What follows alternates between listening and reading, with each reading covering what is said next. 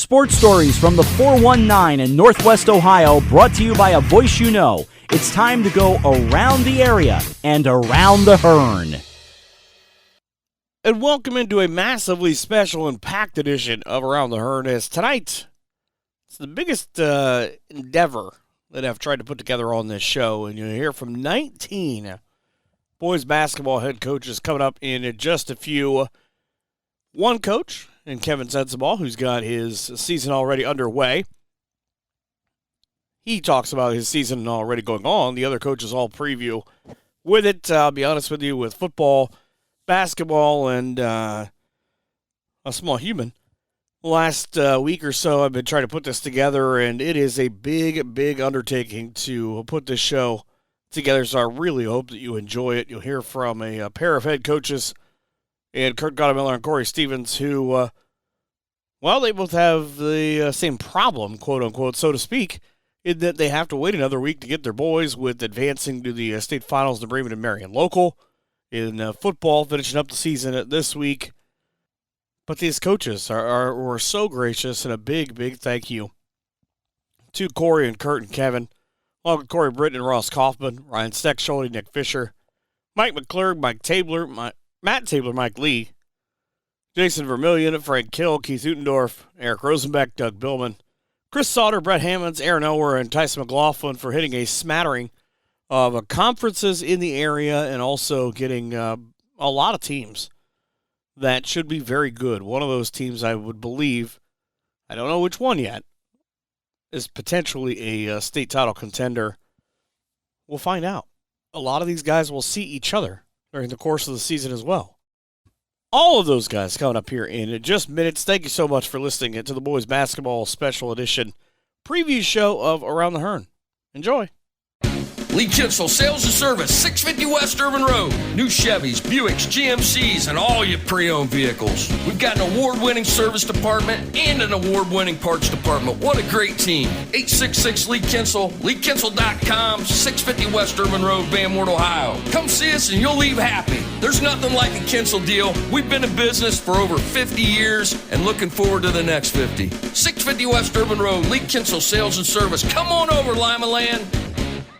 Green Meadows Conference basketball now on tap. In the first conference, the first coach that I've actually gotten to interview from the conference. We start with the Antwerp Archers, and if you're going to start with the GMC, it's a pretty good place to go. And Doug Billman, now I have to ask you, outside of the Route 49 tournament, which it's not like that's far away from home, you guys don't go away from your house until January. Whose bright idea was that? It looks really smart this year, but you look at the schedule last year or even next year, you're thinking, when will we play a home team? But, that may look a little bit different for sure once we get things rolling finally. We got the whole football scenario that's kind of playing out with our guys right now as they prepare for the regional championship. So it may look a little bit different, but it's certainly, when you look at the schedule on paper, it looks like it's a good way for the Archers to get started. But we'll see how everything works out once we get our football guys in there. Well, except for on paper, you're taking on pretty much with Holgate already postponed. You're taking on the non-football schools. Maybe you can just meet them in a parking lot, see what happens. Yeah, that seems to be what it's looking like to be. And I don't know if we want to get in the parking lot right now with this cold weather that seems to be out there. But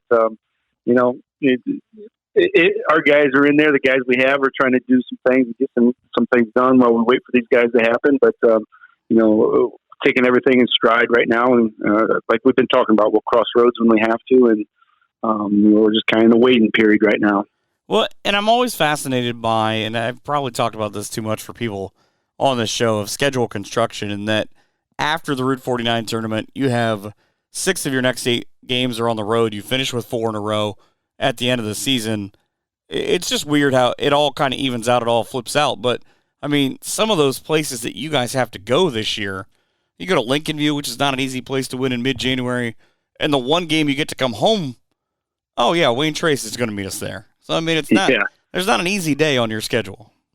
Yeah, and, we do play a pretty highly competitive schedule, and, we feel that certainly does benefit us, and then a newcomer on our schedule, for example, this year is Patrick Henry, and with the tradition that they have at that school, and I know they got things going over there, so that's we add another good one, and then last year we picked up a Blackhawk Christian who's across the state line, 20 minutes from us, but a state powerhouse in Indiana, and it's pretty competitive, and the road games, the home games, those do tend to even out for sure. But you're hoping you're getting some of those big games at your place, and unfortunately, it doesn't really work out that way. Other than the Wayne Trace game, especially there in January, being in our place. But we talk about it all the time. It's about preparing. It's about doing those types of things. It's a little bit of coach talk, but just do what we have to do, play where we have to play, and go to battle whenever we need to. You have 10 Saturday games, but the last two are the ones that jump out to me. What's the thought process on St. John's and Blackhawk Christian of playing them early on in the afternoon? Was that them, or was that kind of a culmination of both sides? It's kind of a culmination of both sides. The St. John's scenario ended up, that was supposed to be our opener there right after Thanksgiving here, and just ended up where we had a Saturday in February that was open, and that scenario turned out to be it was an afternoon game. So that's just one where it was kind of on their side to schedule it that way. We played a couple afternoon games before. It's a different look for sure, but our guys kind of like it, and the Blackhawk scenario was also on their side, and it's a unique because it's a quick turnaround and it's not quite what we're used to, but we have had a little bit of experience that we can lean on to try to prepare for those games. Well, because the Blackhawk Christian game, you go from Thursday to Saturday, but the first time you do it with St. John's, where you go to the Vatican, you had a tough Tenora team the night before. I mean, that can't be an easy flip on that turnaround. And the second part of that question is, how do you prep for that weekend? Do you go more towards Tenora and let St. John's take care of itself because it's the Tenora game's a league game? Yeah, we put so much emphasis on that league game during the week. Now with that scenario, it might look a little bit different, where we try to sprinkle in some St. John's stuff that we may see, especially something that may be unique that we may have to go through, in practice time rather than right before we get on the bus. Would be essentially a late morning scenario if we're tipping off at 1:30 at St. John's. So that will be a little bit unique just because of that whole scenario where it's a Friday game, league game, and then you have a quick flip around and play a Saturday afternoon tip off. So that will be a little bit different story, but again, that's where you lean on your coaches and you lean on some of those things, and somewhat of a situation where you may not even tell the kids that, hey, this is a St. John's thing that we're working on for Saturday. You may just throw it in and say, we're going to talk about this, we're going to defend this, we're going to do this. And then once you get to that Saturday in St. John's, then they'll recognize it and say, yeah, this is what we were working on. So last couple of years, you guys have had a tremendous talent on this program. You lose going out of last year those same young men who are now playing college basketball. This year, is it built on a youth movement, or is it just reset and reload? Well, I mean, it's a little bit of both, honestly. We do have some really quality that's coming back. There's only 3 returning letter winners, but we do have some quality in Landon Brewer, who's a junior and a 2-year starter, and a really talented player. And his role will certainly change a little bit more, and we'll rely on him. And Carson Olmus, another junior that did some really great things, especially down the stretch in our tournament run last year, and has some great experience to lean on. And Parker Moore, same type of thing, where one of our seniors doing some of those things last year, and getting some really great experiences. But we also think that our junior class has some talent that's coming up from the JV from last year. And some of those kids have played in some big moments, already in football or even in baseball in some scenarios as sophomores and even freshmen. So they have some experience in some varsity competition against high-level competition that they'll just have to be able to lean on as they gain some of that game time experience at the varsity level on the basketball floor. So, there's a little bit of both. That we feel excited about what we do have coming back, and we also feel that we have some pieces that will fit into place with some of our younger kids that will be getting some varsity game experience for the first time. When you look at the GMC as a whole, obviously Antwerp, hopefully at the top of that as well, but who is it that you see in the standings and go, they're likely who I expect? Wayne Chase, for sure. I think a lot of people will say that and will tell you that they're really talented. They've got a lot of pieces. They've got size. They have great guard play. They've got shooters. So they're really well coached. They're probably the top of everyone's list. And I love what Ayersville has.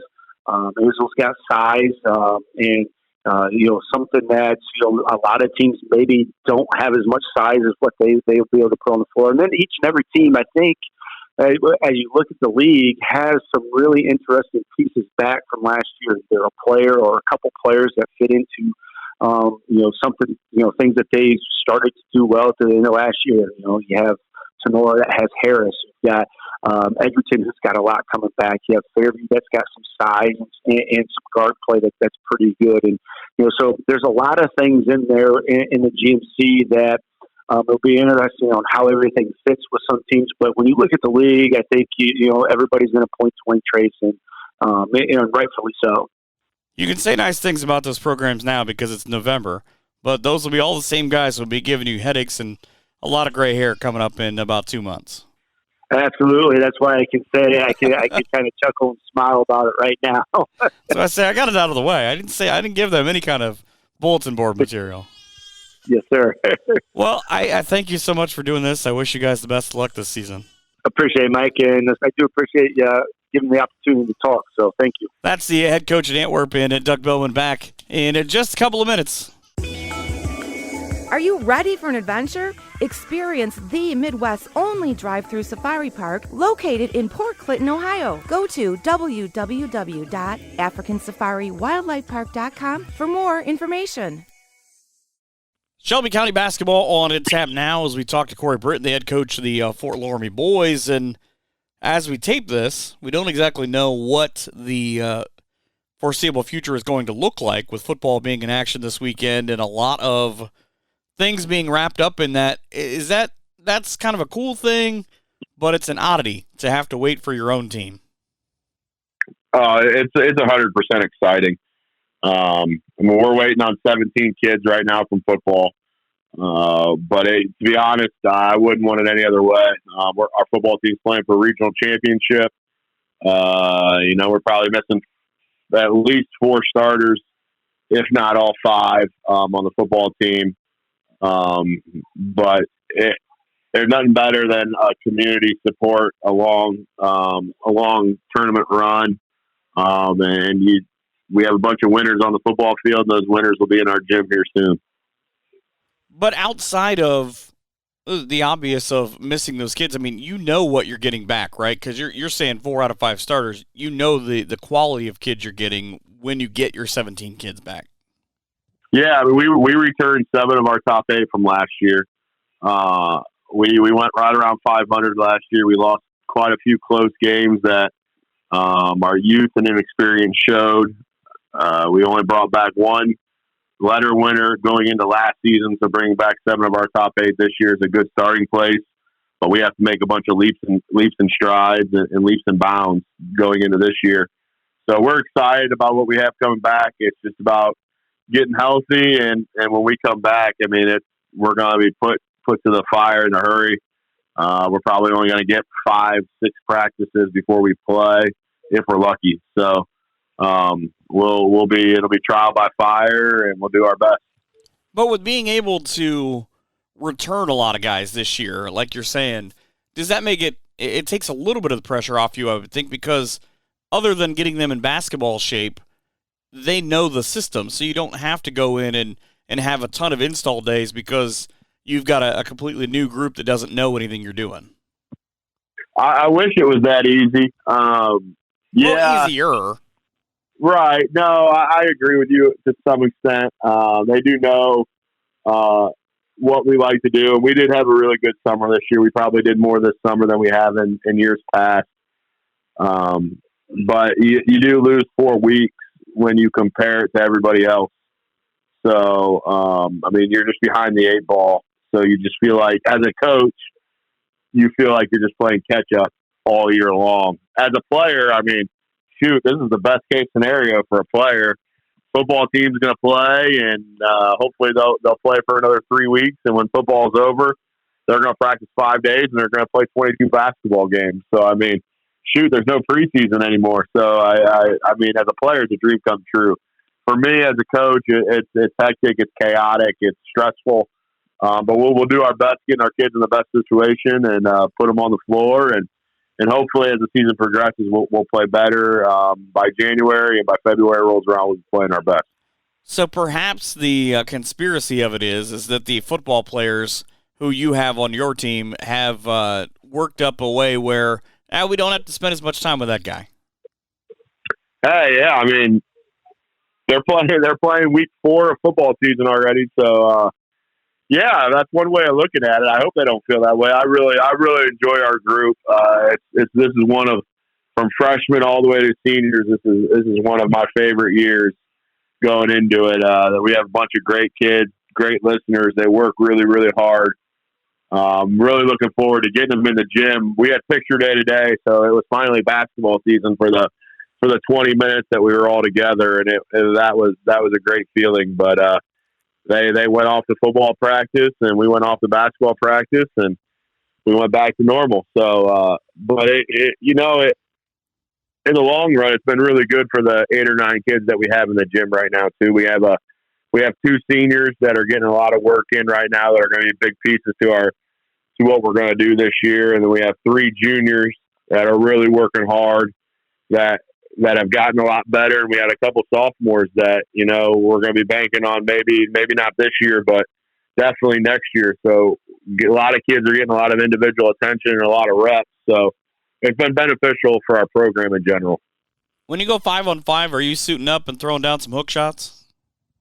Nah, those days are long gone. We luckily for us, we have a great alumni system. We really do. A couple text messages early in the week. I think last week we had 12 alumni come in. So we scrimmaged our alumni. We went to Lima Temple Christian on Tuesday. Coach Bowen was nice enough to have us up there. So that was really good for us just to see another team for the first time. So no, the days of me playing are long over with. I'll play a game of knockout or a shooting game every once in a while, but I'm no longer getting up and down. Well, you just get a red jersey and you tell them they're not allowed to touch you. Problem is, I go from probably the volleyball spike line to the volleyball spike line, so they don't have to do anything. Yeah, you should just pick. You're like the all-time quarterback when you don't have enough players, right? No, that's probably the best way of putting it. I was looking for a nice way, Right. It is kind of fascinating with the way your schedule is set up right now. I mean, you've got Anna and Botkins in New Knoxville for the first weekend in December, kind of hanging in the wings right now, depending on what happens coming up in a couple of days. But not that long after, a Bremen team who kind of decides your future on the gridiron, you've got them almost right away on your schedule on the basketball court. Yeah, we've actually moved back our Anna and our Botkins games. With those being league games, we've moved those back a little bit. The plan is to play the New Knoxville game as it stands right now, but a victory on Saturday night, and that one will get moved too. So just sort of in a holding pattern right now. Luckily for us, a lot of teams in our area are very flexible, more than willing to work with us and understanding, and pretty supportive about it all. So, yeah, we'll play, but like I said, it's going to be a quick turnaround. It'll be one of those things where if our football team season ends, they'll come back to us on Wednesday or Thursday, and there's a chance we could play the following Tuesday. So we could talk about practicing Thursday, Friday, Saturday, Monday, and then playing on Tuesday. So they could play Saturday night, get one weekend off, and then play that following Tuesday. So it'll be a really quick turnaround. It might not be the prettiest thing in the world early, but hopefully we can have some stamina, great mental toughness, and compete really, really hard and play really, really well down the stretch when it matters the most. Luckily, you've got a handful of teams who have had that quote-unquote problem over the years. I mean, you've got Marion on your schedule, you've got Coldwater on your schedule, St. Henry, Anna. They all understand of, we've had to do this or maybe the other way around, so let us help you out. Yeah, 100%. I mean, I think everybody in our area, for the most part, supports the other schools that are still competing nowadays. I mean, we're all rivals when it comes to on the court or on the gridiron. But when it comes to things like this, everybody wants the best interest of the kids. So everybody's really flexible. You guys have something really cool in your second year now that I'm really excited about getting to be a part of it this year. And that in January, you go with the MLK Classic. You get Shawnee, not Lima Shawnee, as they write it down, Preble Shawnee. How did that come about, getting them to be your opponent? Well, unfortunately, that has actually gone by the wayside. Unfortunately, Good Lord, someone needs to update the county website. Yeah, we just actually found our replacement. So they got invited to play in Flying to the Hoop. So they dropped us about a month ago and put us in a rock and a hard place. So we were able to find a game, luckily, for our own showcase. We're going to play Yellow Springs now, out of the Dayton area. Another Division IV program out of the Dayton area. We were really excited to play Preble Shawnee. They have a really good player, Mason Shrout, but they decided that it was in their best interest if they went to Flying to the Hoop and not our event. So we would have loved to have them. Maybe that's something we can explore again next year. But they got invited to play Flying to the Hoop, and their game is that morning, the same day as our event. So they got double booked there. So that was unfortunate, but I'm really excited about the lineup in general. Anna and Liberty Benton, Russia and Willard, St. Mary's Memorial playing Lexington. Obviously, St. Mary's has the Austin Parks kid going to Ohio State's a really, really good player, and Lexington's got one of the best freshmen in the state of Ohio. He's got offers from Arizona State and some really, really high Power 5 conferences, Texas A&M as well. Then we're going to play Yellow Springs. Marion Local, who will be one of the best teams in our area this year, is going to play Springfield Shawnee, and Minster is going to play Miami East, and both those teams will be very good as well. So it'll be a great day of basketball. 6 games all under one roof. I truly believe it's one of the better small school events in Ohio with the competition and our facilities. It'll be a great day. With Yellow Springs, have you reached out on Twitter to Dave Chappelle and see if he'll come? You know what? I'll be great if we could have him over. I know he's from that area. He lives there, so maybe he'll make a farm down there. Yeah, I know he does. I knew during COVID he did some shows on it. So that's nice. You don't even have to leave your own property. Right. Yeah. So it'll be a great day. It doesn't matter really who we play. I mean, we're trying to put on an event where kids can get seen a little bit, and we got great sponsorships already. T-shirts for the kids. Everybody will get fed. It'll be a really good day. Hopefully, we get a lot of support and people come out and really, really show love for the event. Just asking for a friend. You're feeding the media that are covering all 6 games, right? That's right. Hospitality room will be back again this year. I'm going to see how quick I can eat between games. Hey, 15-minute warm-up. We're going to try to start them every hour and a half. Well, I'll need like a butler or something then. I'll just be that guy. I'll just ring a buzzer and see what happens. Yeah, how about you send me a text message. I'll take good care of you. I was like, what happened? We'll be back with the second quarter. We're not doing the first quarter of this game. I'm excited, though. You guys have really built that up and kind of on an idea of being able to do something bigger. And I know there's a lot of buzz about that, especially with all of the local teams playing, and not only what it is this year, but what that's going to eventually evolve into. We're just really excited to showcase some of the local small school basketball teams in our area. We're not trying to rival an event. We're just trying to be our own event. And I truly believe that our area is the best in Ohio when it comes to small school basketball. We have so many good teams, and just having 6 of them doesn't do it justice. We could have if we had time and enough facility, a 10, 12 team event would do it more justice. But there's so many good small school programs with unbelievable communities in our area. To put on an event and just to showcase a few of them is just a real pleasure of mine to do. And I really have to thank our administration, our superintendent, Mr. Holland, principal, Mr. Hollenbacher, and our athletic director, Mr. Westerheide. They sort of let me run with this idea 3 years ago prior to COVID. And, we had it set up during COVID, and unfortunately it was sort of wiped out. And then last year was our first event, and I thought things went really, really well. And sort of a credit to that was we had about 7 or 8 schools reach out to us to try to play in it this year. So sort of tells you what other schools thought of our event. So we're excited. We're looking forward to this event. I'm starting to put together the schedule for the following year already. We have some of the same teams coming back again that we've had in the past.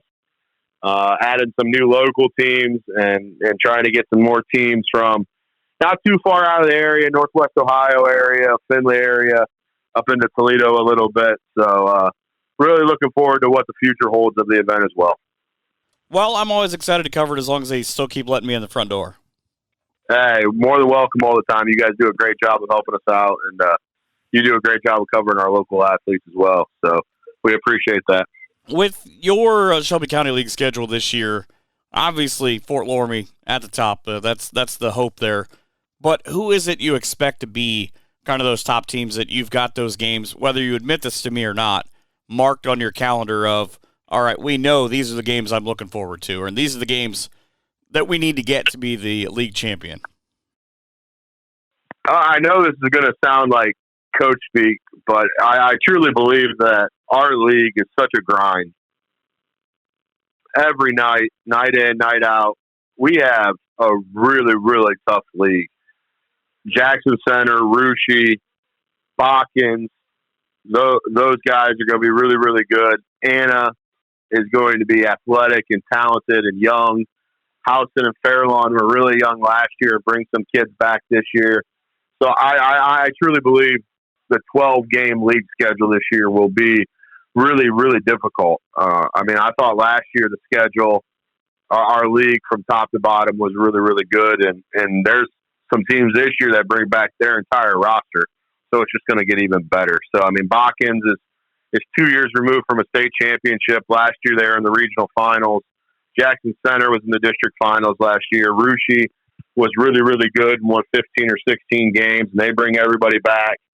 Anna was young last year, and they bring back some good core pieces from that team. So, if you don't come ready to play, you're going to get beat in our league. And so we have to have that mentality of that competitive excellence and ready to really strap it up and go play and make sure we're ready to go, because if we're not, we're going to drop one, and it's going to hurt our chances to win the league. Well, I hope that whenever it is that you get started, that you guys have a great year. Yeah, hopefully it's not any earlier than December about 16th. That'd be the goal. It means our football team won a state championship, or at least they're playing for one. So, like I said, it's the best case scenario. You got football kids playing still, and you got some young kids that are getting a lot of work in and get some individual attention. So we're excited about where we are. Hopefully the football team can win a big one Saturday night. That's Fort Loramie head coach Cory Britton. We've got some more coming up in just a couple minutes. If you're planning a special event, why not hold it at someplace special? This is Aubrey Markward from Moose Landing Country Club. If you're planning a rehearsal dinner or family gathering, or you're looking for a place to hold an outing for coworkers or the public, I invite you to call us first. Our restaurant will comfortably seat groups as large as 300. We have a number of food options to fit your needs. I'd love to get to sit down with you as you're planning your event or outing at Moose Landing Country Club near Kalida. Give us a call at 419-532-3434 or message us on Facebook today. Heading back north now, talking about Arlington boys basketball and the head coach in Jason Vermillion. And I joke with coaches about this all the time, but the schedule makers don't like you. You guys opened with 4 straight away games. Yeah. When we were putting this together a while back, we got on a cycle where things just happened to be like this year it's 4 away. Last year was 4 at home. As the person involved with scheduling a few years ago myself, I kind of set myself up for this. So it's my own punishment. Well, at least you don't have to go far. No, that's right. Everybody else says, no, you see what happened. It was one of my assistants, and that guy didn't get the memo. I was like, well, okay. But it's big in that you open with a double weekend, and that's a kind of a rarity. I think I've only had 1 or 2 coaches on this show that have had that. Just kind of, how did that come about? I mean, you normally maybe, a lot of teams have their first games moved. You play 2 non-football schools, and you're joining the PCL apparently, so you don't have that problem. Right.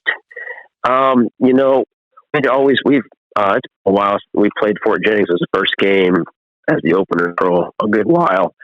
And we used to have, in years back, with Elida, well, then when both of us were involved with the playoffs and going fairly deep, we were kind of having to choose with playing that first weekend. So we relocated to Ada game, and we was trying to get, and it happened to be by the time we can get them in. Then there, we just kept it that way. You almost qualify to play for the Putnam County League title. Well, we do. We do. I mean, yes. 5 teams with 2 of them right out of the gate. You kind of can decide, give some people a look at what the PCL is going to be. Yeah, that's right. But the course of your tournament, or the course of your run, obviously with conference play getting started pretty early. I mean, do you like how that works out? You say with getting ready for the conference? Yeah, with having your conference kind of kick off in your 3rd game. Yeah, that's why it's really been a positive to play the Fort Jennings and the Kalidas out of the chute to play some physical teams, and teams to the west of us are always pretty solid. So I feel that prepares us for jumping into the league right away. How cool is it for you to you guys play in the McDonald's tournament, and that is always such a big thing at Bluffton, to early on in that season, if you've got a young team, you've got some young players, and you have teams, obviously, that you go on. You've got Grove and LB and Wayne Trace right before that you get them in that kind of atmosphere of, all right, when we get to February, just kind of remember how we played here. You're very right on that thought, because our schedule, our conference schedule, has increased over the years, and I like the preparation. I like to figure out what we got to do as a coaching staff to beat the good teams, and hopefully down the road it materializes to some good success postseason. And you go from just an absolute murderer's row stretch from Columbus Grove, I mean, all the way down through. You get Crestview, you go to North Baltimore, you go to Spencerville, PG. Your grind doesn't stop, as they say.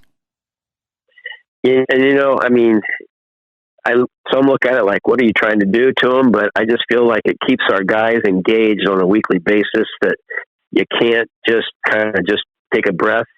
You're going to have to get ready every single day. I think that's the point of us as a program, and we want to be able to go play and prepare to our highest level. And I just feel that that'll help us out down the road. Does it mean a little bit more to you maybe than the boys when you play Cory Rawson because of your connection there? Yep. I know a lot of coaches have said... Say it against Cory Rawson? Yeah, I know a lot of coaches have said, I'm pretty far removed from that. It's neat, but All I care is that we win.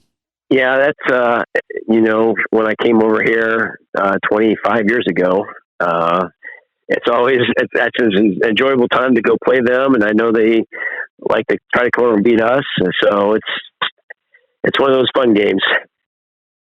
You've built your program from, obviously, over the years from the bottom up in terms of your youth program. What does it mean to you when you're able to put up things about, your boys in the 8th grade win these tournaments, or the youth, and not just to see what's coming, but to kind of see the entire program pay off? Yes. We've had, in my time here, our youth coaches have done a tremendous job with their teaching and instructing of the fundamentals, and we've been able to get a bunch of players over the years that have been successful in those youth years, and they enjoy playing, and we just hope it continues as they get to us in high school. Immediate game that jumped out to me on your schedule, Saturday, February 11th. I've done this game a couple of times, and it is just an absolutely amazing thing. Hoosier Gym in Indiana. You play Lincolnview. How does that one all come about? Well, we noticed some teams around here had been doing that in the past, and we've kicked it around, and Coach Hammons and I talked, and we thought it'd be fun to do that sometime. So we each talked with our ADs to see if it's something that we'd be interested in, and it's our home game, but we're going to go down there and do it, and we're looking forward to that to be a good time. I mean, if you're going to sacrifice a home game, that's a heck of a place to do it.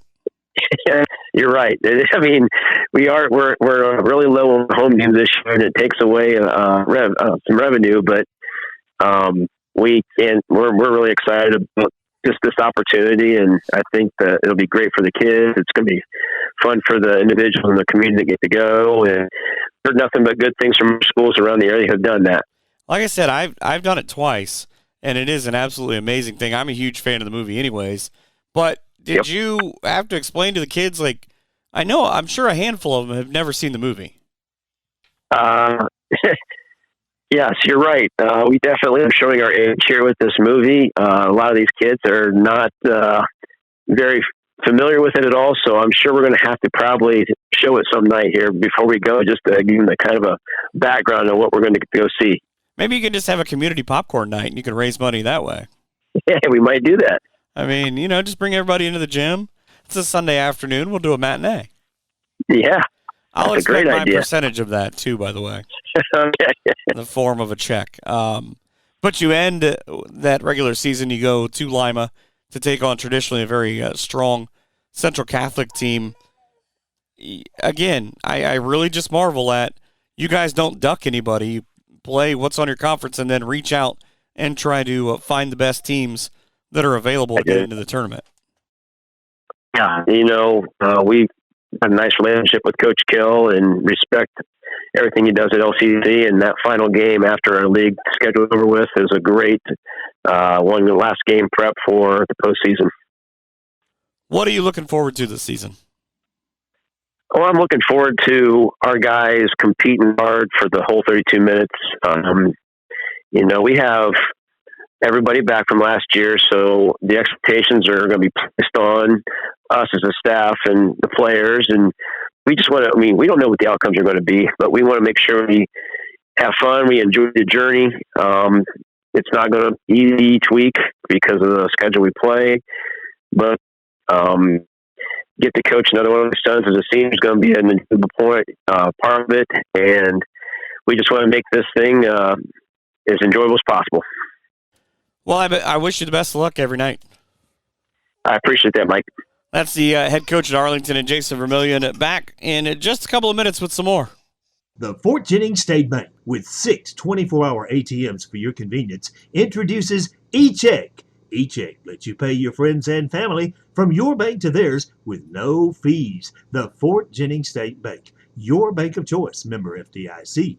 Equal housing lender with 6 Putnam County locations in Ottawa, Fort Jennings, Ottoville, Columbus Grove, Leipzig, and Continental. The Fort Jennings State Bank, your bank of choice. Taking some turns and talking about basketball in the PCL and the BVC, and Payne-Archambault head coach Mike Lee, coming off of a 16-8 season last year, a lot of positive momentum, I would think, coming into this year. Yeah, Mike. It's like we addressed when we got all of our kids together. The fact that we've finally turned the corner, but ultimately, as they say, the job's not done yet. But ultimately, it was a definite step in the right direction.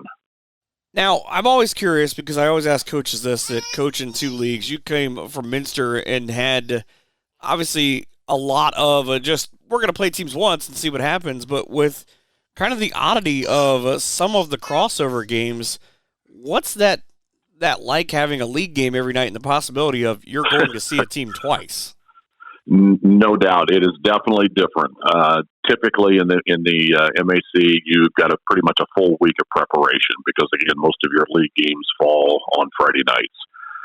That is definitely not the case when you're playing in 2 legs in 2 leagues. So it is what it is. But ultimately, we could be playing Putnam County games on Monday night. We have PCL games on Tuesday night. Most of our BVC games are on Friday. So throw in a couple Saturday league games here and there. So ultimately, yeah, it's a definite challenge, and it's certainly different than what I was used to in the past.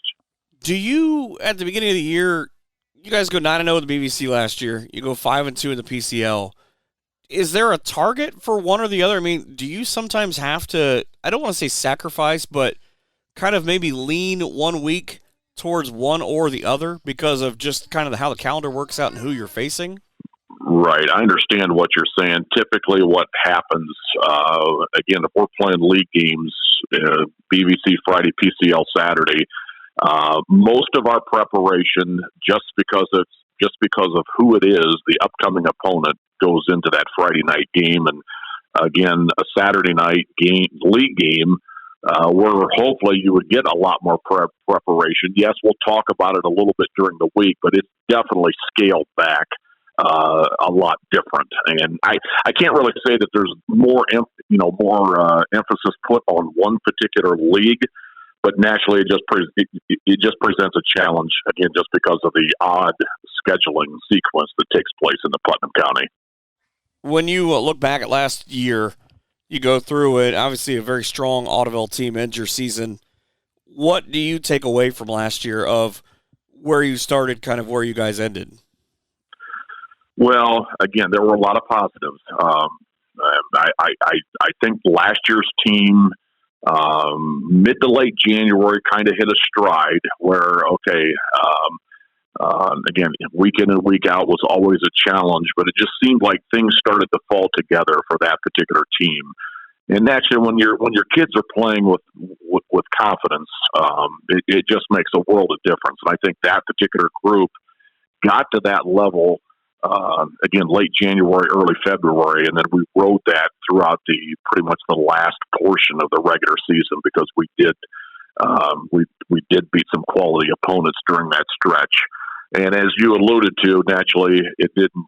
As tournament basketball goes, you can't have lapses, and we had a couple during the Ottoville game. And again, give credit to Keith Bunn because they didn't have the lapses in ultimately sectional final game. No. Let's not start this podcast by saying nice things about Keith. That's a precedent that he's the guest that's appeared more than anybody on this podcast. Oh, is that right? Yeah, and That's Will for funny. this preview. So I can't have the nice things being said about him. Oh gosh! But it is fascinating to me because you had a game last year that she said that too. I feel like it had to be something big for you, maybe more so than the kids, with playing Minster. Yeah, it was our second year. We went down there a couple of years ago, and again we had a kind of a non-league. It definitely felt different, especially making the trip back there, where you're in the visitors' locker room and you're on the visitors' visiting side of the bench and so forth. But again, just very good people. Still down there. Michael McClurg, the head coach now, has done an outstanding job there. again, it was very good to just throw it in. Again, it just worked out scheduling wise and so forth. And again, it was a 2-year deal. So again, they handed it to us pretty good the first year. We were much more competitive this last year, but just didn't get the job done. Did you make the wrong turn of just kind of, are you far enough removed now where you went to walk down that hallway and went, oh, wait a second, I gotta wait and take another left? Yeah, no doubt. I spent a lot of time in that building as a middle school principal, and during that particular time frame was also the head basketball coach, and yeah, not too many trips in the visitors' locker room. So yeah, it was definitely different. You look at this year, kind of the way that you guys start out, a handful of scrimmages before you get started against Perry. Always a highly competitive team. Coaches go one by one, but being completely honest, is there a game on your schedule where you look at it and go, okay, this is my target game in my head of this is how I feel like I'm going to be able to gauge if we're pretty good or not? I know a lot of coaches do that. I'm going to be honest with you. I do not do that because, again, we are so focused, or I'm trying to get honed in on, week one. This is a little bit different. We've never, here at Pandora, we've never opened with a double. We start on the Fridays. We have games on Friday, Saturday. And with the short turnaround, which again was outstanding for our football kids, I gave them some time off. And we're trying to get those guys into a basketball conditioning, playing factor, whatever you want to call that. And so, again, our focus will be first weekend only, and then, again, it'll be step by step. Ultimately, if we can get through that first, 7, 8, 9 games, and we'll, hopefully headed in the right direction, there may be a situation like, okay, let's look into that January schedule, because I'm sure there's going to be some big hitters out there forthcoming. I would think that at the end of that weekend, either someone's a genius for putting that together and giving you the competition, or it's, who was the guy that put that together? Yeah, you definitely, we in the small number of non-league games that we have, and again, being in 2 leagues, we don't have very many, but again, we have pretty much upgraded our non-league portion of the schedule, and although we will not be playing Minster, because again, we played them the last 2 years, we did add Delphi St. John's a year ago, so we need to make the trip to the Vatican sometime in the middle of January, and so again, our non-league schedule is pretty heavy as well. Cool place to play if you're St. John's. I've heard it's horrible for visiting teams. Yes, it'll be an experience for our kids and our fans as well if they make the trip over to Delta. So again, it's definitely different. Let's put it that way. Well, and it's an afternoon game, right? That is correct. That's coming off of a league game on Friday, just like in their case as well. This is, again, goes back to the scheduling guy. It's great if you win, but if it doesn't go your way, you're just kind of, who's the guy that put that together, honestly? No doubt. The only positive I can see thus far is the fact that if it doesn't go into about a quadruple overtime, I'll be able to get out and scout that night. You probably just jinxed it. You probably just manifested that into the world. Exactly. So I can't wait to hear that night about how you broke the state record for overtimes. Like, what happened? Like, they got done after a bunch of games that started 2 hours after theirs. Yes, exactly. I've heard this somewhere. Yes, no doubt. When you look at coming up on this season, what is it about these kids? What is it about this group that is going to have people talking? Well, right off the top, we've got some pretty good guard play coming back. We had 7 seniors a year ago. I think we ended up starting 3 seniors last year predominantly, but I had, pretty much a couple kids and then a 6-man off the bench or 7, just depending upon the situation. Long story short, I've got 3 kids back that are 2-year letter winners, and the best news is they're still just juniors. And a couple of those kids, matter of fact, they're twin brothers, the Harris brothers. they've put a lot of time into the game and definitely have gotten better even from a year ago. So, and again, that just equates back to like any other situation when you're willing to put in the amount of time, and these two definitely have done that. But I think, right now we're searching for a supporting cast, but I like the makeup of the fact that we've got some pretty good basketball IQ people, and I'm hoping that'll equate into some situations where, again, on the floor in stressful, difficult situations, they've been there before. They know how to handle it. And the good news is that you don't have to face Mason Brandt anymore. That is a definite plus. Yes, that is one tough character that it's nice just sitting in the stands at the University of Findlay games and watching him from a different perspective. Let him give somebody else a headache for once. Yes, exactly, no doubt. When you look at the BVC and the PCL outside of PG, who's the teams maybe you see being at the top of the conference when the year's over? With you, of course. I think from the BVC perspective, and again, I can't speak for all the basketball teams, but I do know this. Jason Vermillion over at Arlington's got predominantly every kid back in his program. They were young and they had a very nice year.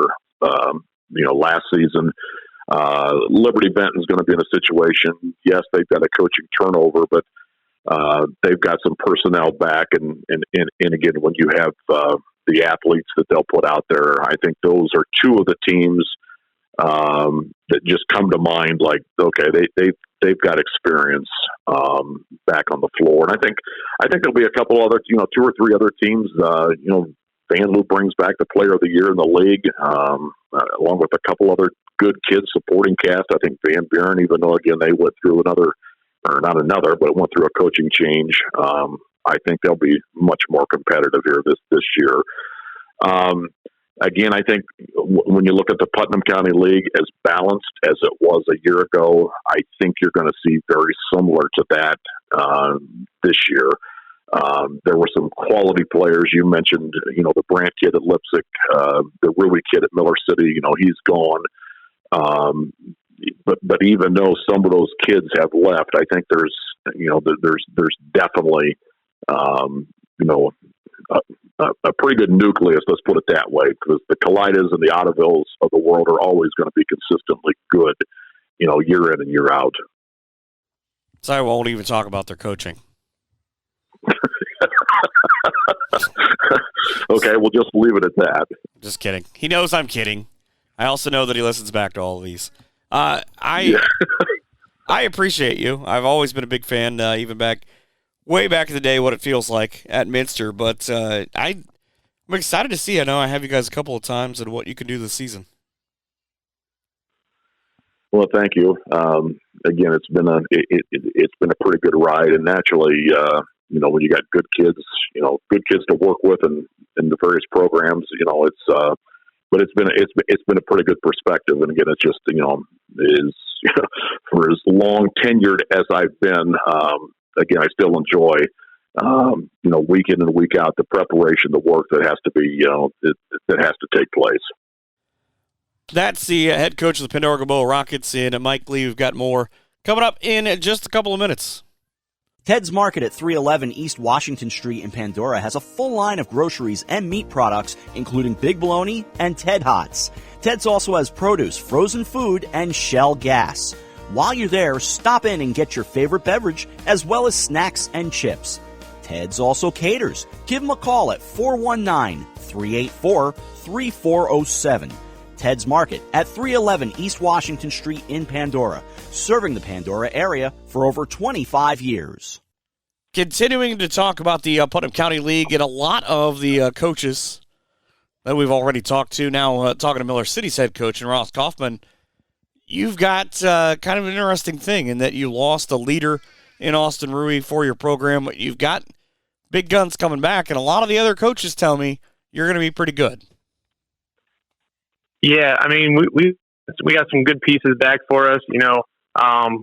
Starters, some good bench pieces for us. Finally, looks like we're going to get a little some good guard play. So I'm excited about this year, and I think our guys are they're getting antsy to get out there for the first game. And unfortunately, the football team didn't cost you the ability to work with your kids. Yeah. I mean, for us, not having football, we have to make sure our guys are getting in the weight room and doing those other things that those football schools get the benefit from. But for us, it's rude with tournament, with soccer and everything. We're still able to. How important is that with the fact that the soccer kids, a lot of the same kids are able to make a run and they're able to stay together? And I know a lot of them play spring sports together as well, of being able to, maybe you don't have to say as much to them as you go along during basketball. Our soccer coach, Kevin, he does a really good job, that get to play soccer and even big, small communities, they get to spend a lot of time together in and outside of, so they get to build those bonds, and it really helps with the chemistry aspect of, they feel each other, soccer field and baseball, and they bring that into basketball too. You open up with traditionally a very strong Crestview team. You get just that one game before you start your back-to-backs. Is there something special about just kind of the way that goes of a Friday night and a Saturday night of getting to go and just dig in and see what happens? Yeah, I think, when you get that one lone game back on it, whether it's a good or a bad reflection, depending on how that game went, but it's nice to have that Friday, Saturday to where, if maybe you did lose that Friday night, you get a quick turnaround, a chance to kind of bounce back, get the guys positive again, quit thinking about the past and moving on to that next present game. Well, and you've got a little bit of a different thing in that all of your PCL games are not necessarily Friday nights like a lot of leagues, or, you get Lipsick on a Saturday night mainly because they also play in two conferences, but you get a Monday night game against Pandora-Gaboa. How different are those kind of games coming off a Friday where maybe you get some extra time? Yeah, this is something that's a little bit newer for us these last couple of years, with Pandora and Lipsick and, Grove being in, double leagues and stuff. We don't have a set night, like you said. So we're just, trying to fit those games in where we can.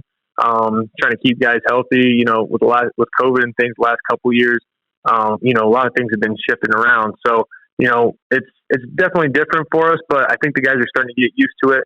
And, it kind of gives us a little bit more realistic sense. And, when it comes tournament time, you're playing, Tuesday nights, Wednesday nights, all over the place. So it just kind of prepares us, I think, for that long run.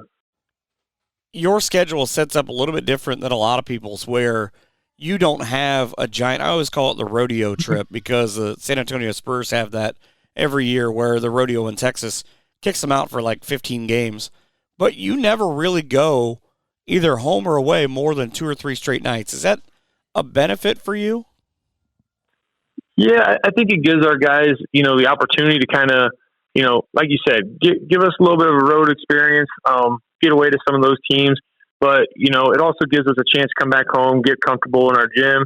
With the fans here, we really like having that home court advantage with our student section behind us and, all the fans and stuff. So I think it's nice to be able to, have a couple games, but it lets our guys, don't get too content with where we're at, right? We're not going to have all these home games when it gets late in the season, mix things up, keep them on their toes a little bit.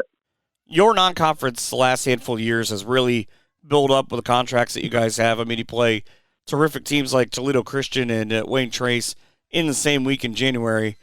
What is it about looking at your schedule that you thought, all right, we feel like this is a pretty good group. Let's try to ramp this up and see what we can do?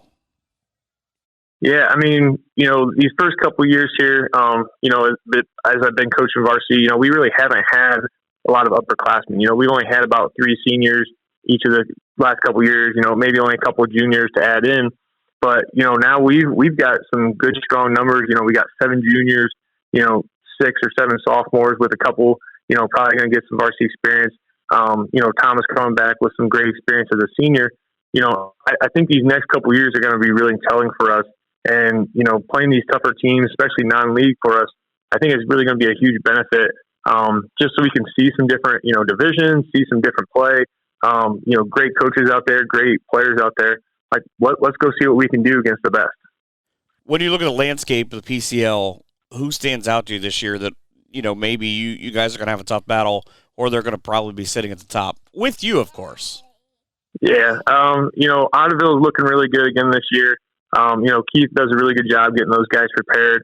They've got some really good athletic kids over there, super quick, strong, very, very capable of winning with some good experience. Pandora, they knocked us off twice last year. We got to go on the road for a big PCL game this year. That's going to be tough early January for us. But I mean, there's going to be a lot of good teams in the PCL. And the nice thing for us is it's always competitive every year. And, we've always got a chance. It's just, we got to make sure that we're focused on that night and, be able to get some big wins and big key crucial moments. As we sit inside 10 days before your opener, way that the preseason has gone, how do you feel your team is progressing going into that Crestview game? We've had some really good moments, with some of the scrimmages that we've done. We're starting to see, some pieces that, are starting to fit in a little different than we expected, but in a good way. We've got some young guys that are doing really good things. We've got a couple guys that, maybe are being a little tentative, trying to feel out that chemistry, but, we've got 10 days to work those things in. And, we had a tough scrimmage the other night with Liberty Benton. They got some good size and strength, and, they beat us up a little bit and kind of brought us back. And, we get the chance again Saturday to go play them again with Parkway. So, our guys are looking forward to that challenge, and, they're ready for this week. And hopefully Saturday we can go over there and end our scrimmages on a good note and go into this last week ready to go. It's the old joke about we get tired of playing ourselves, but at some point they'll get tired of playing LB. Yeah. I mean, our guys, I think for them it's a good competition. New coach over there, new system. Some of the things that they do are some of the things that we want to do and implement. So for them to execute it, against us, it's like, okay, guys, this is what we're looking for. This is how it can be done. Now we got to be able to put it in and execute on that level. What are you most looking forward to during this season? Just seeing the younger guys step up. Some of them, they've got a lot of talent here, and I think, they're not quite sure, are we able to do it? And for us as coaches, we just want to, encourage them, keep pushing them, outside their boundaries. I tell the guys all the time, you think you're done, we're only 50% away. We can keep reaching, we can keep growing. Don't stay content, and, our guys have really bought into, hey, we got to do a little bit more, whether it's, shooting or whatever drill we're doing. Hey, let's get a few more reps before we end this and get done for the day. So, well, I wish you and the boys the best of luck this season. I appreciate it. Thank you very much. That's Miller City head coach Ross Kaufman. Some more coming up in just a couple of minutes. The Miller City Sportsman Club at State Route 108 in Miller City, supporting the community of Miller City, offering fishing, horseshoe, cornhole leagues, NASCAR pool, and much more. They sponsor very many worthy causes, including Boys Little League and Girls Softball. The Miller City Sportsman's Club, with over 500 members.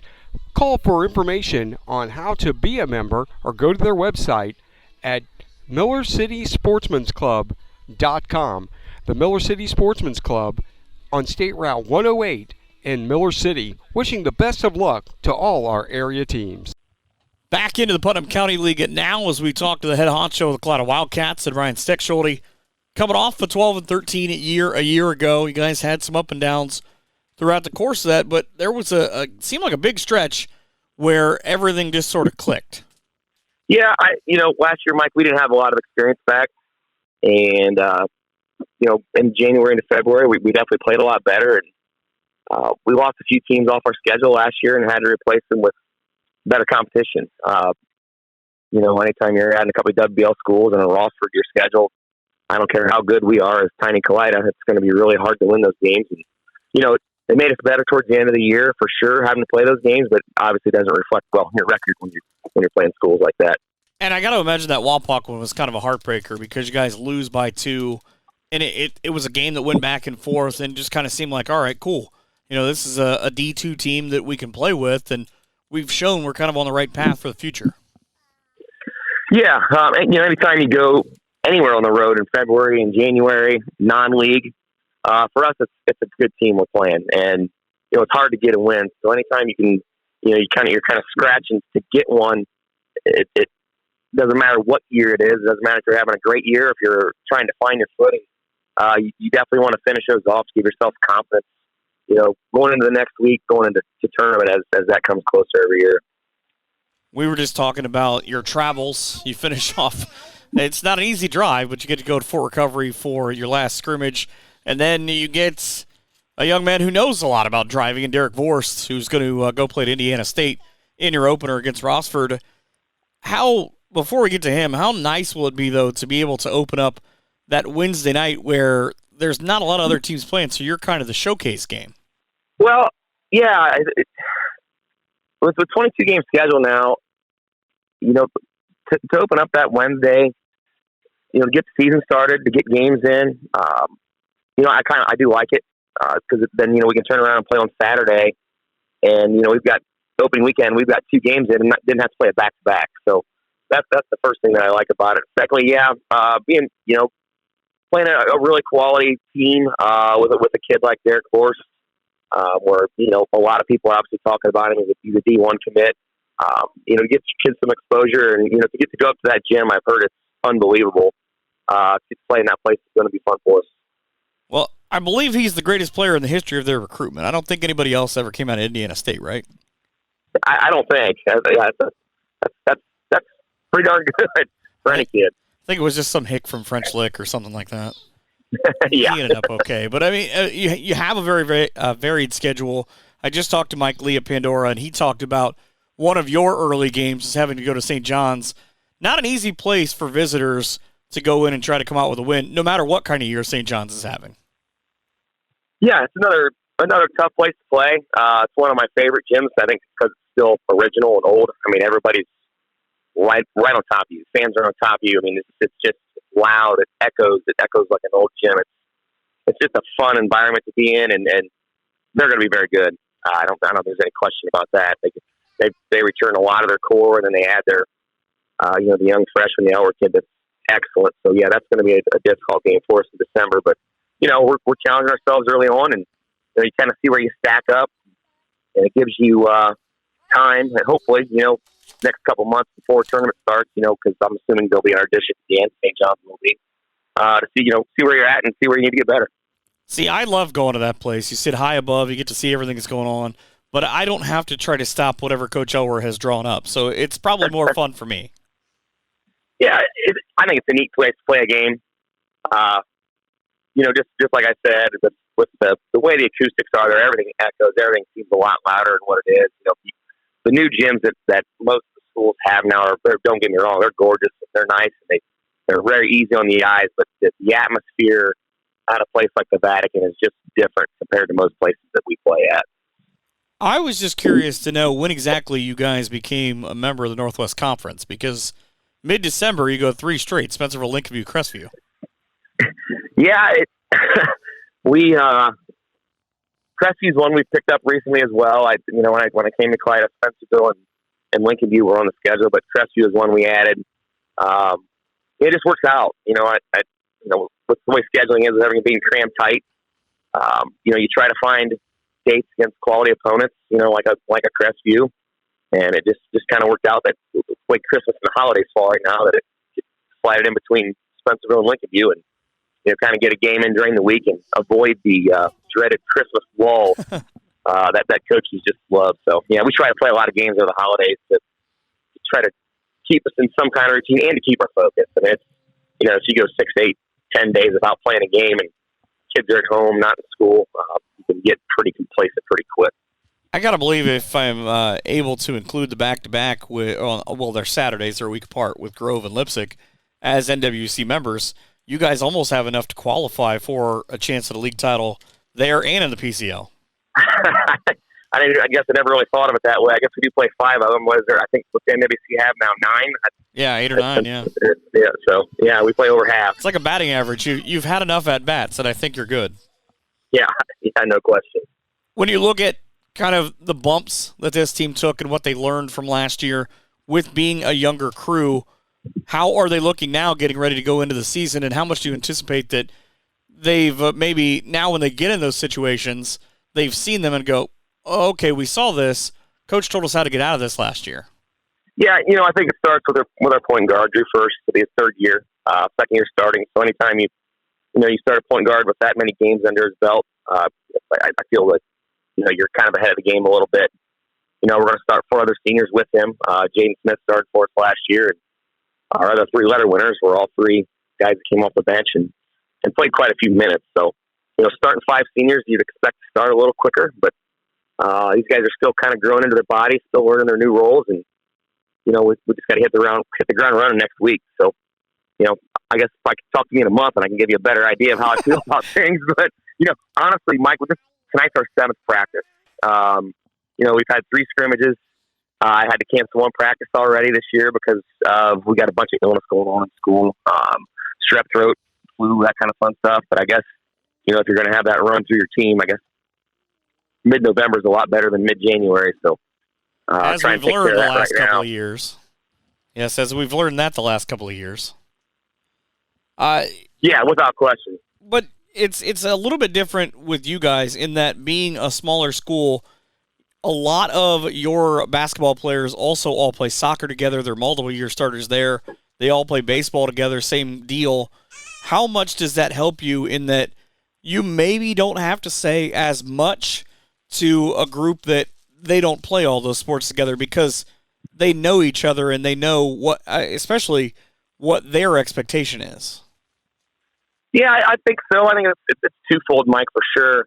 I think as a basketball coach, you wish you had kids that would spend more time in the gym and be more skilled. But on the other side of things, the flip side, which I think is a major advantage, is these seniors. They played in 6 or 7, 8, I don't even know, maybe more district finals through soccer, basketball, and baseball. So they've been in the grinds of heated competition, and they know what to expect. They've been there before, so there's definitely something to say about kids who play multiple sports, and for these guys, they've had a lot of success. Obviously, this winter season, we'd like to take it a notch further and get over the district cup at some point. But, they've been there. They're hungry, and I think they know what it takes. They've been on that silver side enough. Just this fall with soccer in Ottoville, and they played in the district tournament the last couple of years. On the basketball side, they did it. I think we were district runner-up in baseball too. So they've been there. Success breeds success, and all of that. Yeah, absolutely. There's a certain. I don't think expectations is the right word because. Well, I was kind of meaning of themselves because they know the hard work that it takes for them to be successful. Yeah, they know that there's certain things that have to be done. Coming together as a team from a team standpoint in order to get team wins. And I think for the most part, and this group especially, they want wins over individual success because there's a group of kids here that, they've been fortunate to play a bunch of sports in high school, and none of them I don't think are really looking to be a next level kind of kid. They're just really good competitors and really good, high school athletes. When you look at your schedule, and you can opt out of this, but outside of the Putnam County League, because I know all of those jokers, and I can only imagine the answer to this question, but is there a coach on your schedule, not necessarily the team, but a coach on the other side that you look forward to facing because you just know that it's going to be an extremely high challenge for you because they always have their team prepared? Oh, wow. Because there's some good ones on your schedule. I think most guys that we go up against have really good coaching staffs, to be honest. There's, I off the top of my head, I really can't think of anybody that we play, Mike, and this could be the cliche answer, but that we go in saying, oh, they're not going to really prepare for us. They're not going to have a clue what we do or anything that goes on. They don't work at it. I think every team we do really, spends a lot of time breaking down film, of us, making sure to try to take away our strengths, kind of like we do, but, and, then they self-evaluate as well. So I feel every game, we're going to get a team's pretty good shot. I guess the only thing that's different is, your double weekends. It's just harder. Everybody's playing a league game on a Friday. I feel that you've got a handful of guys like that on your schedule that it seems like a handful of coaches, Frank Kill and Kevin Sensabaugh back-to-back in one weekend, and then you go to Brett Hammons, and it doesn't get any easier, but that guys over the years have gone, just this one guy, he seems to know me or seems to have my number. Oh, yeah. Well, that guy's retired now, so JB gave it up a couple years ago. He was a kind of a thorn in my side, but I think Aaron Elwer does a fantastic job. Frank obviously for years has done a really good job of being prepared. Obviously when you play league games, you're going to get a team's best shot. But I can just go up and down the line and know that just look at the schools around here that have really solid programs with good players and good good results. They have good teams that there's good coaches behind them. I think Kevin's another one. Kevin's going to they're going to be fantastic. I think I'll look forward to them come to our place in December, and hopefully we can give them a heck of a game, because typically it just seems every year we play them guys, it comes down to the last 2 or 3 minutes. Some kid making a play, whether it's one of ours or one of his. So, you do. As a coach, you look forward to playing good programs and good coaches and good teams like that. Well, that's the one game that I always say I hope you guys have a good night, but not a great night. Understandable. Being a Bearcat alum, I gotta hold on to that. I said they were so good, but somebody got mad at me for saying that one time. I just said, look where I'm from. I don't know what to tell you. I do, though. I wish you the best success in every single game. I love seeing what your program does, and I know that other coaches have told me in the most flattering way to your program that when they strap up against you guys, they know they're in for a long night. Well, I appreciate that, Mike. Oh, I didn't say it. They were being nice. Well, we try to give it our best. There's no doubt about it. It's one of those deals where, you feel if you can get your kids' best effort on the practice floor every day, that you should give them, you should reciprocate that and breaking down film and doing everything you can to get your kids, number one, prepared to play an opponent. But well, I thank you so much for doing this. I appreciate you. Absolutely. No problem, Mike. That's Ryan Stechschulte, the head coach at Kalida. Back with more in just a couple minutes. For custom screen printing and personalized designs, come into County-Wide Design at 103 North 4th Street in Kalida, across from JJ's Carryout and right next to 3D Pools. County-Wide Design can design whatever you might need to promote your club, school, or business. And while you're there, stop in, see Jackie at County-Wide Design, 103 North 4th Street in Kalida, and stop in to 3D Pools and find out about their pool supplies and installation of new pools. County-Wide Design and 3D Pools at 103 North 4th Street in Kalida, 419-532-2540. Staying with the Putnam County League now, talking in Columbus Grove basketball with the head coach and Chris Sautter. We were just joking about we don't know how far we can get with this because the Columbus Grove football team still in action as we record this. It's both a good and bad problem to have, I would imagine. Oh, it is. I win as many games as you want to win, or as you can. Just please try to stay healthy. As long as those guys can stay healthy, we'll, once they're done, we'll give them a little bit of time off, get them in the gym, and obviously we're not going to be in basketball shape at all to start the season, but hopefully we can work into shape as the season goes, and the goal is just to be playing our best basketball by the end of the season. Well, hopefully by the end of the season and deep in March, you can keep these kids long enough to maybe make it that baseball kid's problem. Yeah. He's used to that too. So yeah, they don't, and really they don't want them in March too much anyway, because they got to go outside and try to play baseball when it's, 35 degrees out and possibly snowing and 20-mile-an-hour winds. So they don't mind if I keep them in a nice cushy gym and where it's heated for an extended period of time. Well, I would imagine as an assistant coach for baseball, you probably don't mind either. Oh no, I do not like being outside if it's cold. I don't know if that's an old age thing. I used to love it. Now I do not want to be out there if it's cold and windy and rainy. And I guess I'm just turning into a fair weather person. Can you just assistant coach from the press box? Is that how that works? I would love to do, or just from the car. I'll just sit in the car with the heated seat on and do it that way. Say, I was just listening to the game and just text Braden. I just noticed that. Did you really try a hit and run there? Yeah, I could do that. Like I don't know that worked. He probably just would ignore it anyways. He would probably ignore me. Yeah. It's crazy though. I mean, the success obviously the football team has had. I talked to Andy earlier in the year, and he thought, the way that things have been building the last handful of years, that this could be a very special team, and they've kind of proven that so far with a big chance with Colonel Crawford this week.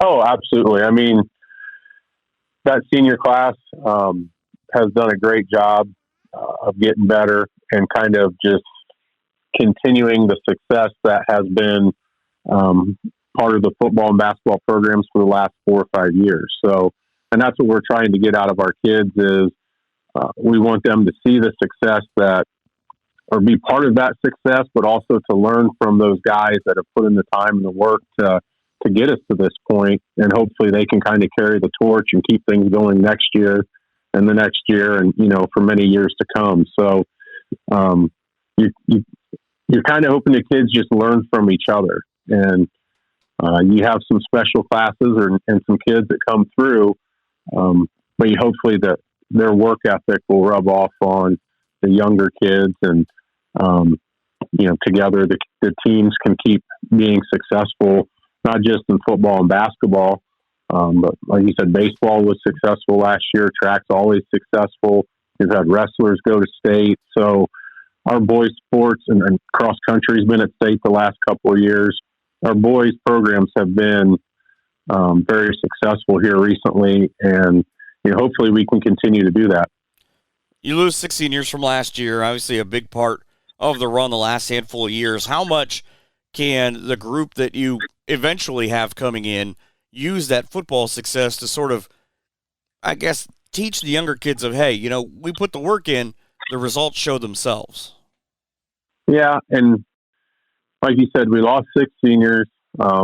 Burnester tore his ACL, so he's out at least to start the year, if not for the entire season. So we're going to be playing a freshman, 3 sophomores, 3 juniors, and we only have 1 senior in the program. So we're going to be pretty inexperienced, and because they're basketball inexperienced, hopefully the experience that they've gained this football season and the success that they've had, will carry over into basketball, especially with the late start. They're learning how to compete. They're learning how to win games, and hopefully they can come in whenever I get them and keep competing, keep finding ways to win games. And then hopefully, like I said, just keep getting better every day and keep playing well by the end of the year. I would think at this point, maybe of not having enough guys and your key guys in your practices, does that mean that you and all the assistants are suiting up for drills? No, I do not do that. I have 2 artificial hips that tell me I do not need to be out there running around playing basketball. So, but one of my assistants has gotten in there and banged around on the kid a little bit. We've had 10 or 11 kids at practice, so we're still able to do a little bit of 5-on-5 stuff. But it's a pretty big, range of kids from, kids that are going to play freshman basketball to kids that are going to play varsity. So trying to match them up and, be productive and get some things accomplished.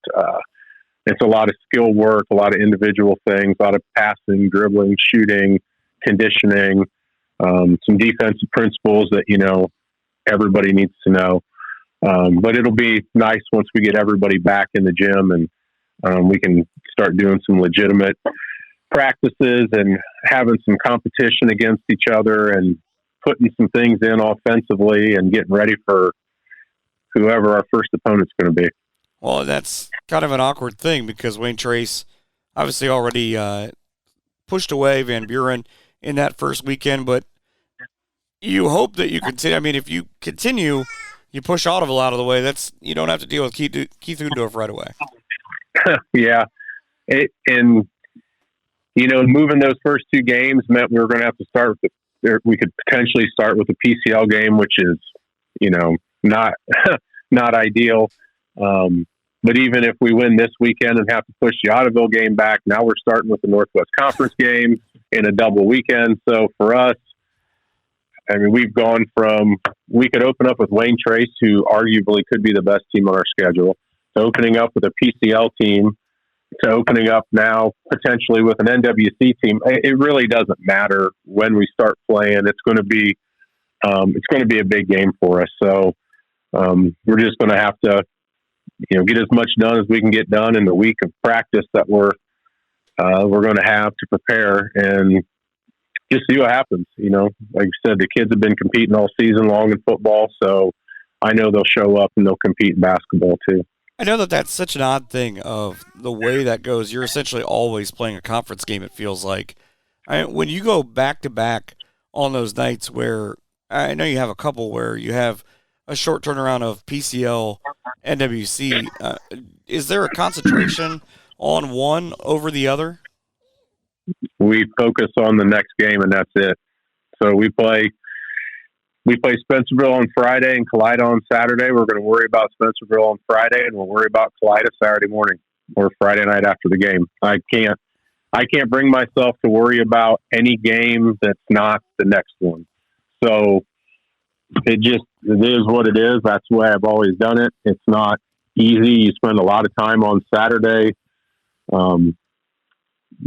doing scouting reports and getting things ready for the kids so that they can be somewhat prepared. But I can't overlook a team on Friday to worry about a team on Saturday.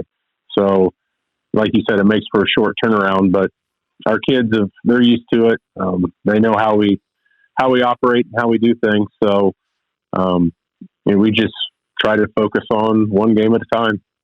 Makes sense. Like I said, I'm just always fascinated by how coaches do that, where some will say, maybe I have an assistant who has a little bit of a game plan for Saturday, and I could sort of piggyback on that. But, I mean, there's not an easy night for you guys, especially because you're pretty much the hunted on everyone's schedule. Yeah, you work hard to get to the point where you got the bullseye on you, and then once you're there, kids find out that that's a legit feeling that people are gunning for you and coming after you. But that's where you want to be. That's why you play the games, or to win and be successful, and that's a good thing.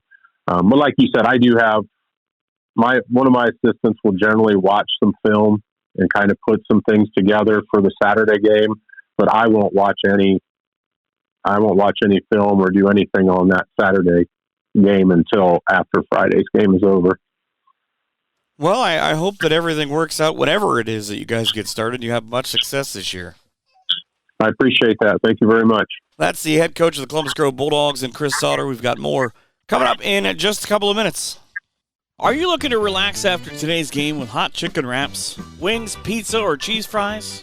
Who's ready for a cold beverage or a warming drink? Hawker's Bar and Grill in downtown Columbus Grove is open and ready to serve a late-night dinner or celebrate your team's win with late-night snacks and drinks. Hawker's is located at 209 West Sycamore Street next to the railroad. Be sure to stop in for post-game socializing or give them a call for takeout. You can also find Hawker's on Facebook for the schedule of daily specials and events. The new staff at Hawker's is ready to serve you. Taking a look at the Independence and Lima Central Catholic Thunderbirds under, I'll say, long-time head coach Frank Hill. How are you? I'm great. It's basketball season. Celebrate Thanksgiving next week, so just the best time of the year. And it's not 3 feet of snow outside. Yeah, only if you lived in Buffalo. Which is not good. But big weekend for you guys next weekend. You tip off with the Tip-Off Classic. You get Shawnee early on. You get the second game that night. Do you like kicking off with that kind of big four-way and kicking off with a back-to-back? Yeah, I love it, actually. I think it's great to start the high school basketball season off with. I just thoroughly dislike the fact that the OHSA runs the high school football playoffs, 2 weeks into the basketball season. there's a really good chance, Ern, that we don't play in that. Our football teams has some really good success right now in the playoffs. And here we are, tomorrow night they play Antwerp. And there's a good chance that, if we win, we don't play in the tip-off. First time ever in, 35 years, I think, that we won't play in it. And it's because our teams in the state semifinals in football, the problem is that years ago, if you made it to the state championship, that was the tip-off weekend. Now it's just bad timing. So I'm looking forward to it. And I've had 7 guys to practice this, in terms of varsity guys that could potentially play for me, get an opportunity, when we go scrimmages. But one of those 7 guys just went down this weekend with just a little minor knee issue. So now I'm down to 6 guys for tomorrow's, last preseason scrimmage. And we just can't possibly take 6 guys to a very competitive tip-off classic. And, all it takes is another tweaked ankle and foul trouble, and, we're in trouble. So it's a good problem to have, knowing that the football team is successful, but a basketball coach's worst nightmare. Have you checked into the possibility that maybe you failed a class when you were in high school and you've still got 1/4 of enrollment? Well, I might have 1/4 of enrollment left, but I'm not sure these knees have any more time in them. I'm like the 10 man right now. Well, and that's what I was going to ask, was with only having 7 kids, are you getting the coaches to suit up and just sort of at least maybe just stand around and cherry pick and give you 10 guys? I do. I mean, like tonight we had 9 guys and I was the 10th man. Unfortunately, my 2 wonderful assistants that have come on this year have been my eyes, and they're kind of doing things, but it's good for me to work with the younger kids. But it's just right now we have 5 guys and 1 sub, and it's really hard to get anything out of the upcoming JV team because we don't have enough for a freshman. So we have 4 freshmen that are practicing with us, and they just they're just freshmen. And we got guys that are trying to compete at the varsity level. So it's a challenge. I think you need to walk up and down the hallways at LCC and just ask kids if they want to maybe just come check out practice for a couple days.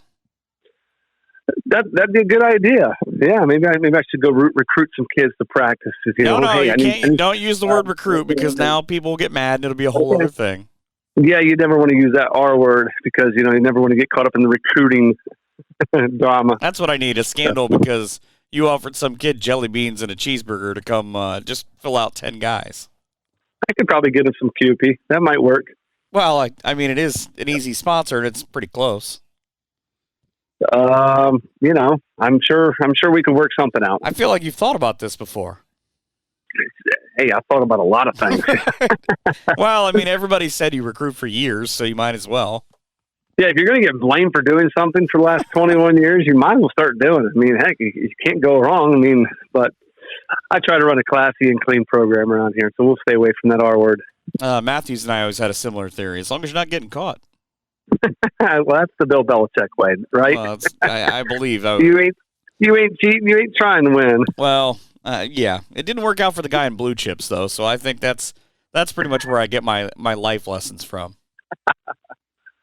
I'll stay away from that. Was a classic. That is a throwback right there. Right, and it's because I've been talking to coaches about the playing in the Hoosier gym this coming up this season. Yeah, so it's kind of those kind of things have stuck on my brain. But I don't personally think you could kick a basketball into the 3rd level of any gym.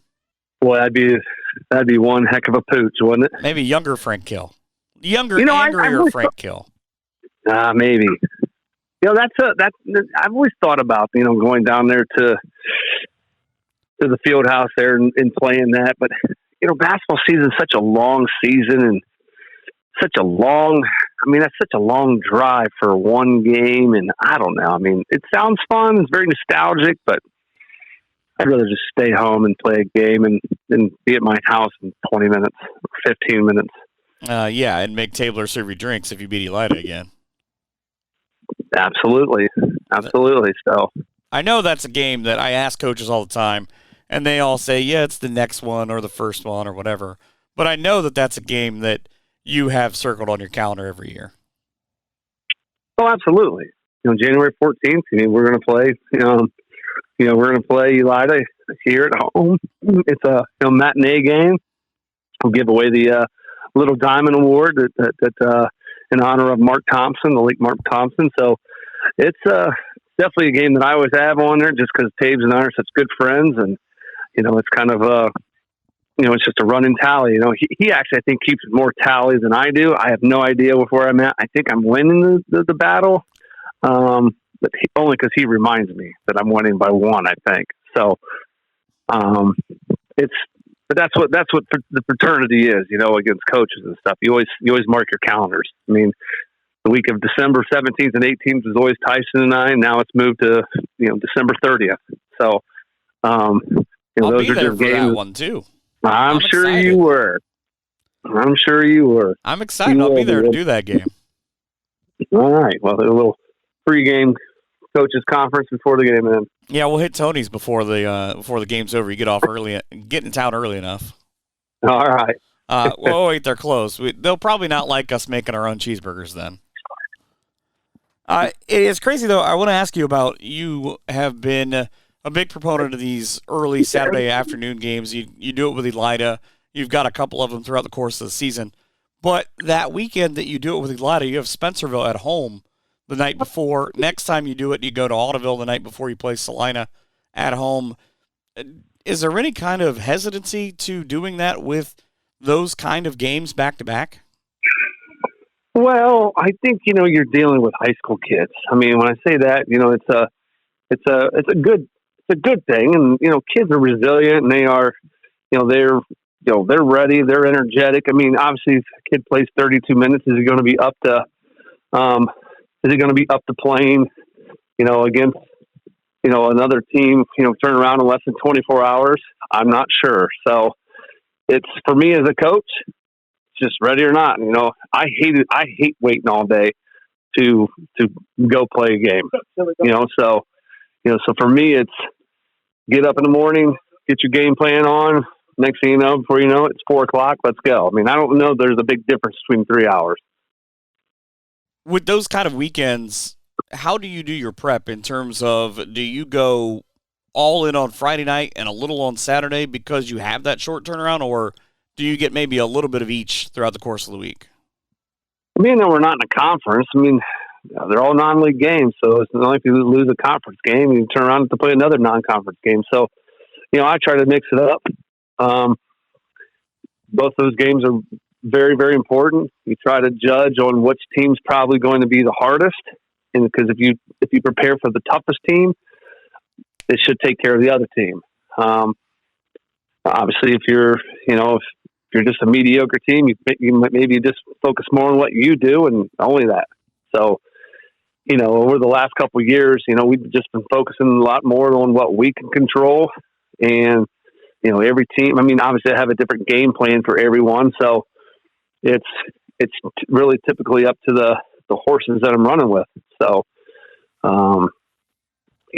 typically I push my guys, Monday through Thursday. And if we get to a Friday, Saturday, they should be prepared. They should be ready. But, for me, it's one game at a time, and whatever we learned on Friday night, and we take it into Saturday.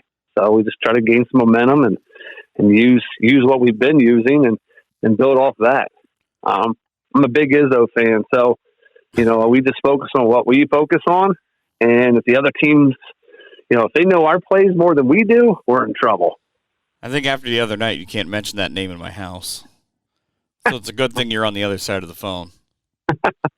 Not an Izzo fan, huh? Well, she's not a big fan after the Kentucky-Michigan State game, but well, that's because you're better half a Kentucky fan. Well, yeah, we don't let that get out.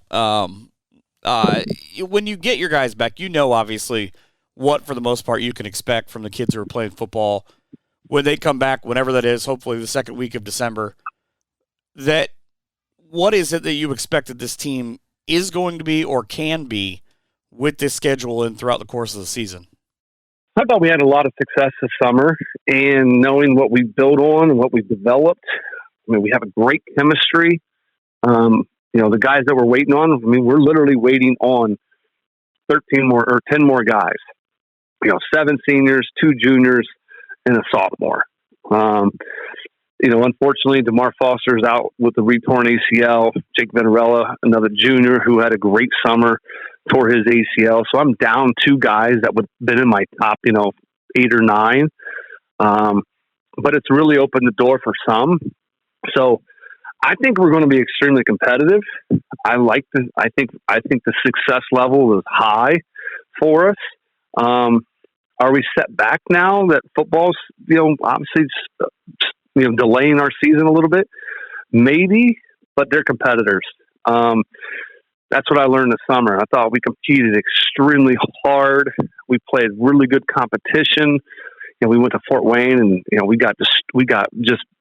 played the top caliber teams, and we didn't win. We went 0-3, but we played well. So I really like our team, and I like the focus that they'll have. I mean, they're excited for basketball, but obviously they're in the middle of football season, and so I'm really hoping this success of the football season carries over into the basketball, even though the basketball and the football bounce completely different. I think it's crazy that in your first 10 games, with everything sitting the way it is now, including the Classic, that you have 1 home game. I mean, I realize it pays you back later, I'm blaming Ron Williams, our AD that we had for years. I'm blaming him. That's got to make that long trip to you, though. Oh, yeah. But I'm excited. At least we finished the season, with some home games. So, we become road warriors. We've obviously figure out who we are, what our identity is. So it's a long season, and I guess if it's going to be a long season, it's always nice to be at home. It's true. To finish the season off. I think there's a movie. There's No Place Like Home. I don't know if anybody's ever seen it. I'm not sure. No Place Like Home, but I'm not sure we all wear ruby red slippers either. You know what? With some of the outfits that you've got, you might want to try it. I got a pair of Nikes that are pretty close. I've seen some of the suits. I mean, I don't think you would be that far away. We'll try it. Well, I mean, hey, might as well. Good luck to you guys whenever the season gets started. Thanks, good talking to you, and we'll be in touch the rest of the season. That's Frank Kill talking about LCC back in just a couple of minutes. At Herringhouse Furniture in downtown Ottawa, we have the largest selection of reclining furniture in Northwest Ohio, and that's a lot to see. Come on over and check us out. Northwest Conference basketball now, as we talked to Brett Hammons, the leader of the Lincolnview Lancers. Football team didn't slow you up. Cross country a little bit. The weather is not great, but you're just a week or 2 away from starting the season. That's got to feel good. It does. It's an exciting feeling. Starting a new year always is, and this preseason's obviously went pretty quick for us. Like you said, we met some cross country kids like the first week of our season practice wise, and just trying to get a feel for things this year with the new team. So it's gone quick, but looking forward to it when the season starts for games next Friday. Have you guys gotten to go through your scrimmages? How's that gone? It's gone all right. We started out with Knoxville, had them at home, and then we were supposed to go against Minster with their success in football. That one got canceled. And then we just went against Edgerton last Saturday, and then Hicksville and Liberty Center. Coach Badenhop brought down, I think, 6 guys just to be in a scrimmage. And, we're learning things about ourselves, and, we'll find out how they go. And then we got a scrimmage tomorrow against Ayersville and Holgate. So kind of our last tune-up to prepare us for next week when it starts game week. Did you guys miss the old Northwest Conference that you got Upper Sautter Valley right out of the gate? Yeah, I mean, back when I was in high school, them and Perry were both in our conference. So we did have them on the schedule a while ago, but yeah, it always seems like they're in our conference, and obviously they left for the NWCC. So, it just feels like another game since we've had them on our schedule for so long now. Well, at least having to make that trip all the way out there, you don't have back-to-back nights that weekend. No, exactly. I mean, I think every year we've played them, it's only been a single week, and McGuffey's not a close place to us. So to anywhere, just making one trip there, yeah, it's kind of out in the middle of nowhere, which I guess you could say our school kind of is as well. But that's true. But making a trip there, yeah. I mean, it's nice to have a single weekend when we're going against them. I've always maintained that it's kind of like going to Defiance or going to Kenton. There's no good way to get there from anywhere, and it's a long trip from everywhere. That it is. You've got some heavy hitters on your schedule in terms of the non-conference. I joke with this about a couple of different coaches, but you nearly qualify for enough games to play for a Putnam County League title. But you've also got Wayne Trace on there. What was the thought on ramping up the schedule? Ever since I've been here, this will be my 11th year coaching varsity, and I did 4 years of JV. I mean, it's kind of how our schedule's been. Ever since I've been here, the Putnam County League schools have always been on there, and St. John's has always been on there, and Parkway, and I know we picked up Coldwater for a couple years, but then we dropped them to stick with Paulding, and I guess here at Lincolnview we don't know any different. At least me as a head coach. I mean, it's kind of how it's always been. I mean, we've always played Wayne Trace, so yeah. I mean, we don't have any of the easiest non-conference games. That's always going to be a challenge on Saturday nights, and but it's something we look forward to. I think it challenges us, and when you look at our 22-game schedule, I don't think there's any easy games, no matter if it's conference or non-conference. So, I guess here at Lincolnview, we really don't know much different when it comes to schedule, and we just got to be ready to play. Well, it's kind of an oddity because in the last handful of years with Paulding leaving the NWC, Leipzig taking their spot, that you've had to kind of make those decisions and kind of flip in and out on that. But the one that got me in your schedule was, you've got back-to-back trips on back-to-back nights to Ottoville and to Fort Jennings, and then you play Kalida the next week. I mean, you guys almost, the joke of it is if there was a hotel, maybe you could just stay overnight. Yeah.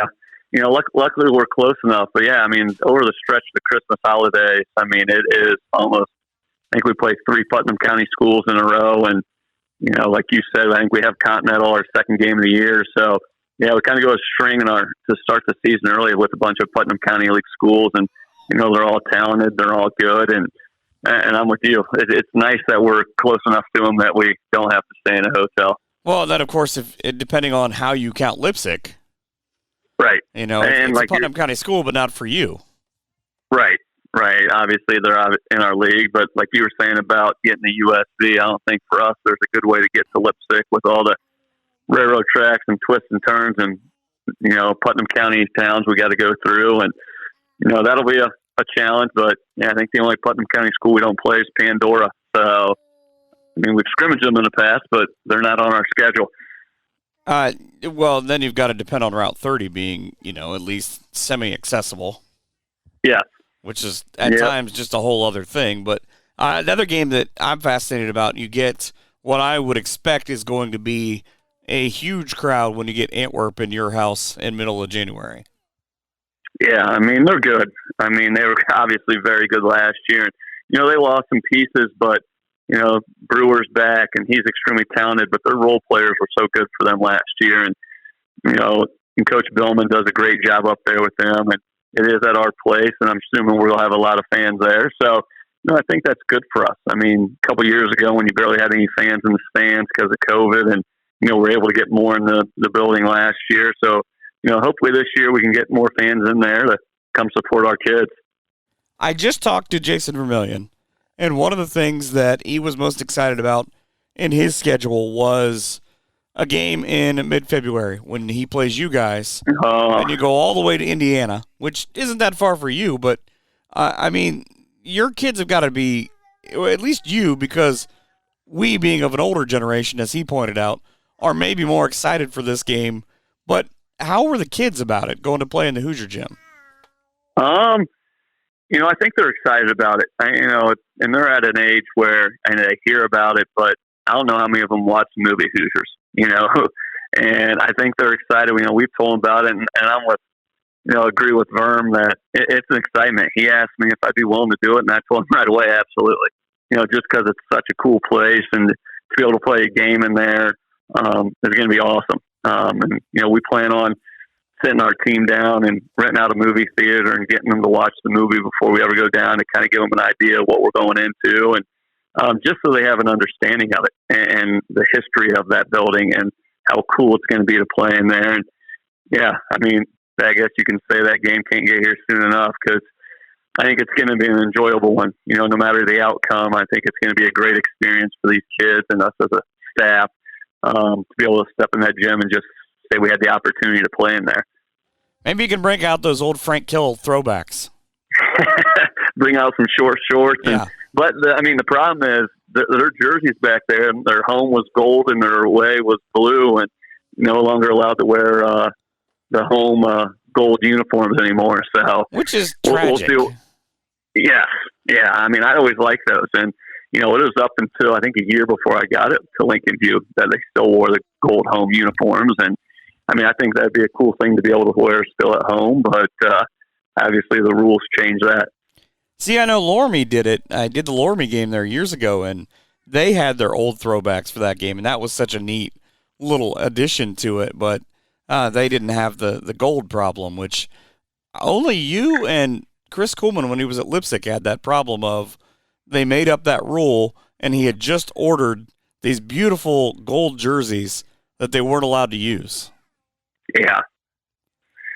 Well, going back to Frank and that crew, it was one year that we did pull out their warm-ups that our guys warmed up in. I think it was the night we played Parkway at home. We couldn't wear the uniforms, but we decided to wear the old warm-up attire for when we ran out. So I think our kids back then kind of enjoyed that with the history of those warm-ups. I think it would have brought back memories for me of the old gym, which was so dark, and there's like one light that just kind of hangs up there. I always said back in junior high and high school, I was like, this is what playing at the Alamo has to feel like. Oh, I'm sure. I'm sure. It was just crazy. Now you got that beautiful, bright building. Yeah. We're blessed with the school we have. We have so many schools that come in here, say they think our gym's the perfect size, and they like the bucket seats on the one side, the seats on the end. And yeah, I really enjoy coaching in our gym and obviously at this school. So, it's a fun atmosphere to play in. Because without having football, our fans really look forward to basketball. And, no matter what our record is, if, we have 18, 20 wins, or last year like we had 5, our fans still traveled with us. They still supported us for home games. And that's a great feeling to always have as a coach. Yeah, I know. I'm always happy anytime I get to do a game there, because other than having to deal with your baseball coach, that guy, he's something else. Rough to get along with him. Right. He just gives me what I need and says, go over here. But you guys have always been so great. You treat the media so well, and I know that when I go there, you're always going to be in a battle, because your schedule, whether it be NWC or out of conference, doesn't duck anybody. No, definitely not at all. Like I said earlier, it's going to be a tough game every night, and there's no games where we walk in like, we're definitely going to get this one, because, it's a battle every night when it comes to between the lines, and we got to be ready to go. When you look at the Northwest Conference this year, Spencerville brings a lot back. A lot of coaches have answered this question with a lot of the same teams, but what's the top of the league with, of course, Lincolnview look like for you guys? You look at the top couple teams, a lot of us schools lost a lot. Like you said, Spencerville was returning so much. Cressy is returning so much. If you were to look at, those two teams, I'd say they're probably up there. And, and you got the rest of us. We lost some guys, but there's still a lot of talent coming back in our conference. And, I think it's a toss-up when it comes to who's going to win our conference. There's some teams that are up there at the top of the league. But I think there's also teams that can surprise some people, and you never know what's going to happen in our year. Hopefully no one gets injured or anything like that. And but I think it's going to be tough games every weekend for teams, and it's going to be big if you have them at home and you don't like going on the road to go against some of our conference opponents. And I think every team's just got to be ready to battle, but I think it's going to be tough night in, night out. I don't think there's any easy games in our league, and that's a credit to the rest of the schools and the coaches in our conference. So, like I said, it's going to be difficult, but I mean, preseason wise, you're looking at everyone returning. I think Crestview and Spencerville are probably the top two in our league right now. Do you have a place that you guys go this year that either you absolutely love going there for whatever reason, or you just abhor it because things just never seem to go the way you plan? I'm not the biggest fan of going to Spencerville. I kind of thought that might be your answer. I mean, we've never really played well there, but it's just a different environment, different atmosphere, and I guess the place I don't mind going, even though we've never won there, is Crestview, just because that's where it went. I'm so used to the gym, and I like the environment and atmosphere there in the court. And we've played well there. I mean, like I said, we haven't always come out with a win, but I mean that's a place as a coach I look forward to going to. Are you allowed to say that? Well, I don't know. I spent 12 of my years, my entire life there, so I chose to come over here. So I think so. I think I'm allowed to say that. I think at this point you've done enough winning that everybody just sort of tries to forget that you were a Knight at one point. Yes.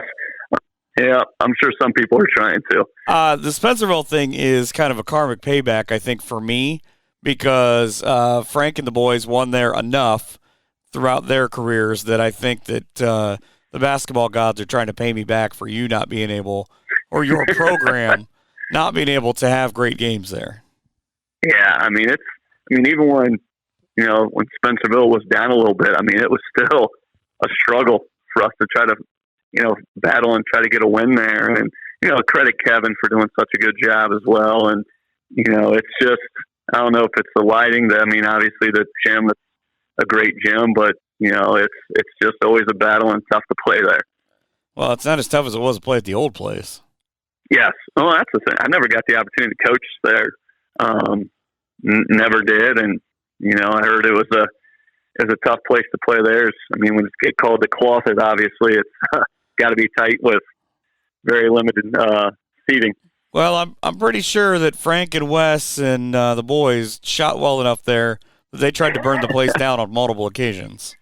Yeah, that was a very talented team they had back then. I mean, goodness. I said if we could never let Brandon Pardon in town, or just the city limits, just put up a sign that just says no. Yes. And I even told him that when I interviewed him. I said, you're like the villain to me in that town, because every time you guys came to town, something bad was going to happen. I said, we played pretty well. Stop. Well, all right. Well, I hope that your trip to Spencerville is safe. Yes. Goes okay, but not great. Right. Well, that's our second league game of the year, but we don't go there till, I think, January. Yeah, January 6th. So that one's a ways away. That is a crazy stretch, though, between when you play Lipsick on December the 9th, then you don't play your next league game for almost exactly a month. Yeah. Yeah, we go stretch of all the PCL schools and, throw Van Wert and Fort Recovery in that mix, and then we finally get back to conference play. That is a heck of a stretch. Good luck with all that. Well, thank you. That is the head coach of the Lincolnview Lancers and Brett Hammons. Some more coming up here in just a couple minutes. Check out the new Lincolnview Athletic website at lincolnview.athletics.org. Athletic Booster meetings are held the second Monday of every month at 7 o'clock in the high school Newbrick Lecture Hall. The goal of Boosters is to enhance our student athletes and coaches' lives by providing funding and programs that create community pride by developing leadership skills, teamwork, values, and sportsmanship. That's the Lincolnview Athletic Boosters. Find them online at lincolnview.athletics.com and go Lancers. Northwest Conference basketball now at the 21st year head coach of the Spencerville Bearcats and Kevin Sensabaugh. We joke about that every year, but it just goes to show kind of what you've been able to do with the program, the longevity, and I'm really proud, obviously, of what you guys have built over the years, but is it weird for you at times where people are sort of calling for your head, or are you able to just kind of push that out and say, you know what, you don't see the long view? Yeah, I think it's important for any coach, no matter where you are, just to be able to compartmentalize that kind of thing, because I always try to tell people that they ask about that, like if it's tough, in your hometown, if people are on you, it's happened. And, I always feel like they're not really all that upset with me as an individual, like me personally. They're upset with the basketball coach. So no matter who the basketball coach would be at that point, they're probably going to be mad anyway, whether it's me or whether it's somebody that's not from here. So I just try to take it that way and say it's not, try not to take it as personally as it may feel. And but I am actually pretty blessed to have not had to deal with a whole lot of that stuff over the years, and especially not recently. So yeah, it can be a challenge, but I've been pretty fortunate not to have to deal with a whole lot of it. It's kind of funny now because, I mean, obviously being from there and us being close in age and everything, that you've gone from being the fiery young coach to now you're that wise old sage, apparently. Yeah, apparently. I don't know how much wisdom is here, but the experience I know for sure I've got a lot of. But yeah, it's been quite the transition, and I'm still looking forward to the season as much as I do every other season, every other year, even when I was young. So I've still got a lot of energy and passion for it. So I still enjoy it. Like a young coach, but even though I'm not, I still have that same kind of energy and passion. So still want to keep doing it. When you guys are shorthanded, do you still get out there and run drills with the kids? No, that is a no. Not anymore. No, I will demonstrate some things very slowly sometimes, but I can't. It's too painful to go out and do it anymore. Well, it's because you want them to make sure that they understand it, right? That's why you're running it so slow.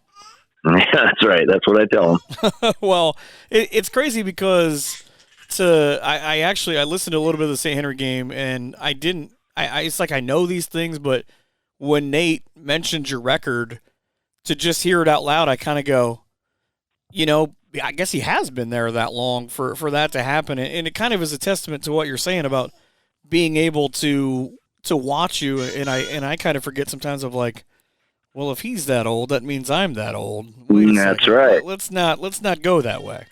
No, I'm not the only one aging. Everybody's aging right along with me. Yeah, you're right. I know. I don't like that. I don't like that when we can't make these jokes anymore. Well, that's why I keep coaching, because kids I coach are always the same age, so I still feel the same age too. But now you're getting your buddies' kids and their kids? Yeah, I mean my own kids too. I mean, it's interesting, but yeah, it's getting to be fun. But I tell you, like I said before, I still feel like I've got as much energy as I did when I first started doing it. And that may not be true, but I still feel that way. And so as long as that's the case, I'm going to keep plugging along. It's been a fun group, and I really do like this group of guys that I have. So it's going to be a good challenge for us this year. Is it possible, though, that part of that, I mean, is kind of a rejuvenation in that the last couple of years you've had your son's kids or your son's friends, and now you have your kid playing and his friends, and you're kind of maybe getting to see that through not only the coach's eyes, but a dad's eyes? Yeah, I don't know that that's really played a huge role in me wanting to stay with it. I was coaching long before I ever even had a wife, let alone kids. So I don't know how much that plays into it. I have a nephew that I'm coaching as well. So, I mean, that does make it fun, and that does make it even more rewarding. But I'm just really fortunate that we had a couple lean years there to survive those lean years, and then to turn around and have a season like we had last season was pretty rewarding and a lot of fun. And so I'm just grateful that I'm still able to do this. Is it funny to you, though, to look down the bench maybe during a timeout or right before starting lineups and see your son, and your brain sort of works it back to, because he's been a ball boy, or he was a ball boy growing up for so long, of, wait, what is happening? And just for a split second say, I guess he's that old now. Yeah, I mean, I really didn't. I told my wife that I really didn't have that feeling. I just have really tried to make it a point to, when we're at practice, he's just like any other player. And when we're at home, I'm not the coach anymore. And I guess I never really had time. I don't know. I just never thought about like, oh man, this is going to be really cool. Honestly, the plan this year was to not play him on full time on varsity. My plans were to play him on the JV and maybe, get some spot minutes here and there on the varsity, but we had some kids not come out and we had some openings and, he kind of played pretty well early in the season and in the preseason. And all of a sudden it was like, well, I guess he's playing varsity. And so I guess after the game, it was, after the game Friday night, it was kind of neat to say, oh my gosh, he actually played a lot of varsity and did really well. And that was pretty cool. But after that, it was like, okay, now we got to figure out how we're going to start getting better. Just kind of goes right back to like, we got to beat Elida now. Well, I mean, I think that's a heck of a start, though, because you beat St. Henry, obviously a team that Eric's got some turnover, but I mean, a lot of coaches that have been on the show have raved about, he'll throw stuff at you that you maybe didn't think they might come up with, or maybe they didn't know a weakness or whatever you might have. That, I mean, to beat a guy like that to start the year, that's a pretty big boon for how the year could go. Well, yeah, I hope so. I mean, we were able to score it pretty efficiently, and so that's promising. I think we scored it pretty efficiently, probably more so than we have in a long time. And that was even without one of our better scorers not even attempting a shot. So that was good. But I think defensively, it showed me that we've got a long way to go yet. Which, that's the way it is. It's early in the season, and we've got, 2 sophomores and a freshman coming off the bench. So defensively is always going to be where you're lagging behind a little bit there. So hopefully we can just continue to get better and continue to buy into the process and see what happens here in the next couple of weeks. But 2 weeks from now, we've got a pretty big league game. So we're really trying to harp on trying to get better every day, and especially defensively, and seeing if we can kind of close the gap defensively a little bit. Yeah, in that span, you also start your rodeo trip where you've got 4 away games in a span of about a week and a half, and they're not easy places to try to win. I mean, you start that run with Leipzig, you have to go to Kalida, Minster, and St. Mary's, and each one of those over the years has kind of been, not just you guys, but has been an issue for a lot of people. Yeah, that's not going to be an easy stretch. I mean, I know that, it'll be our first time going to Leipzig, and it's a long trip. So that'll be a difficult trip, I'm sure. And playing at Kalida on a Saturday night is never going to be easy. And, playing at Minster on the road I think it's on a Thursday night, which is a little odd. Yeah, right before Christmas. Just because of the way Christmas falls. Yeah. And then we got to finish up with St. Mary's, who happens to have an Ohio State recruit on their roster, and 2 other 6'7", 6 kids. So, yeah, it's quite the task. But when we're still really focused right now just on trying to beat Elida next week. That's our main goal. You've got these early Saturday starts, and again, it kind of goes back to I've asked 3 or 4 coaches, and I know Frank Hill and Matt Tabler are big on these, and I talked to them about this. Do you like those earlier starts that maybe just an hour? Does that make a big difference in your day? Yeah, I like it a lot better. Yeah, I know Coach Hagemeyer at St. Mary's likes to do that too. I think he even starts them earlier. I think he starts his Saturday games at 4, his home games. So, yeah, I like the earlier play. I mean, it helps, you can get home and you can kind of get organized for the next morning a little bit easier. You can see your family a little bit, spend some time with your coaches. It's a lot better for a lot of different reasons. Plus, but yeah, I like it. That one at St. John's in January, I mean, you guys started at 1:30 for the JV. Yeah, I'm not sure why that happened. I don't know if they have something going on that night. I didn't really ask about it. I just checked to make sure that was correct. And when she said it was correct, I was like, well, okay. I guess we're playing early then. Yeah, I guess we're playing early. It's kind of like being where the girls play earlier in the afternoon of now. No, wait, right. That one's actually us. Right. Yeah, and I'm actually looking forward to it just because, I mean, why not? It's something different. It's something new, and it'll give us a new experience. You have places that coaches have told me this as a jest, not as a real thing, because it's not you can't do it on the scoreboard, but places like Kalida, places like the Vatican at St. John's that you walk into and you feel like, because of the mystique or whatever it is there, that you're down 10. Are those the kind of places, that for you feel like that? I don't know if it's that dramatic. Obviously, playing on the road is difficult no matter where it is, but when you're at a kind of a historic program like a Kalida or like a Delta St. John's or even a St. Henry or something like that, it's going to be difficult because those kids have a lot of pride in their program and they want to make sure that, you don't come in there and make them look bad on their home court. So, yeah, I think that's probably a big part of it is just that, there's really good programs. They play really well at home. That's just what they do. Because if you're a good program, you win a lot of games at home. So I think that's probably the biggest part of it.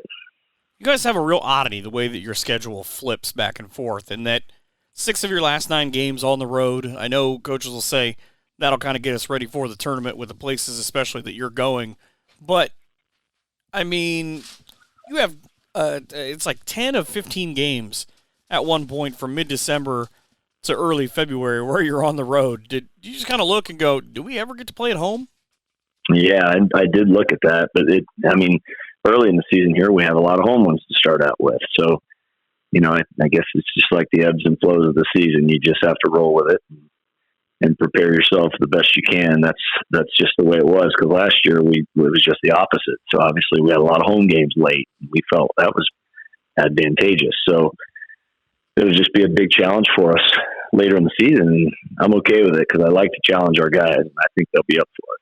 You're in a Murderers Road district in Wapakoneta. I talked to Goettemoeller about this, and he kind of is of the thought of down south where they have the different districts where they kind of split and feed into different things.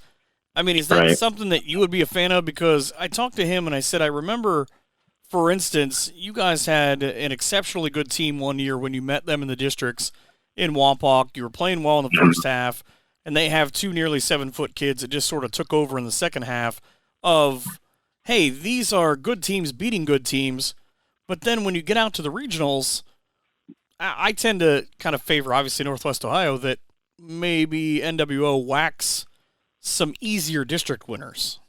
Yeah, well, that's definitely been talk. That's been talked about for a long time, having like super sectional ideas and things like that, where we're not always just beating up on each other.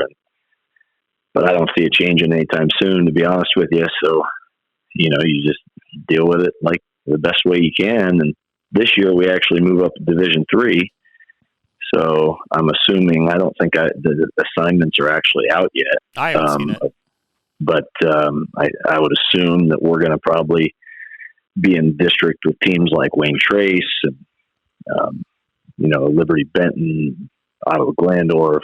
So it doesn't get any easier, just a different scenery. So it'll be a challenge. And like I said, it is what it is. There's only one team from around here that gets out, and you just got to try to be the last one standing.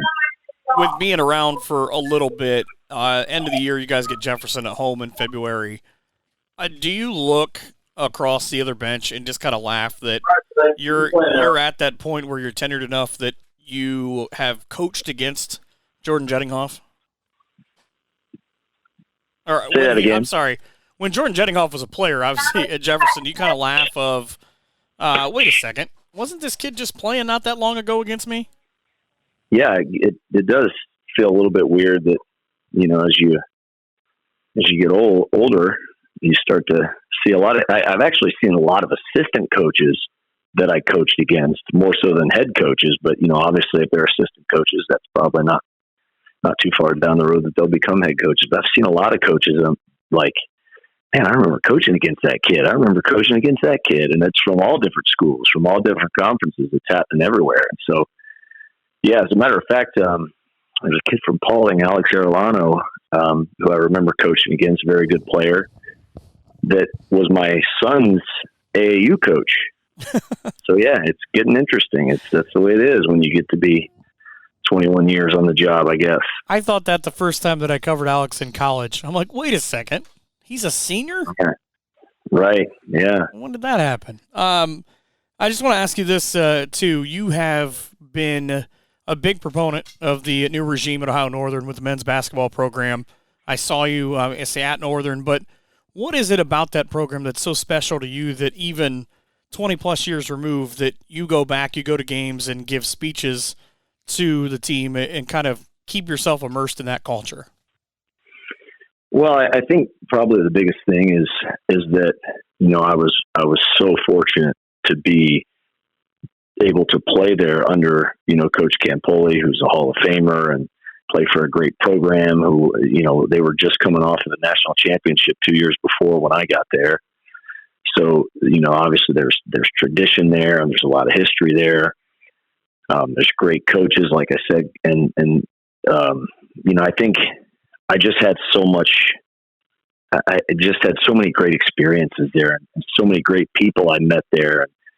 I always tell people some of the best things in my life came as a result of that experience at Ohio Northern. So I just feel a great deal of gratitude to the university and to the people there, because it kind of helped shape me into who I am as a person and as a coach. And so I like to try to, stay involved and stay in touch and give back as much as I can. And I really love Coach Young. I think he's going to do wonderful things at Northern. He's very detail oriented.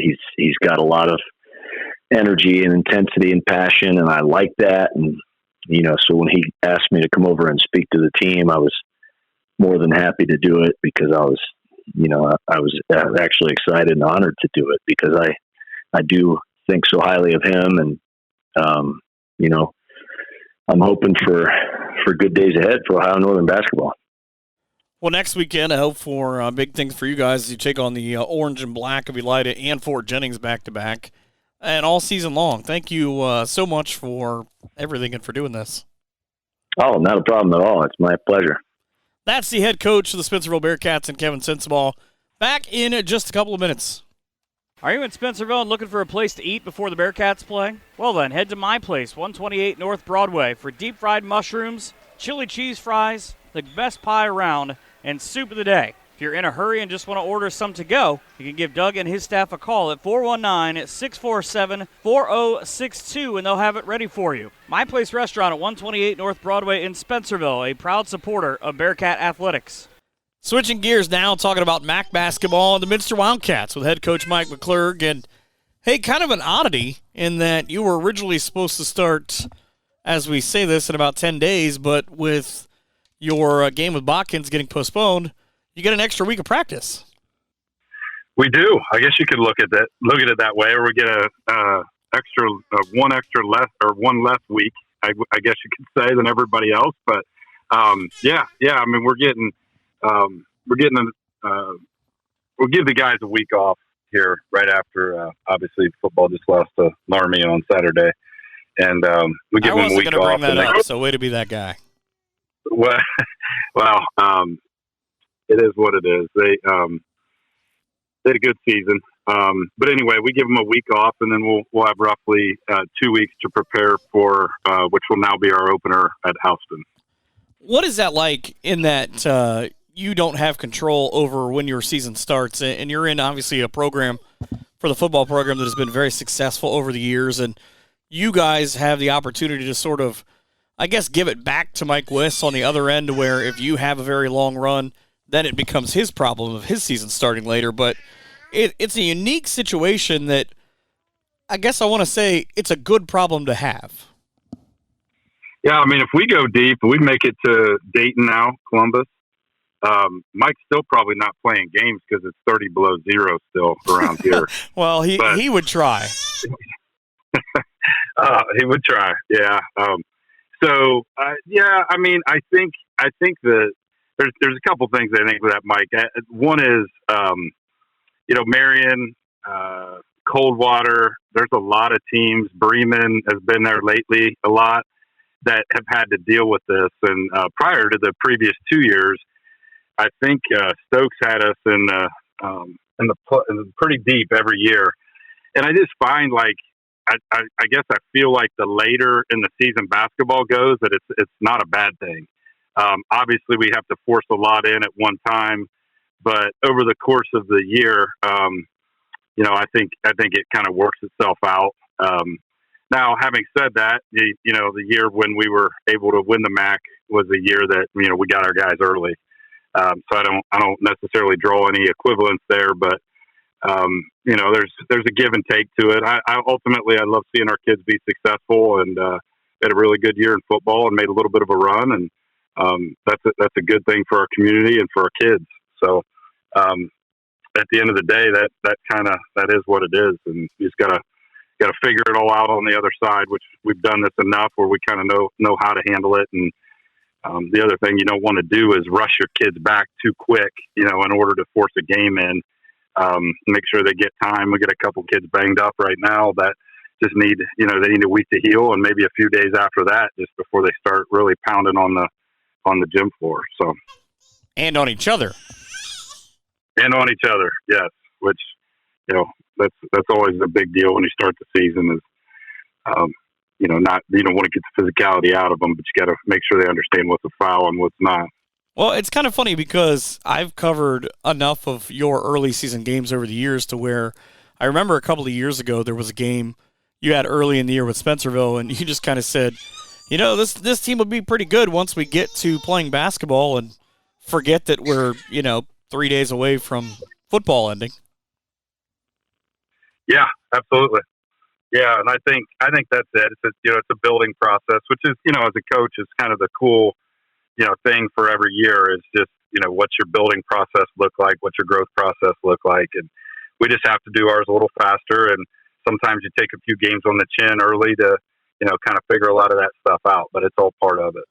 You've got, and I told you this, I texted you this after the first time I saw him play last year, a young man that I believe he's already good, but by the time he becomes a senior in Brogan Steffi, who is going to be a guy that when people look, they go, Minster, oh no, we got to stop that kid. What is it like with him and kind of his early progression as a freshman last year going into now, all right, he's been a guy, now he's a guy that people are hunting? Yeah, that's Brogan is good. He's very good. And what most people don't realize, he's naturally gifted, but he's an uber worker. Like, the dude works his ass off all the time. And he's also, as I'm sure you've noticed, a really good quarterback. So I really haven't. I've seen him work out. I've watched him play at U, spent some time with him this summer. But I'm excited to get him his sophomore year after the progression I saw him during season in football kind of develop and take more of a leadership role, because that's really what we need him to do. But in terms of guys going at him and, him being more recognized and kind of being our focal point, it's my job to make sure we get some pieces around him. And, although we're young, I think we're going to be able to start to build some pieces around him too. You've got the MAC schedule, which is its own big animal. You've got games against teams like Wapakoneta and Perry where people are going, okay, well, we'll see what this team can do. But you've got two big showcase games this year. You play the New Year's Bash against Lucas, which kudos to you, on a Monday to start the year. And then you play not even 2 weeks later in Fort Loramie's Classic against Miami East. How did those games come about as your non-conference games? Because you don't have a lot of those. No, obviously we have our conference games and 22 total, and most of what we play is, Shelby County League. Like you said, the North, we play Perry. So we get to Houston, Russia, Jackson, that kind of stuff, Loramie. But those kind of games are come about just, logistically. And then also, I think those showcase games, those holiday games are a lot of fun for the kids. Breaks the routine a little bit.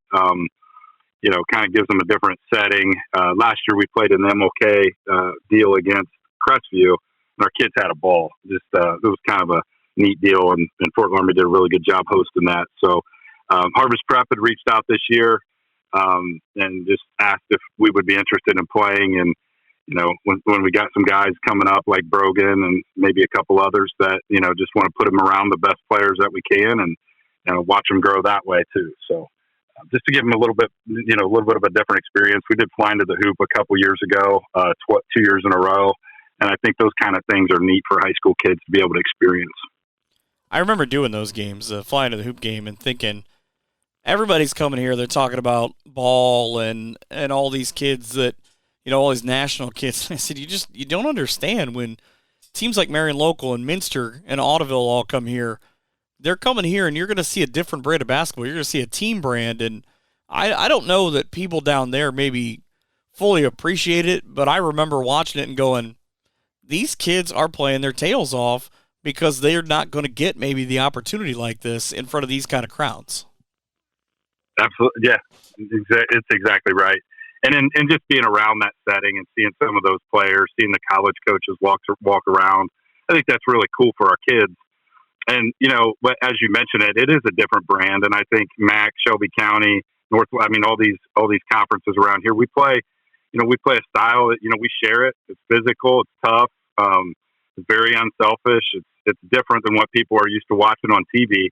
And I think local high school basketball is, especially around here, some of the best stuff to watch if you like defense and you like tough physical basketball.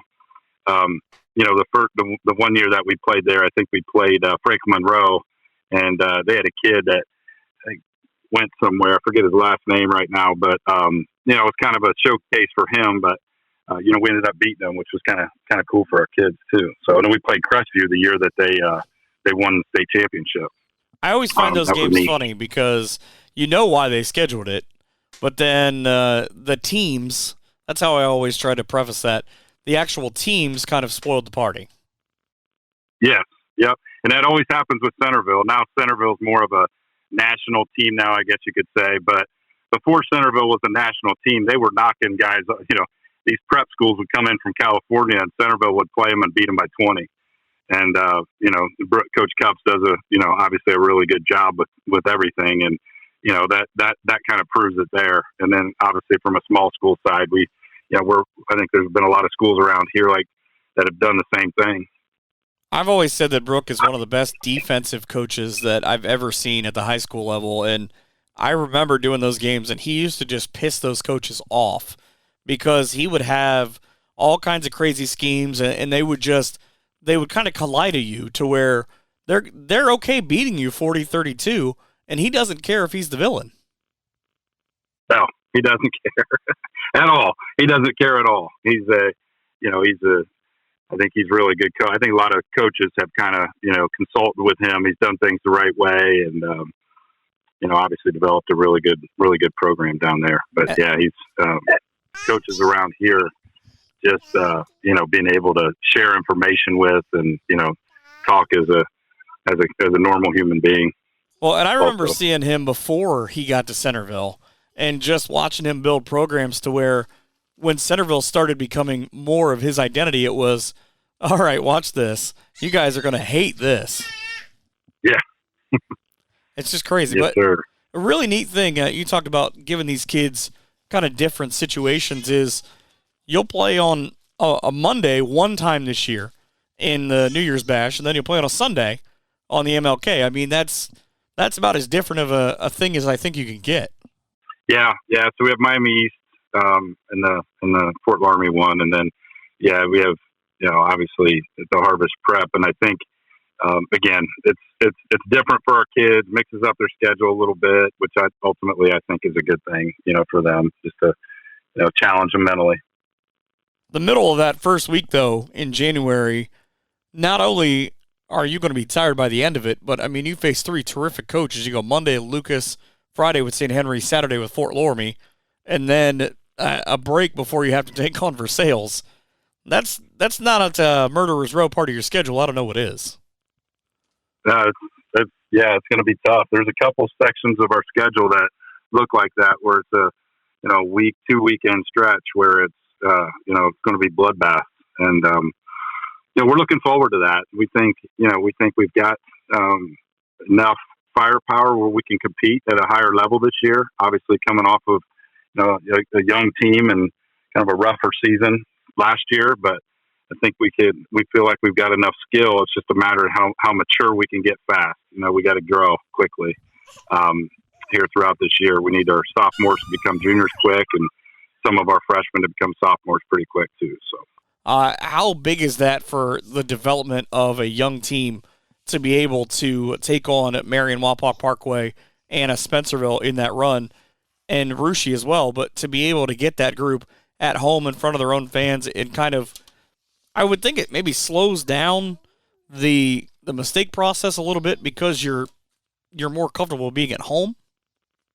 I would think so. Yeah, I don't know that I've really thought through that all that much, but I do think there's a comfortable side of being at home and not being on the road and having your fans there. And our typically our student section does a really nice job of just coming and supporting their classmates. So, I think that's a comfortable side for them. But I think we've also over the course of the years done a pretty good job on the road.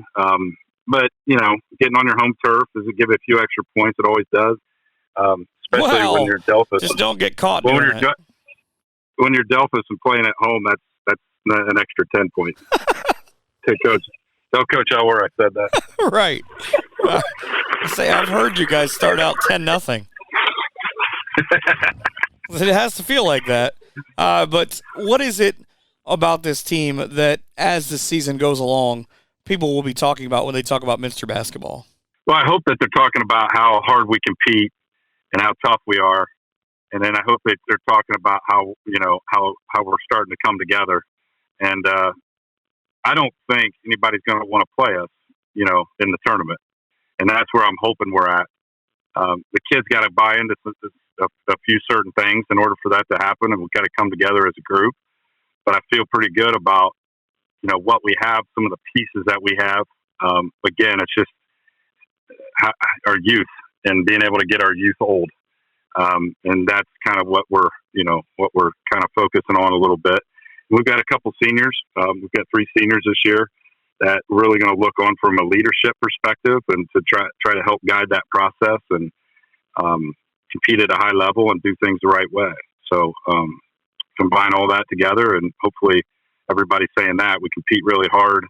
We're tough, we're physical, and we got some guys that can shoot it. Well, I hope all of that mixes up into a lot of wins, and I wish you the best luck. Mike, I appreciate it. It's always good to talk to you. That's Minster head coach Mike McClurg. More coming up in just a couple of minutes. The Spencerville Athletic Boosters are a 501c3 organization committed to supporting the student athletes at Spencerville local schools. All donations made to the Boosters go to the athletes for new jerseys, huddle equipment, and much, much more. To learn more about the Boosters and to help our athletes succeed on the field with your generosity off the field, please visit facebook.com/Spencerville Athletic Boosters. Or if you have questions, please contact Sean McFerrin at BearcatBoosters@Outlook.com. Let's go Bearcats!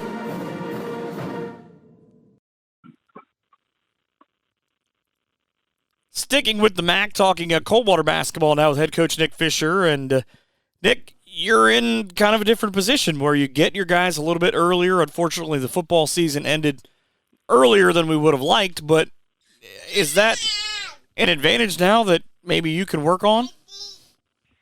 Well, Michael, we always work really hard for those guys, and some of them are a little bit banged up from football yet, so they're going to take a week off, and we'll get started next week with everybody. And we started with the kids that either didn't play football or freshmen and some of the younger guys. So, we're excited. I mean, they're excited to get started once we get rolling, and we'll be a little bit different having we'll get a couple scrimmages in and having a couple weeks practice before our first game instead of a couple days will be refreshing for us as a staff. It's odd, and again, because of the success that the football team has had, to sort of have a normalcy of having the ability to have 10 or 12 practices before your first game with Kenton. Yeah, and it's it's always something that's obviously better for our kids in our program. But like I said, we're always rooting for them to go as far and do as well as they can. And I think this team had a heck of a season this year. And again, we're just looking forward to the opportunity to get started. Coldwater's been pretty good at everything lately. The success of the volleyball program, though, kind of mixed in with everything that's going on over there. I know the fall sports season has been a really big thing. It's got to have spirits at a pretty big high right now. Yeah, and the school just, it's been super excited with everything going on with both football and the volleyball.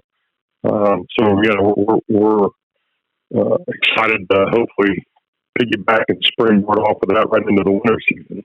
I know the girls are excited too to get started.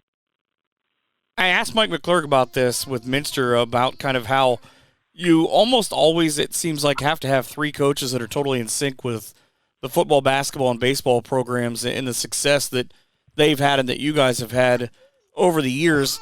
Is that an important thing to you, that obviously you guys get along because you're sharing these kids and kind of, for a lot of times, overlapping seasons? I think it's huge, and Chip and I have been together for a while. I was on his staff as a junior high coach, and Harley and I knew each other since childhood. Just having that relationship to talk to them about, what was best for our guys, and they truly felt, what was best for our guys was similar to what we felt. I think it's, again, in a program where we're going to share so many kids, I think it's huge that, we as adults talk about things and get things straightened out so the kids don't have to be put in tough spots or make tough decisions. And I think those guys have done that really, really well. And I've already been in contact with Cory. He's going to take over for Brian. He's already, we've already reached out and talked to each other about things that, they're going to do this summer, with acting and with baseball in general and what we want to get done. So, yeah, it's truly refreshing. And I don't think it would work if it wasn't that way. Well, it'd be a lot harder anyways. Yeah. And it would put the kids in a tough spot. Yeah, and that's. I'm always just fascinated because I don't know that people maybe necessarily get how that works in that, one coach go from another season or whatever, but you really have to kind of be in sync as a staff to just be able to go, okay, here's what we're thinking. We want to keep these kids not injured. We want to make sure they do the best, but we need to kind of make sure we're all kind of on the same page. Yeah, like I said, it's unbelievably huge. And, at a school our size and most of the schools in this area, I'm sure so many athletes, it's just vital. We get in some of the bigger schools. I got some friends that coach at Van Dyke. They'll have guys that, just focus mostly on baseball or focus on football or basketball or whatever. The sharing of athletes doesn't happen at the same level that it has to happen at a school our size. So, yeah, it's like I said, it's vital. I want to say, we've talked about this before, I know, but congratulations to you. The Bob Arnson Award, obviously something that very special to people in Northwest Ohio, and for you to have picked that up in March. Yeah, I appreciate it. It was a nice award, and have thoroughly enjoyed my time here, and we'll continue to enjoy it, and hopefully the kids will keep working hard and keep going in the right direction. Kind of a thing, though, that kind of makes you laugh at a little bit when you look at it and kind of look back a little bit, because they don't give that out to a coach unless that coach has spent 20 or more years at the same school. Kind of a way to look back and go, yeah, we've been at this for a couple of years. Yeah, it goes so fast. Again, it's a nice reflection to look back, but it does happen fast, and you truly appreciate all the kids and coaches and parents and that you've had contact with over those years. It's a good ride, good experience. I've heard, though, too, that it's one of those things where you kind of look at and go, it kind of did go by pretty quick. And I've got to imagine, because it seems like forever ago that last year they wanted to honor all the coaches that had been at St. Mary's, that happened before you got to Coldwater. Yeah. And like I said, I'm just thoroughly enjoyed it, and hopefully we'll continue to enjoy it.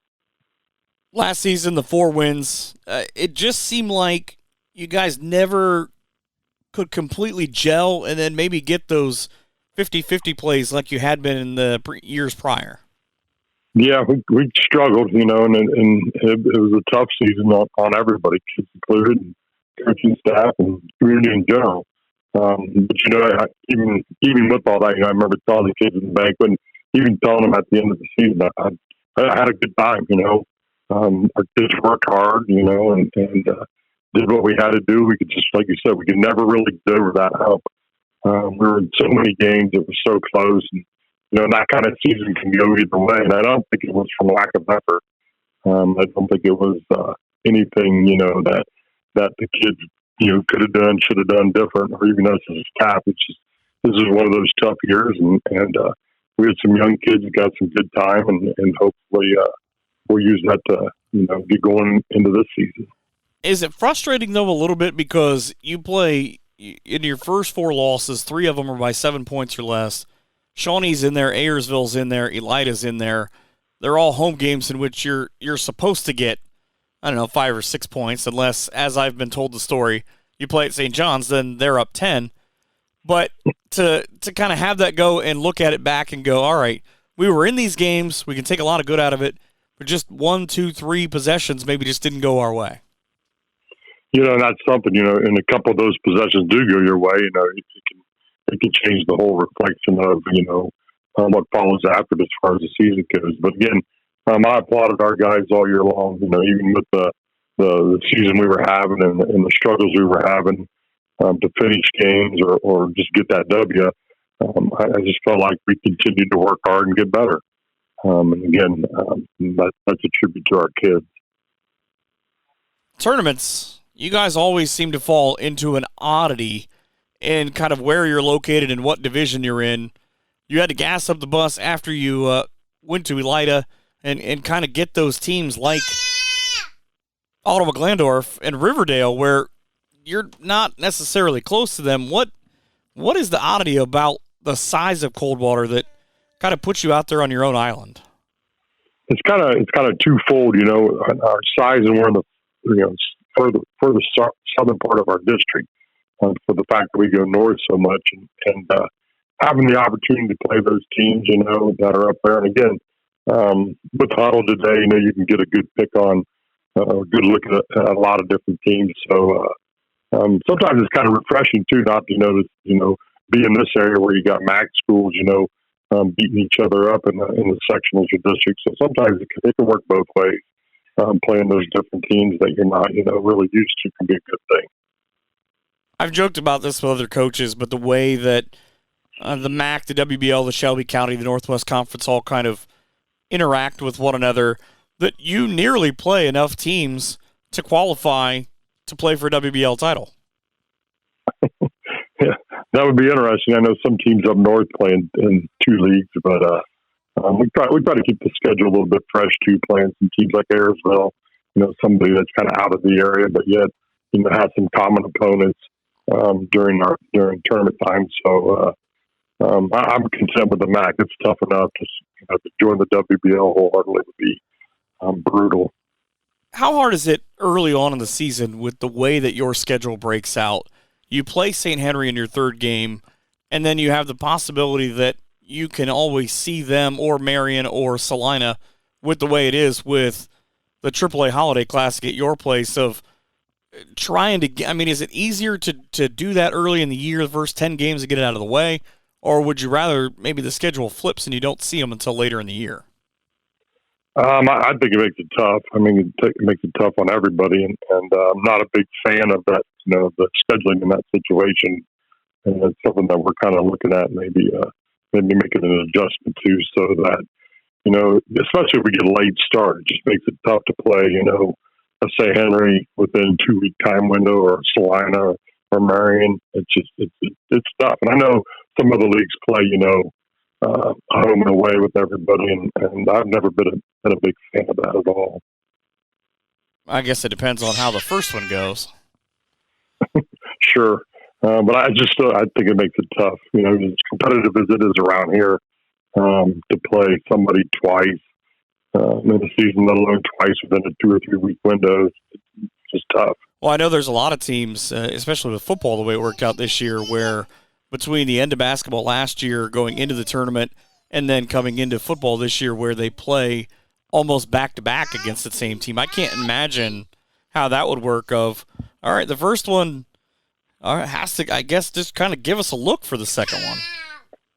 Yeah, you can look at it a lot of ways. I know some teams will keep it real vanilla the first time they play, with the possibility of playing them again later in maybe the tournament. I just think you got to put your kids in the best position to win every time you go out. So playing playing that close together, it makes it tough on everybody. You've got some pretty smart coaches, both on your staff, yourself, and on your schedule, that bring so many different ways. I mean, there's teams that will want to get out and run with you. There's teams that Eric will throw every defense in the world that he can find at you, and he might make a couple up. What's that do to you once you get to tournament season? Does it make it easier to kind of go into the postseason of, okay, I've just got to think back, but we've seen every kind of morphing defense or any kind of offense people want to run? I think it's huge. I think it's great, for our kids later on. It makes it tough at the time.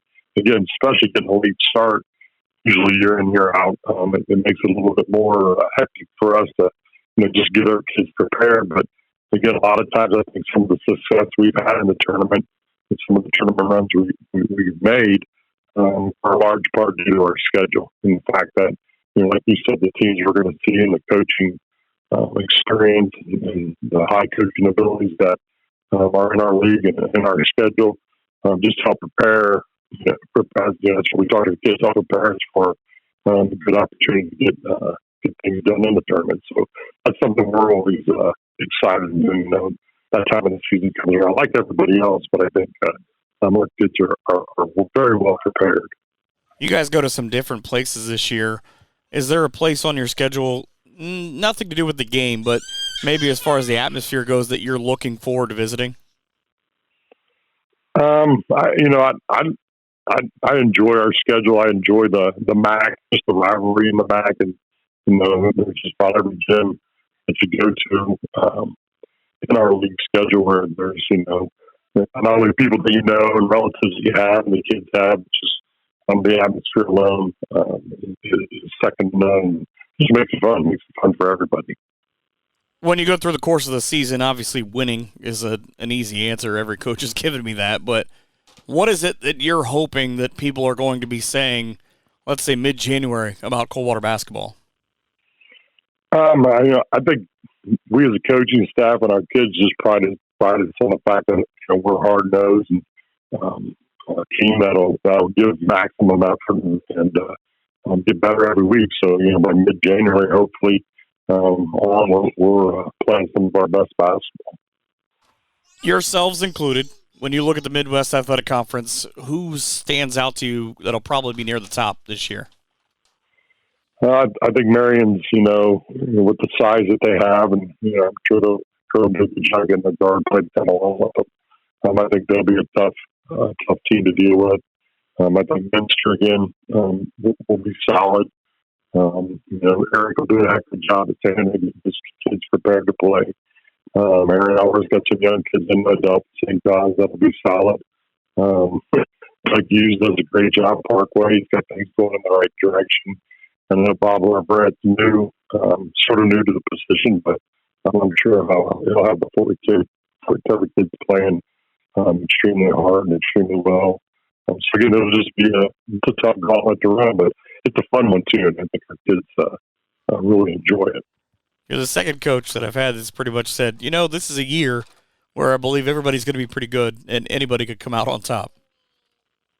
I think there's always a lot of parity in the league, and again, that's what makes it so competitive. And I don't see this year being any different for that matter. I just hope we get things going here with a little bit earlier start than usual and get things rolling. Well, hopefully the extra practices pay off.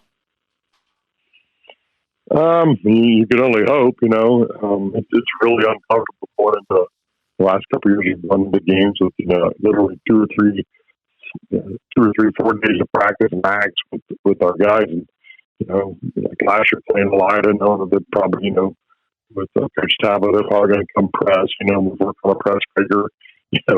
1 day or 1.5 days. It's kind of nerve wracking, and it makes it hard on the kids. So with the extra practices that we'll have this year, even though we still don't get that month or those 5 scrimmages like a lot of teams do, it's a little bit more. I don't know what I would say. Rewarding that we'll have a few more days to get ready. Well, I wish you guys the best of luck the entire season. Hey, Michael, I truly appreciate it. Appreciate all you do. That's the head coach at Coldwater, Nick Fisher, whose check's in the mail. More in just a couple of minutes. Getting the kids to practice on time. Remembering if it's your day to bring snacks. Making it to the game with a clean jersey. Why are simple things sometimes so complicated? Thankfully, with auto owners, insurance doesn't have to be one of them. Auto Owners works with independent agents who answer when you call, so you can worry about more important things, like whether your kid is going to run toward first or third base. That's simple human sense. Contact Earhart Stechschulte Insurance in Kalida at 419-532-3343. Talking to Eric Rosenbeck, the head coach at St. Henry. Eric, a lot of things on tap coming up in just a short period of time, about a week as we talk, but coming off a 12-10 season, you guys have to replace quite a bit at the top. What do the young guys look like? There's quite a bit of them. We only have one senior this year, and that's John Hardings, and behind that there's 10 juniors. So they're a talkative group, which I really like. Makes practice a lot of fun. They've worked really, really hard for us so far through the first 10, 15 practices or however far along we are. We're trying to piece together who fits where, what they do. It might take us a little while. Our schedule is very, very difficult this year, especially the front end. So we're going to have some growing pains along the way, but we're hoping as we head to 2023 that we are ready to go and really playing good basketball. Is that, I would think, one of the absolute hardest things with those young guys and having those 10 players who I imagine a good portion of played JV last year, that of just kind of watching them become a puzzle and put themselves together and see how they fit? Absolutely. It's kind of that way every year, but obviously when you have this much of an influx of inexperience and trying to see who's developed, who fits where, who plays well with each other, all those are factors in trying to get playing time. And we're pretty even across the board as far as talent-wise. And so it's going to have to be different guys stepping up every night for us to reach some of the goals we have for ourselves. With a lot of these kids, and I've asked a lot of coaches this because I'm always kind of fascinated on how this works, playing multi-sports, playing together, is there any kind of, I guess, cohesion that those kids that play those sports together bring in for the rest of the group? Yeah, I absolutely believe that they've known each other their whole lives and they've played together and they understand each other and what they're trying to get accomplished. At the same point, other teams in this area are in the same boat. So then it comes down to execution and fundamentals and things like checking out, which we've had some of our scrimmages where I've been pretty happy with, and other ones where I'm like, we're getting killed on the boards, taking care of the basketball. We've had some quarters where it looks pretty good and others where it gets away from us a little bit. So, I think that cohesion is definitely there, but around this area, I can't really say that one team has an advantage over the other because I guarantee all the Fort Recovery kids have been playing together their whole life, the same way the Spencerville kids have, and the Marion local kids in New Bremen, whatever team you want to bring up. You guys have shown over the years that you don't really care who you play or where you play them at. What is it about your schedule this year? I mean, your first 5 games, including Versailles and Shawnee in terms of higher division teams, that how much does that help you later on in the season, especially when you get to the tournament? Well, it definitely shows us where we stand and what we're made of. This year is different to me on the front, that we're the inexperienced team, and about every single team on our schedule is returning a full house, it feels like. Versailles is actually returning maybe about the same we are, but they have Stonebreaker, who's a scholarship kid, so he'll be a loading of himself. But yeah, just there's a lot of talent returning. And I really like our kids, and I like the way they battle.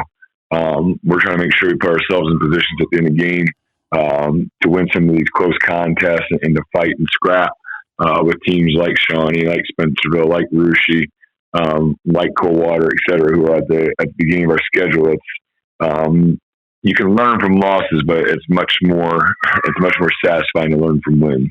This may be, whether through dumb luck of your opponents unfortunately not going as far in football or you guys not going as far this year, one of the rare years where it seems like you don't have to move a lot of your games at the top.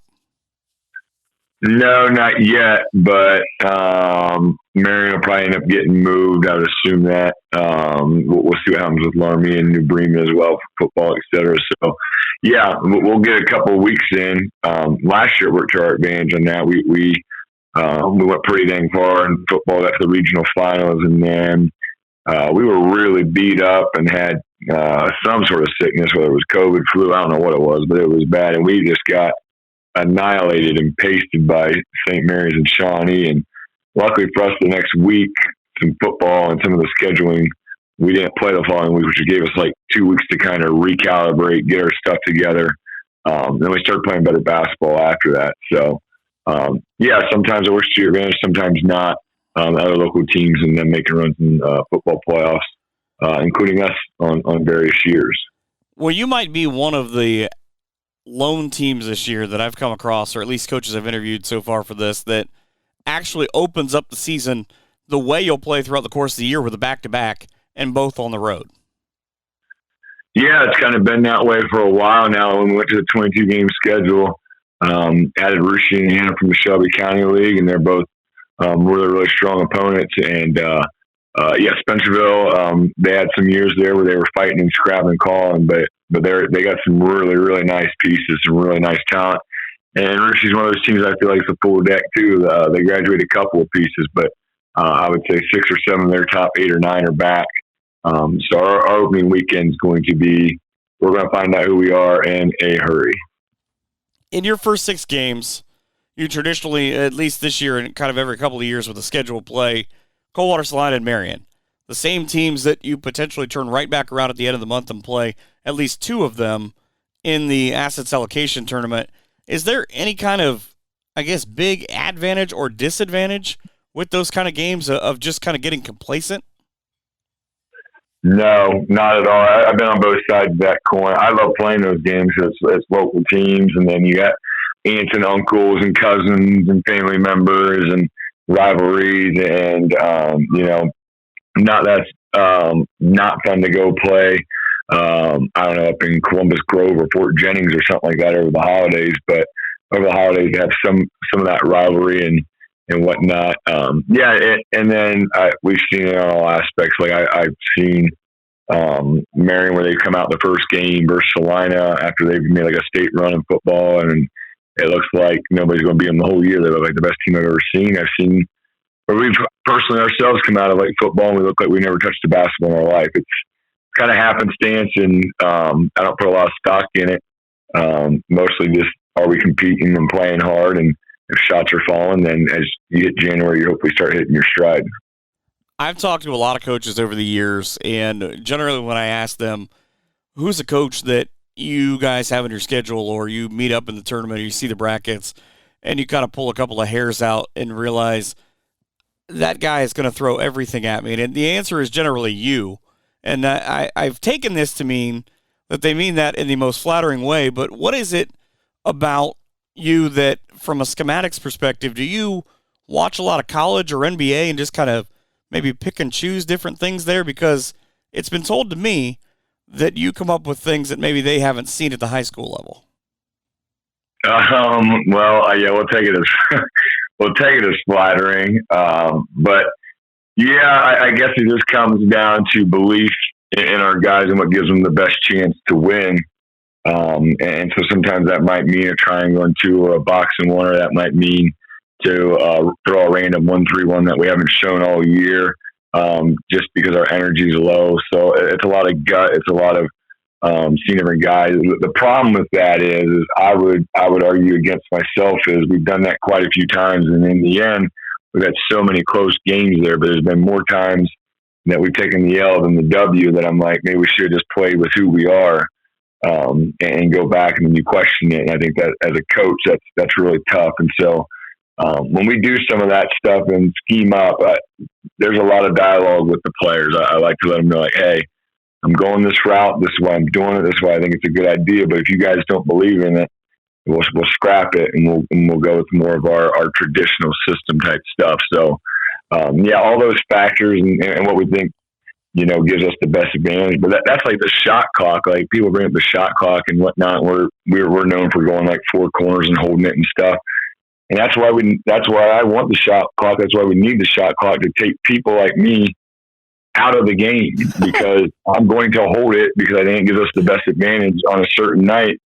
And nobody's paying money to watch us do that stuff. But I got to do what I think is best for our kids. So if you force my hand with a shot clock, well, then I got to learn to coach a little bit differently and adjust and give our kids the best chance to win underneath those rules. So, some of those types of things I think could be helped with something like a shot clock. But I don't know, that's my little tangent, I guess, on such things. I think that somewhere Dean Smith is smiling, just at the usage of the four-corner offense. Yeah, I'm sure that he is. It's been good to us different years, just depending, again, on personnel. Like when we have somebody like Mitch Stammen, who is an unbelievably explosive athlete, you get him out in space, then it looks pretty dang good. If you get somebody like Eric Rosenbeck up there at the top, then don't run it because you're going to look foolish and they're going to cut you off and it's not going to go well. So a lot of that's the same idea of like personnel and like, okay, they got Eric Rosenbeck trying to guard Mitch Stammen. Well, he has no chance. So yeah, we'll go full corners just to get the matchup we want and kind of scheme it up. Well, it is fascinating because are those things that you guys work on earlier in the year and you just sort of pocket them so that maybe when you talk about it later in the year, you can go, okay, we've at least seen this way back in the day? Both. Like we'll do that where we'll have it at the beginning of the year and maybe it's not hitting home the way we want, and then we can come back to it. We don't ever really throw it completely away. At least usually not. Most of the time it's as we're scheming up and we have, 3 or 4 days, it's like, all right, we're going to try to go at it this way just to see how they adjust or don't. That was one of the things I didn't like to end our season last year versus Marion local. We played them traditional. We were man-to-man. They're really athletic, long and strong. And I didn't have the guts to go into a zone just to kind of see how they would respond. I didn't want them to hit like back-to-back threes or for us to not know how to check out in a zone. And then like 2 games later, they play Antwerp, and Antwerp just really stifled them with their 1-3-1. Now, obviously, they were a really, really good team. And they're really long. Really long, yes. And I would have liked to have seen us try that, though. So, we didn't run much zone last year. We did some at the beginning, but you had to go back to your question. Like at the beginning of the year, if we have it and it's there, it's like, well, remember we did this. So our main focus here is to double down on Knapp here to make sure that we take Hess from getting in the paint, whatever it might be, and hope that it works and roll the dice. I take it from listening to you that you sat with that Marion game for quite some time. Yeah, they got us in the district finals in 2018, and they went on to win state. We got them the next year, and they lost in the state semis, and so that was kind of a district, little breaker there, and they got us in the semis, and at the end of the third, we had a 3 in the corner that didn't go, and then they hit one from about half court, so it goes from possibly being 4 points to 10, and then we had to scramble, and they got us. And there's another team, like they are bringing back a load of talent. They're going to be a really good ball team. So we're going to have to get our act together in a hurry if we're going to be able to beat somebody like that whenever we play them. Well, hopefully the football run continues for quite some time, so that just keeps getting pushed back and back. You get your season in, and they're kind of scrambling at the beginning of the year. Yeah, whatever it takes, man. I can see Kurt both happy and not so much about that. Yeah, he's down. He's got that system down. He does an unbelievable job because you're losing 20, 25 practices, 30 practices, whatever it turns out to be, depending on the year of skill and install and everything. So that turns summers and off-season stuff really, really important. And he's been doing it a while, as have many different schools in the area. So, he does a great job. He knows how to utilize his athletes, and they hit gaps really hard, and they defend as hard as anybody you'll see. And they got that identity, and they kind of roll with it. With that being said, we can't just be like, well, Marion's big and long and talented. Let's go get our butts kicked. That's not St. Henry basketball. So, we got them circled. Like that's the team for us to beat. Last year we had Bremen circled as the team to beat if we want to get out of district. Sure enough, we saw them in the sectional finals. We were lucky enough to beat them. But then Marion got us in the district semi. So this year, I think Spencerville is going to be really, really good. Marion's going to be really good. And there's a lot of teams like us that are rock solid that we're going to have to get through. You have a weird ending to your season in that you end on a Monday night in February. I don't know that I remember anybody ending. I mean, I've seen the Tuesday night games, but I don't know that I've seen anybody end on a Monday night like that. Yeah, I don't understand why I always just say, hey, doesn't step in on this. I'm sure there's reasoning that I don't understand. I've never asked, so I can't really complain about it. But the Southwest District starts a week before we do, and Versailles is in our league, and so we have to roll them up to the front of the schedule because obviously we can't play them on a Friday night when they're in tournament. It's mind-numbing to me that we can't get the tournament to start for everybody at the same time. Everybody's going to start the earliest tournament game you can have is on Tuesday, February 24th, whatever it might be. That doesn't make sense to me, but again, I'm sure there's a whole lot of factors. I never really looked into it. The only time I really get concerned is a situation like this, which happens about once however many years where we're playing somebody from the South and they're already in tournament and then we're not, and we're trying to stay sharp for tournament. It's a good challenge, but again, we've had that when I've coached long enough now that we've had that where that's been a positive for us where we kind of need to recharge and refocus, get away from it before tournament. We've had it where we're on a roll and we're the last thing we need is a break. We want to just keep playing. So I'll let you know how I feel about it when it comes to late February. Right, especially because you go Friday, Saturday, Monday that week. Yeah, I know. It's like Bath, St. Mary's, and I don't even know who the other team is. I'm like, holy. Yeah, so, yeah, we're going to have our hands full 3 out of 4. And then, if we play really good basketball, if we can win 2 out of those 3 or all 3, then, we'll probably want to keep playing. If we take on the mouse, maybe it'll be good for us to take Tuesday, Wednesday off before we get ready for tournament. So right. We'll see what happens and go from there. I think the Northwest Southwest District conversation is a whole other podcast because I've had coaches in every sport and from every place kind of bring that up, and it always ends with, "Yeah, I just sit and complain about it, and nothing gets done." Yeah, and I would think that I'm not known for not voicing my opinion, which sometimes hurts and sometimes helps depending on who you are and what it is about. And some of these different matters, I've tried to express our viewpoint, but there's always usually a pretty solid argument on the other side. That one I've never really looked into, but now we're talking about maybe I should have. How does this work? Who's making the decision? Is there anyone to complain to, or is it just this is the way things are? But then again, I might not want to complain because it might be a perfect thing for us. So right. let me stand back till February, then I'll decide. You could be the old man shaking your fist at the cloud at this point. Yeah, just like Grandpa Simpson. Exactly. I just watched that episode the other day, too. I'm glad that's the first time someone's actually made a Simpsons reference that wasn't me on this show. Well, I'm glad I could appease you. I enjoy the jokes every day, by the way. Yeah, well, 10-4, we're getting ready to recycle back to number 1. There's 900 of them in there, and people kind of give them to me, and I keep adding them. I'm literally at the last one, and some of them accidentally go twice anyway because people give it to me. I forgot I said it 4 years ago, but yeah. So we're however many years now, always adding them, and then we'll start fresh again from day one.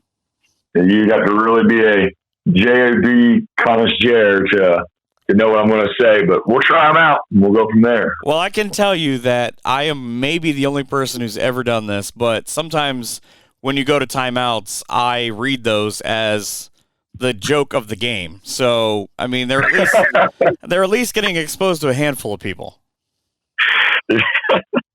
Well, hopefully they're rolling their eyes the way my students do and then just get really depressed on their principal. Denny just sort of looks at me and just goes back to what he's doing of, did he really put that out? Yeah, I said that's what he's down there telling the kids right now. You're dang right. We try that out, and Deb and I always laugh, but I don't think anybody else does. Everybody else is pretty much annoyed with it at this point. But I got to keep it going now. It's got 10 years in a row, so can't stop it now. Like I said, it's always one of my favorite things when I see it in my feed of, oh, what's this one going to be? I tell my wife, and she doesn't think you're as funny as I do. I'll just tell you that. Your wife's a smarter person than you are. Right. Well, that's a whole story for a different day, I think. 10-4. I wish you good luck this year. I always joke. I tell every coach this, except for your opener when you play my alma mater. Well, Yeah, that's absolutely true, and I don't have a good comeback for it other than I'm hoping that we continue to grow as a team. They're a really fun group. They play their freaking butts off for us. I love them, and I'm hoping that the players can get rewarded for all their hard work with some W's on the left side of the scoreboard. That is St. Henry coach Eric Rosenbeck. We're back with some more here in just a couple of minutes.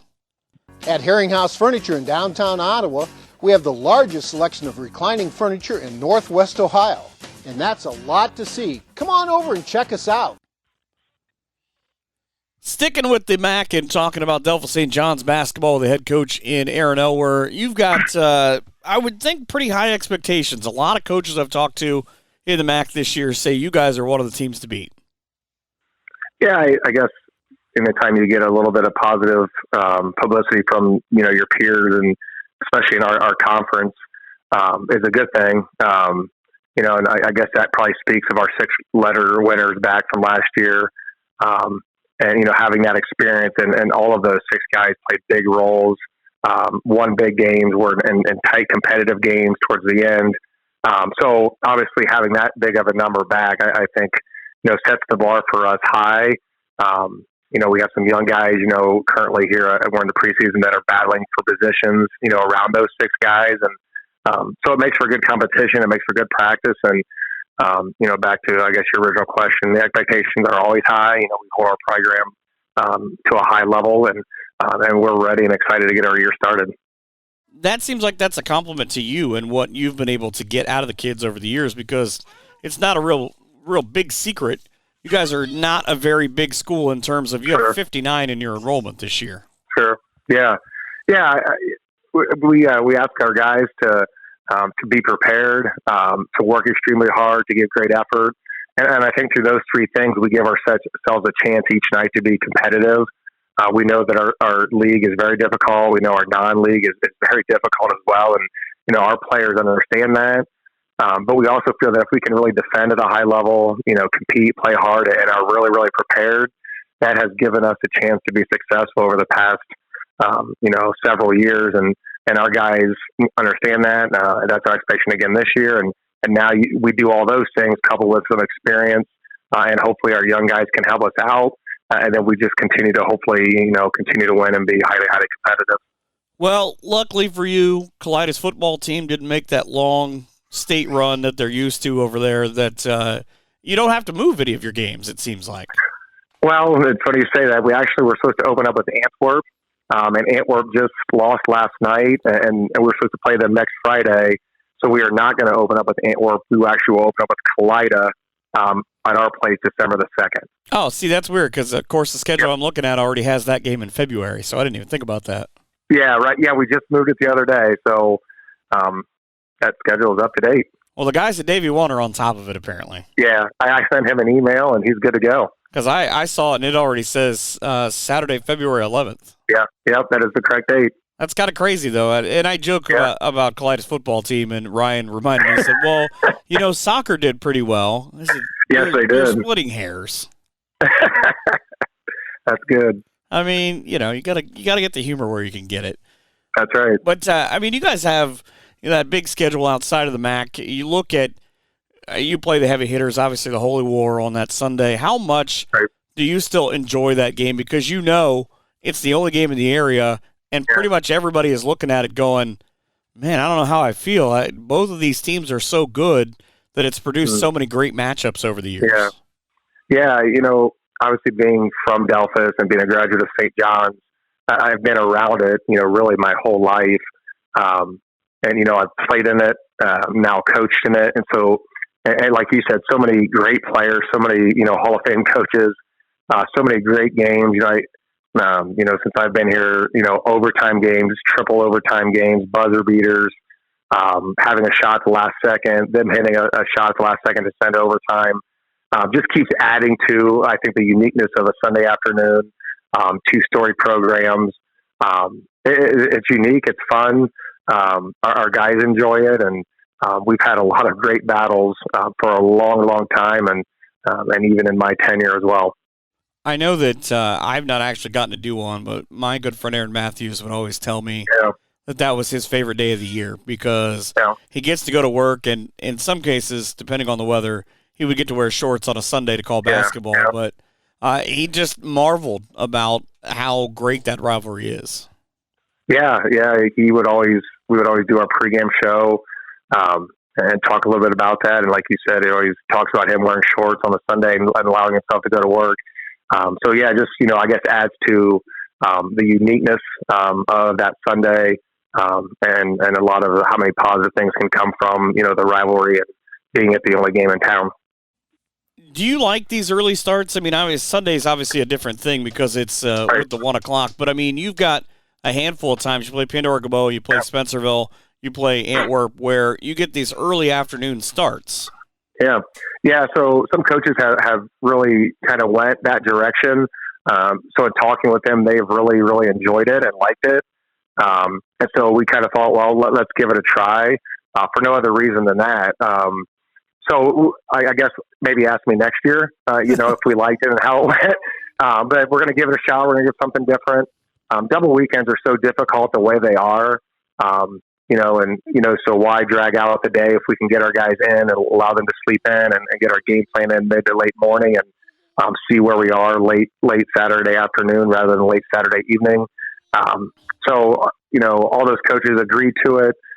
We're going to see where we are. We've got a lot of questions why we did that. And really the only reason is to try something new. And we'll talk to our players how they like it. And if it doesn't go well, we will readjust for next year. I've asked a couple of coaches that. I know Matt Tabler and Frank Keller are big proponents of those. And both of their quotes were, I hate waiting around all day to play a game. Let's just get it over with early. Yeah, there's Samaritan. Actually, funny you bringing up Matt's name. He's the one that kind of got in my ear a little bit about that. And obviously got me thinking about it. And, we kind of obviously went that direction this year. And, there's Samaritan sitting around all day and dragging the double weekend on as long as possible. And we've talked to our guys already about that. And we hope that we're going to embrace that. And we'll see how everything goes. But how does that work for coaches? Because I've asked a couple of coaches that have those kind of double weekends that are late and early. As far as scouting goes, do you put one guy on the second day opponent because it's not a league game? Yeah. All of our coaches have different roles. Some of them will start looking at that game a little earlier than me. If a week is going really well and we have a double, normally by Wednesday, I feel really good about what we're trying to do on Friday in our league game.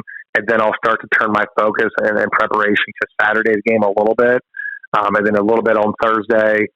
Friday, I really don't mess with anything because it's a game day. We'll go in early Saturday and make adjustments for, the game the night before and then really start preparing for that night. We bring our guys in mid-morning, clean up last night's game, and then we start to prepare Saturday's game and have a walkthrough, and that's really it. So it's not going to change a whole lot.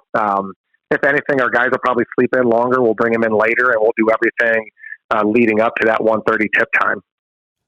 When you get to the beginning of the season, you've got the double weekend with Kalida and Elida, one with a K, one with an E, as the saying goes. How do you approach that? Do you just early in the season, you guys just do you because you can't necessarily rely on tape from last year because there's so much turnover? Sure. The first game, especially the first weekend, especially is, you really never know what you're going to get. It was always, when I first started to become a head coach, I'd reach out to coaches like, how do you prepare for the first game? And they said, you really don't. You got to be able to make in-game adjustments if you need to use an early timeout or two, to set things up because they're showing you something that you haven't, repped a lot in the preseason. That's kind of how you go. Fortunately for us, like I said, we're not playing next weekend. I know the Elida tip-off is happening, so, we will have a chance to see Elida. We did see that Kalida plays 2 early games as well, so we'll see a little bit on them as well. But, in some situations, coaches don't have those opportunities, and you prepare your guys as best you can, and you got to be ready to make some game adjustments. Well, then, of course, the Tip-Off Classic kind of being an oddity this year, and that LCC won't be able to be part of it. Right. Yeah, I did hear, actually I talked to Coach Taylor and Coach Triplett a little bit last night, and they were kind of reaching out to find teams to fill that slot. So, yeah, it will be definitely, obviously, very different. One of the big things I always love to ask coaches about is kind of a little bit things outside of basketball. I obviously follow you on Twitter, and you've been big with everything going on with St. John's. They had the neat thing of the 50 years of volleyball, and golf had a heck of a year. I mean, what's the culture like at St. John's right now? It seems like everything is headed in the right direction. Yeah, for sure. I think there's a lot of really good things going on. With our fall sports just wrapping up, the golf team has had a great run and a great year. You look at our football team, and they gradually kept getting better as the year went on, and they had some big injuries as well. It started to get a little healthy towards the end, and had some huge wins. Were able to get in the playoffs and played really well against Arlington and beat a 9-1 team on the road. So credit to those guys for continuing to get better.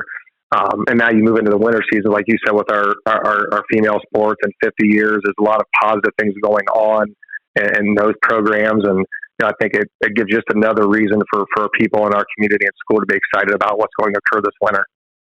I saw the scouting report on Cam and about how he's got pretty good off-speed stuff for baseball. My question is, can you hit his curveball? Well, Michael, I don't want to get in the box at all, and I actually don't catch him anymore, if that answers your question. So gone are the days where the dad sits 60 feet 6 inches and tries to catch any of his pitches, let's put it that way, let alone try to swing at it. See, that's how I know you've done this, because I feel like that's both a non-denial and you're giving respect to your own kid. You see how I did that. Right, I see you've done this a couple of times. A few. It's crazy, though, because, again, speaking about Cam, he's a young man who, when looking at the broad scope of how the MAC was going to be this year, he's one that a lot of coaches have said, he's already given me headaches trying to figure out how we're going to defend him. Yeah, like I said, it's going to be a whole new experience for me. Coaching my son, for the first time, but obviously it's something I've done throughout, youth grades. But now to really be labeled as his head coach is going to be a unique and I think really special and enjoyable part of our relationship. To give credit to him, he's worked extremely hard. He's been given a lot of God-given abilities, but we've had a lot of hard workers in our program, and he's right up there. And, to hear those things from our league, they've obviously had the opportunity to see him at junior high, and, that's completely different to what's going to happen here in 2 weeks when the varsity game gets tipped up and you're playing against 17 and 18-year-old grown men. But we like where he is. We like what he's done. And I think the biggest thing is the amount of respect his teammates have for him. And they have welcomed him with open arms and have allowed this process for a young guy to be part of their team and hopefully make us better. And I know we're all looking forward to that. Have you had your thought process yet about how to kind of separate coach and dad of, I don't want to necessarily get on him about a game at home, or kind of how to leave those two things? Yeah, for the longest time, anytime that I see a head coach that has a son and is coaching them, I always find a second or two, whether it be at a shootout. We hosted team camp, even back in the day, Coach Homeyer Continental with his son Brock. I would pull him to the side and ask him and some other coaches, who I've seen, and I just talk a little bit and probe a little bit about how they handle their father-son coaching relationship. And, so I take that, and I also obviously, know our relationship, everybody's is different. And so that's at the forefront of my mind to really leave everything at school. And so once we get in the car together or we come home together, it's strictly father-son. And so that's number one. And through the first few weeks here of preseason, I think I'm doing a pretty good job of that. And I think he understands that as well. So we'll see how this continues to go on, but the goal is to leave it there at school and leave it in the gym. When you look at the MAC this year, what's the top of the league look like to you? Yeah, I think Versailles has had such a great run. I always go by, I know you look at who's returning, but somebody's got to beat Versailles first. With Stonebreaker back and the player of the year, to have that inside presence and that experience is tough to handle. You look at Marion Local and what they have returning from a regional team and the size that they have. And, they do have good guard play returning and just the level of athletes that they can throw at you and how well they defend. They're going to be right there as well. New Bremen returns a bunch of really good athletes, and you can see that occurring still on the football field and the success they are having. I think you go there with those three teams. St. Henry always seems to kind of find a way to put 7, 8, 9, 10 highly competitive kids out there and make things extremely difficult. Minster will continue to be improved. I know they were young last year, and those guys are getting experience, and they also have a good incoming freshman group that I think will add to their experience as well. So it just isn't easy. It's very, very difficult. And our guys, like you said, we have high expectations. We like to think if we can maintain health, get healthy, that we are going to compete and be right up there on every Friday night. With the emergence of the rivalry coming back in football the last couple of years with Jefferson, how much fun is that rivalry on the basketball court in that everybody in town is either yay St. John's, boo St. John's, yay Jefferson, boo Jefferson? Yeah. And heck, some of them might be both. Yeah, for sure. Coach Jenninghoff and I have talked about it for a number of years, and schedules are really difficult at times to work around. So finally, we were able to get that done this year, and obviously with football starting 2 years ago, and what we've seen and how it's done for our community, and the attendance and the crowds and the competitive games. I remember 2 years ago the football game. I'm like, this is a really cool thing, and I attended our girls' game the other night with Jefferson, and so you see the energy, and it makes for a great atmosphere, I think, for high school kids to be a part of. And, so Coach Jenninghoff and I finally find a date, and, we got a ways till that occurs yet, but it'll be a cool night. It'll be a great night. It'll be super competitive. And, I know I'm looking forward to it, and I know our players will as well. And it'll be something different. It'll be another rivalry game for us that allow our guys to compete and compete at a high level. And I think it's the one night on anyone's schedule where no matter who the home team is, the visiting team's bus doesn't even get warm enough to make it across town. Yeah, for sure. Like, I guess I need to find out, do we take a bus? Do we just meet our guys there? Or how this typically plays out? But yeah, you're right on the bus deal. Luckily, it's home for you guys this year. You don't have to figure that one out. That's right. That's Jordan's problem for now. That's right. Well, I thank you so much for doing this. I look forward to seeing what you guys can do this season. Hey, I appreciate you reaching out. It was a lot of good questions. And like you said before we even got on air, I appreciate talking about our guys, our program. I feel good about where we are, and now maintain health, get healthy, and lean on our experience. And we're excited about to get ourselves going here. That's Alpha St. John's head coach Aaron Elwer. We've got some more here in just a couple minutes. Getting the kids to practice on time. Remembering if it's your day to bring snacks. Making it to the game with a clean jersey. Why are simple things sometimes so complicated? Thankfully, with Auto Owners, insurance doesn't have to be one of them. Auto Owners works with independent agents who answer when you call, so you can worry about more important things, like whether your kid is going to run toward first or third base. That's simple human sense. Call Niedeck and Hilvers Insurance in Ottoville. 419-453-3448. Continuing on, talking about programs that don't have all their guys right now. And New Bremen's coach Cory Stevens, and I just talked to Kurt Goettemoeller about this, and he's pretty much gotten it to be old hat. But for you, it's the second time in 3 years where you've not had all of your guys. You've had to push games back. Does that first run at all help you develop any kind of thought process on this time?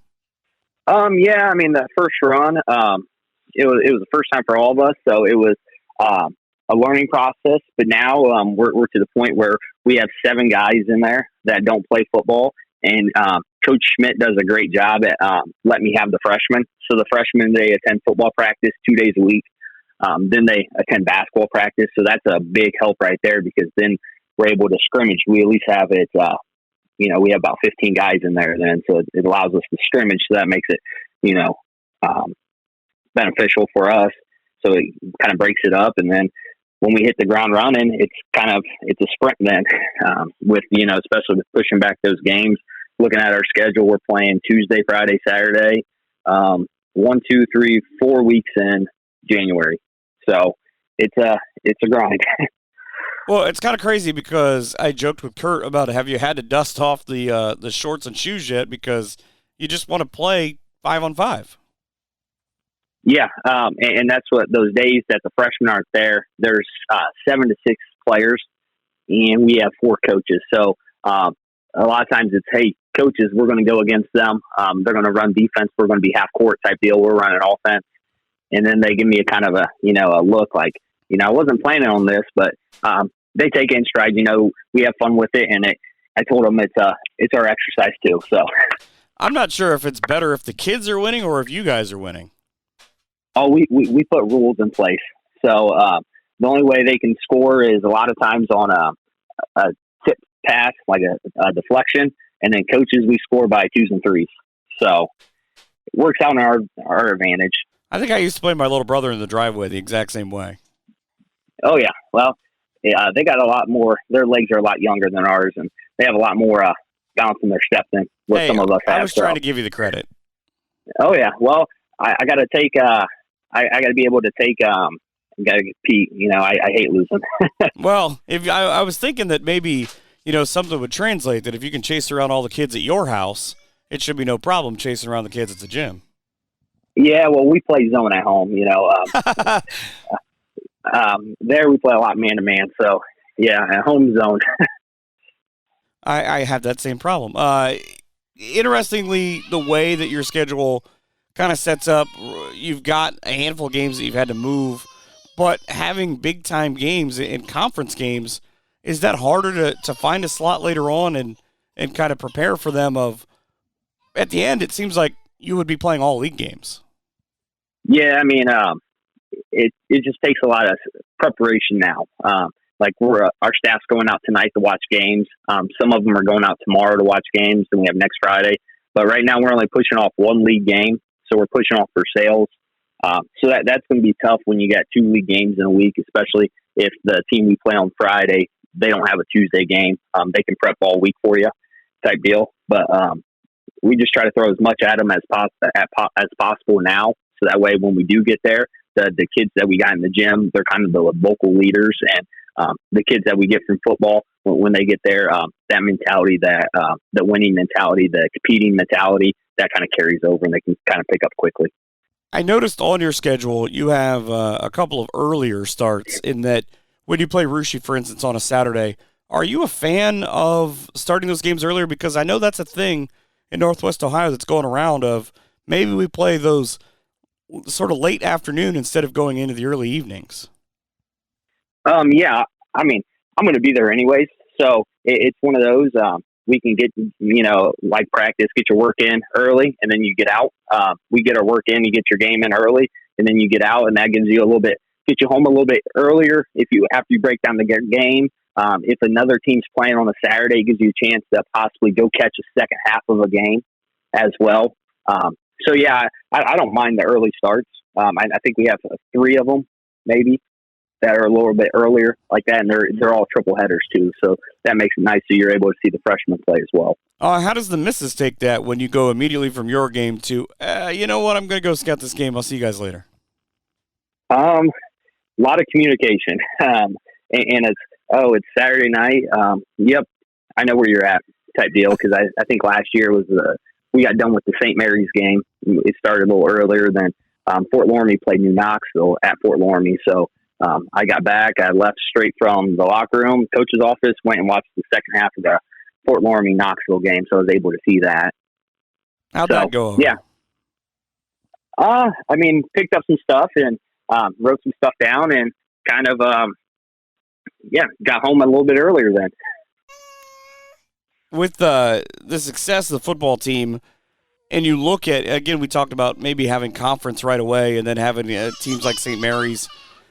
With having highly athletic teams on the other side, how does that make it for you guys to have to adjust of, hey, I'm going to need you guys to get basketball legs pretty soon? It helps with our depth. I mean, right now we have 11 players on the varsity roster, and 9 out of the 11 are seniors. So they were around when for that football run back in 2020. And then the two juniors on the varsity roster, they played quite a bit for us last year, and then this summer with Aaron Tiemann and Hayden Zeller. So they're able to pick up on some of the philosophy that we want to do and how we want to play. And it's also nice that we're having the same staff now for, Coach Clausen's been with us for 4 years. Coach Elking's been with us for 4 years. Coach Simchek's been with us for 3 years. So having the system down and kind of helping implement it to those guys and being able to break down into smaller groups. Well, I'm glad you brought up Hayden because I wanted to ask you about him. With being 6'5", you know that he's going to face a ton of guys his size or bigger this year, just the way that the MAC works out. Is there anything to that in terms of you can tell a kid of, hey, you haven't seen a lot of guys kind of like that coming through, but now you're going to have the oddity that maybe you're the quote-unquote smaller guy? Yeah, I mean, even some of our smaller guys, for instance, like an Evan Ike, who's 6'3", he plays a lot bigger than a 6'3" with his physicality. So being able to go against, that every day, Dylan Bumbayer's the same way, David Holman, Alex Holman, all the Carter Elking, Ben Saylor, Kai Eason, they're all about 6'1". Hayden's our tallest at 6'5", but with how physical they are, they could play a lot taller than what they're listed as in the program. With the MAC this year, I asked Kurt about it. I've asked a handful of coaches about the MAC. Who do you see at the top when the year is over? I think a lot of teams have a good shot at it this year. I mean, if you look at Marion local, they bring back a ton of experience from last year and a lot of their players. Delphi St. John's, they're a team that they bring back a lot of experience as well, and they're very well coached over there. Then you go into St. Henry. Coach Rosenbeck does a great job always getting them, coached well. Fort Recovery has some kids that can play. Minster, they played a lot of freshmen last year, and now they're a year older, and they got some great younger guys. You got Parkway, Coach Hughes over there. He's had them. They're always tough to play because of how prepped they are. And then you go in, even the Coldwater, New Knoxville. If you don't bring it every night, they're gonna sneak up on you and they'll get you. So I think the league's pretty open. It's just going to be who can compete night in and night out, and hopefully come out on top then. When you have, and I've asked a lot of coaches this question because it just fascinates me from the mindset of these back-to-backs where you play a league opponent on Friday. Let's say it's St. Henry in January, and then you have Botkins at home the next night. Do you put someone specifically on Botkins in that one of your coaches of, all right, you're going to think about that because the league game is sort of more important, but we don't want to give away either game? Yeah, I mean, we kind of worry about Friday throughout the week. Now, as coaches, we kind of talk, hey, did you see what Botkins is going to do? So we kind of work some of their stuff in a shell offense or shell defense, a series, some of their actions. But we don't talk about, Saturday until Saturday mornings a lot of times. And then it turns into Friday night after the league game, sitting in the coach's office with the coaches. Okay, what's our thoughts on, Botkins that night? This is what we've been seeing from them. This is how we're going to approach it, type deal. And then we put together our scouting report on Friday night into Saturday morning, because again, you're worried about the Friday night game first. I know there's a lot of moving pieces to this with football and with everything going on, but when you look at what Bremen basketball is going to be this year, someone asks you, hey man, what are you guys going to be? What's that look like? I think we're going to be athletic, and we're going to have depth, especially with, the moving parts and coming in and maybe getting a late start. We're going to have to rely on our depth early, especially until we get those basketball legs under us. And then hopefully, if we do that, then at the end of the year, we should be playing our best when it truly counts, when it comes time to the tournament. Well, whenever that is that you get started, I wish you guys best of luck this season. Hey, thank you. That's Cory Stevens, head coach at Bremen. We're back in just a couple of minutes. Lee Kinsel Sales and Service, 650 West Urban Road. New Chevys, Buicks, GMCs, and all your pre-owned vehicles. We've got an award-winning service department and an award-winning parts department. What a great team. 866 Lee Kinsel, LeeKinsel.com, 650 West Urban Road, Van Wert, Ohio. Come see us and you'll leave happy. There's nothing like a Kinsel deal. We've been in business for over 50 years and looking forward to the next 50. 650 West Urban Road, Lee Kinsel Sales and Service. Come on over, Lima Land. Another one of these interviews that are kind of interesting because as we talk about basketball, football is still going on at Marion Local. The head coach and Kurt Goettemoeller. Normal thing for you guys, obviously, but still kind of odd getting started in mid-December, I would think.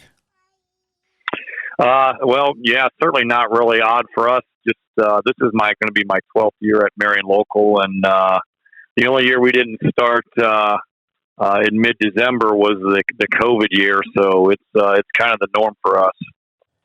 Have you gotten used to it? I mean, in terms of a lot of coaches with teams who are kind of developing with Columbus Grove, with New Bremen, where they've done it once or twice, but they maybe don't have that kind of secondary schedule down. Have you guys gotten to the point where you go, okay, this is what we expect.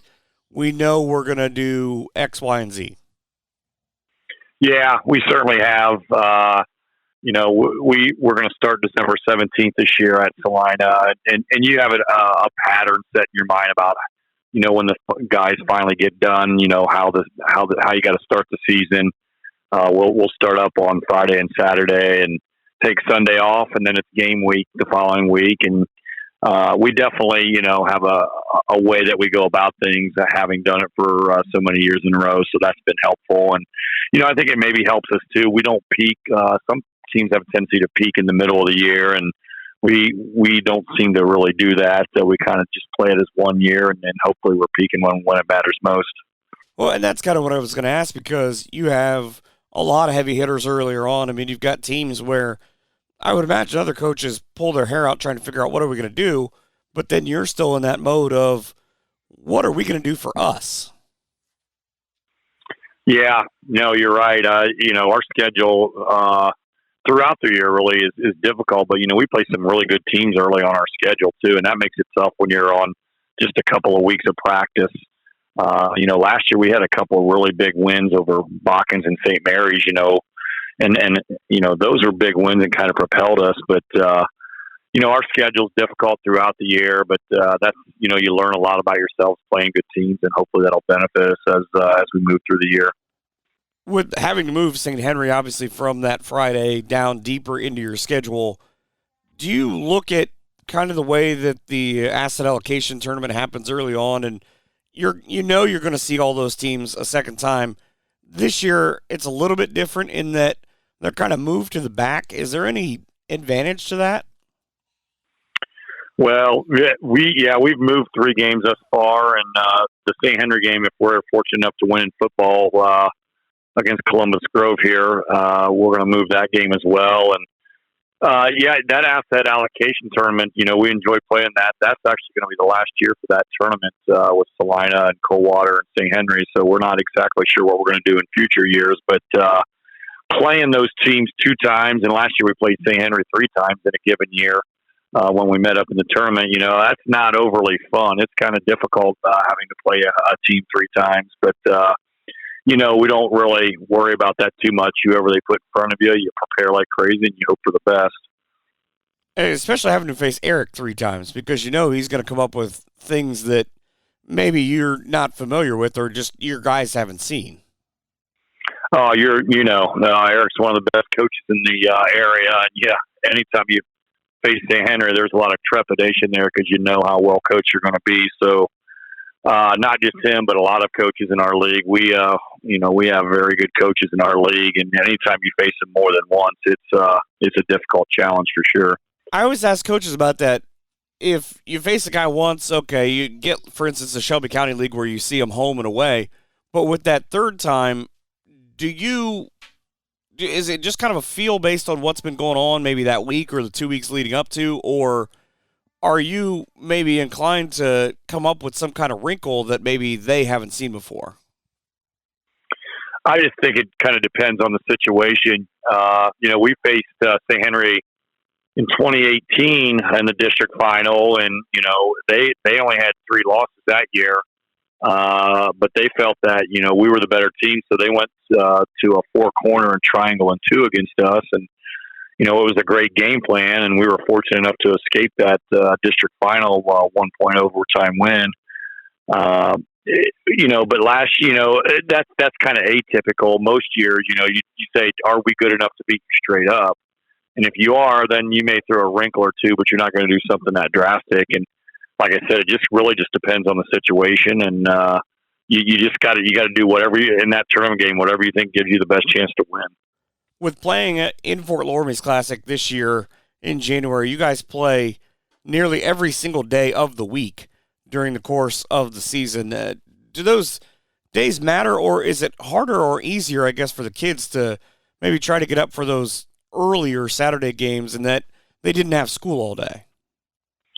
Well, our schedule, when we lose 4 to 5 games a year or at the beginning of the year, and we have to find places to put those games back on the schedule, my goal is usually to try to get them scheduled in over Christmas break and New Year's because the kids aren't in school. I'm a teacher at Minster, and since I'm not teaching during Christmas break, that gives me and some of my other coaches an opportunity to plan more for the opponents because we just have a run of games to plan for. We're going to start out with something like 9 or 10 games in about 18 days' time here. We have 3 games the first week, 3 games the second week, and 3 games the third week. And you need time to plan for those games. And the kids, that's a lot of games to prepare for. But because they have off school, they do get a break. And so that's always been my goal. And I want to try to normalize the schedule in January and February and try to avoid midweek games at all costs. See, I'm glad that you said it because I was going to phrase it as your schedule stands right now, you have 8 games in the first 14 days of the season. Yeah, it's nuts. It definitely is nuts. And, we're short on practice time, but, it's just like I said, we try to get them over at the beginning of the year. That way we can normalize our schedule in January and February where you're not, when you have a Tuesday game, it's difficult because you don't feel like you can go hard Monday in practice. On Wednesday, you just played the night before, so you can't go overly hard. And then, of course, on Thursday, you're going to play a game the next day, so you can't go overly hard. So I don't like midweek games at all just for that reason where you don't feel like you can go a hard practice and really get after it.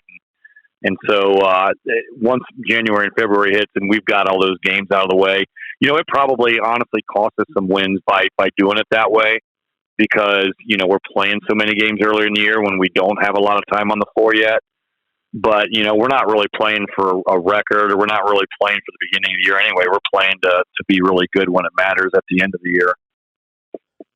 With not having a ton of your guys because of the success of the football team, are you suiting up for 5-on-5 in practice?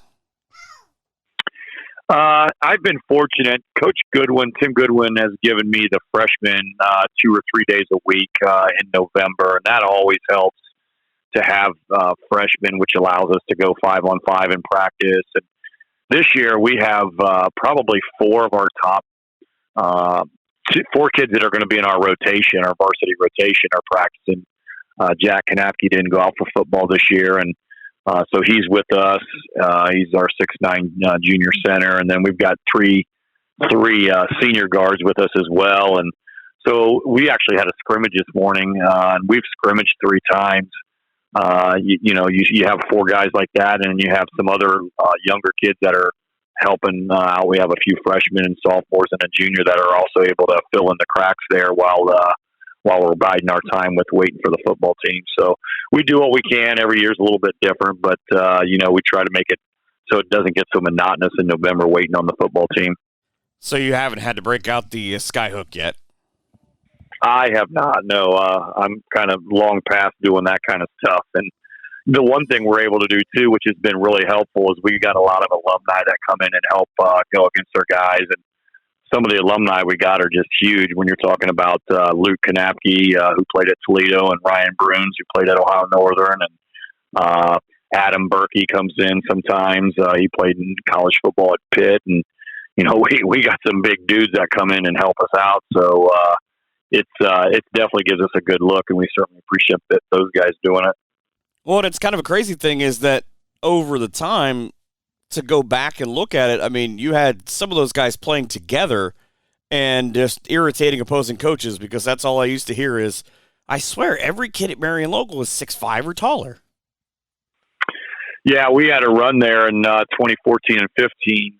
We had a lot of size that year, and Tri-Village got us in the regional finals in both years in 2014 and 2015. And we went through, we go through our stretches too. One of those years we started a 6'1" center, so we weren't always big, but we've kind of gotten through that cycle, and now we've seemed to have some size here in recent years, and we're certainly going to be a big team this year. When you look at what this year could be, I mean, obviously it's a little bit hard because you've got so many guys kind of waiting to come back, but you have the group that what they're going to bring in and what you have in practice. What do you expect from Marion Local this year? Last year was kind of a situation where it was fun because we had a really good year, and I don't know that people seen us coming. 22-5, and we were able to have a three-way tie in the MAC and win the district and get all the way to the regionals. It was a great year, and that was fun. Now this year is going to be opposite because people are definitely going to put that bullseye on our back. I'm sure we're predicted to do well within our league, and people see us as one of those teams that has a really good opportunity with some talent this year. But we don't try to pay attention to any of that stuff. It doesn't really matter. I mean, you just take it one day at a time. That first practice you got to have a good first practice, and hopefully you stack a bunch of good practices together and you see where the chips fall. But we don't worry about any of the preseason expectations, anything like that. It's just a matter of trying to get better every day. When you look at the MAC, kind of to flip the question, who do you put the bullseye on this year? Well, I mean, I'll be honest. I think we're talented. I mean, there's no question. We have a chance to compete to win the league this year. But there's a lot of talented teams in our league. I think New Bremen, they bring back both their guards from last year that are really, really good, and they've had a JV team that had 0-1 losses the last few years. So New Bremen's going to be good. Fort Recovery has got a lot of talent and size. Brazils has got the Player of the Year back. Minster's young, but they're very talented. Just a lot of teams, then all of a sudden you're going to leave a team out that you shouldn't be leaving out. Coldwater's going to have some young kids coming up. There's talent all over in our league, and it's a fight every night for sure. That's got to be both a great thing and a frustrating thing at the same time. It's good for you. I mean, it's good because your weaknesses get exposed, and we play 5 teams in the WBL. We play the 3 or 4 best teams in the Shelby County League, and we're going to be playing the Springfield team over at the Fort Loramie tournament. So we get our weaknesses, just like last year, they got exposed early in the year, and then those are the things you go back and work on in practice, and you try to shore them up as much as you can, and that allows you to be playing really well by the end of the year. So we definitely play a challenging schedule, and certainly playing in the MAC every Friday night, you're going to get everybody's best shot. And like I said before, we have a ton of good coaches in our league. And it's not like it gets any easier going kind of for round 2 or sometimes 3 in that Wapak district. Yeah, and that's what it is. Last year, St. Henry upset New Bremen when they played that game there at Coldwater, and we had to play Spencerville 2 times. That game we played against them the first time was an overtime game over at their place. And so, the teams you're going to be playing are probably teams you've already seen. And the Wapak district, we're really fortunate. That's one of the funner districts to play in. It's a great atmosphere and a lot of good teams there with a lot of great fan bases. So we're really fortunate, not just in Wapak, but all of Northwest Ohio in Division 4. We have it's fun to be able to compete in this area, that's for sure. My only thing that I hate about it is that by the time we get to the regionals, all of potentially our great teams are knocked out by one great team. You're preaching to the choir here in that regard. I definitely think there's some things that could be done to alleviate that a little bit. And I've talked to a couple Northwest District Athletic Board members, and they are good people. They're working like crazy, and you're never going to make everybody happy. So I'm not going to sit there and chastise anybody. I would like to see what they do in the Southwest. They have 3 districts down there in Division 4, and they play them pretty normal. And then when they get to the district final, they flip flop the matchups, and so you're not necessarily. It allows the teams like Russia and Fort Loramie, who are in the same sectional, they don't have to meet in the district final. They can actually not meet till the regionals. And there's things like that could be done in our Northwest district too. But the one thing is we're not sitting in those rooms. We don't understand all the logistics behind that too and what that all involves. So, I know those guys work hard. The board members, the Northwest District Athletic Board members, they work hard for almost no pay. And so there are problems that may present that we don't know, but you never know. We'll just see how it shakes out in the future. But for now, we're also excited to be able to play in the district that we do. That's for sure. Well, I hope that whenever it is that you get started, you guys have much success this year. Well, Michael, thank you for having me. Yeah, we enjoy it. We'll get started up here pretty soon, and hopefully have a fine season. But thanks for having me. That's Kurt Goettemoeller, the head coach at Marion Local. We've got more Mac coming up here in just a few.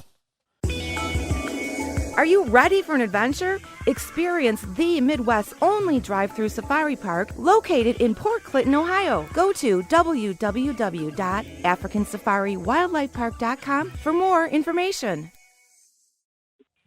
Turning our attention to the Western Buckeye League now in Division II, the Elida Bulldogs and their head coach and Matt Tabler. You've got to be just being an all-time basketball guy, including what you're doing right now, watching basketball, just bursting at the seams to get your team into a game next weekend. Without a doubt, it's unbelievable. The preseason has kind of flown for us.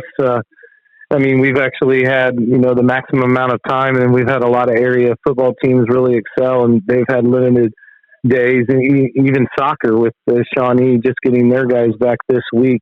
But it feels like the preseason has flown. We're still in the process of getting everything put together. We tell our kids at the beginning of the season that we had in the preseason that we have a puzzle as coaches, and we're putting it all together, and we just have a few more pieces to put in place. And it's hard to believe, but it's kind of exciting to be in the gym come next Friday night with the popcorn smell and the sneakers squeaking on the floor and the crowds there. It's just kind of exciting time. You sound like that. You are a guy that has your entire team and has had them for a little bit, though. Yes, without a doubt. Our football team experienced a lot of success early on. They started out the season 4-0. Fortunately, lost their last 6 games, but they played in a tough WBL. We know that we had some WBL teams advance pretty far in the tournament. Still have one in Van Wert who has a tough one against Glenville this weekend. But we've had all our football guys. I gave them a couple days off just to rest up a little bit, and they were chomping at the bit to get into the gym, and was just excited to have everyone together for a full 3 weeks. There was a guy that I just interviewed recently. His name is Frank Kill. He's a head coach at Lima Central Catholic. I don't know if you guys are familiar. I do know him just a tad. I see him every Thursday night and then a couple days in between that as well. He actually started off his interview with quite a bit of a rant about how the football season and the basketball season cross over and how he's not a big fan of that because he doesn't know when he's going to get his team back. And I guess for him, he's in the same limbo that you guys as Elida as an entity are, in that he's not 100% certain if he's going to have a team for the Tip-Off Classic or not. Without a doubt. And, we discussed that actually last night a lot, and it's unfortunate for the student athletes and the fact that the OHSAA will merge these. If you could, and we talked about if you could even, you're giving the student athletes that play fall sports, especially football, more of an opportunity when you add 16 teams. But could we look to adjust things, maybe start a week earlier for football and push basketball back to the first or second week of December, and even go back to a 20-game schedule? I would never be opposed to that as well. But, the OHSAA kind of dictates that, and we just have to go with the flow and do our best. Your schedule is the almost reverse of his through the first 10. He's got one game at home.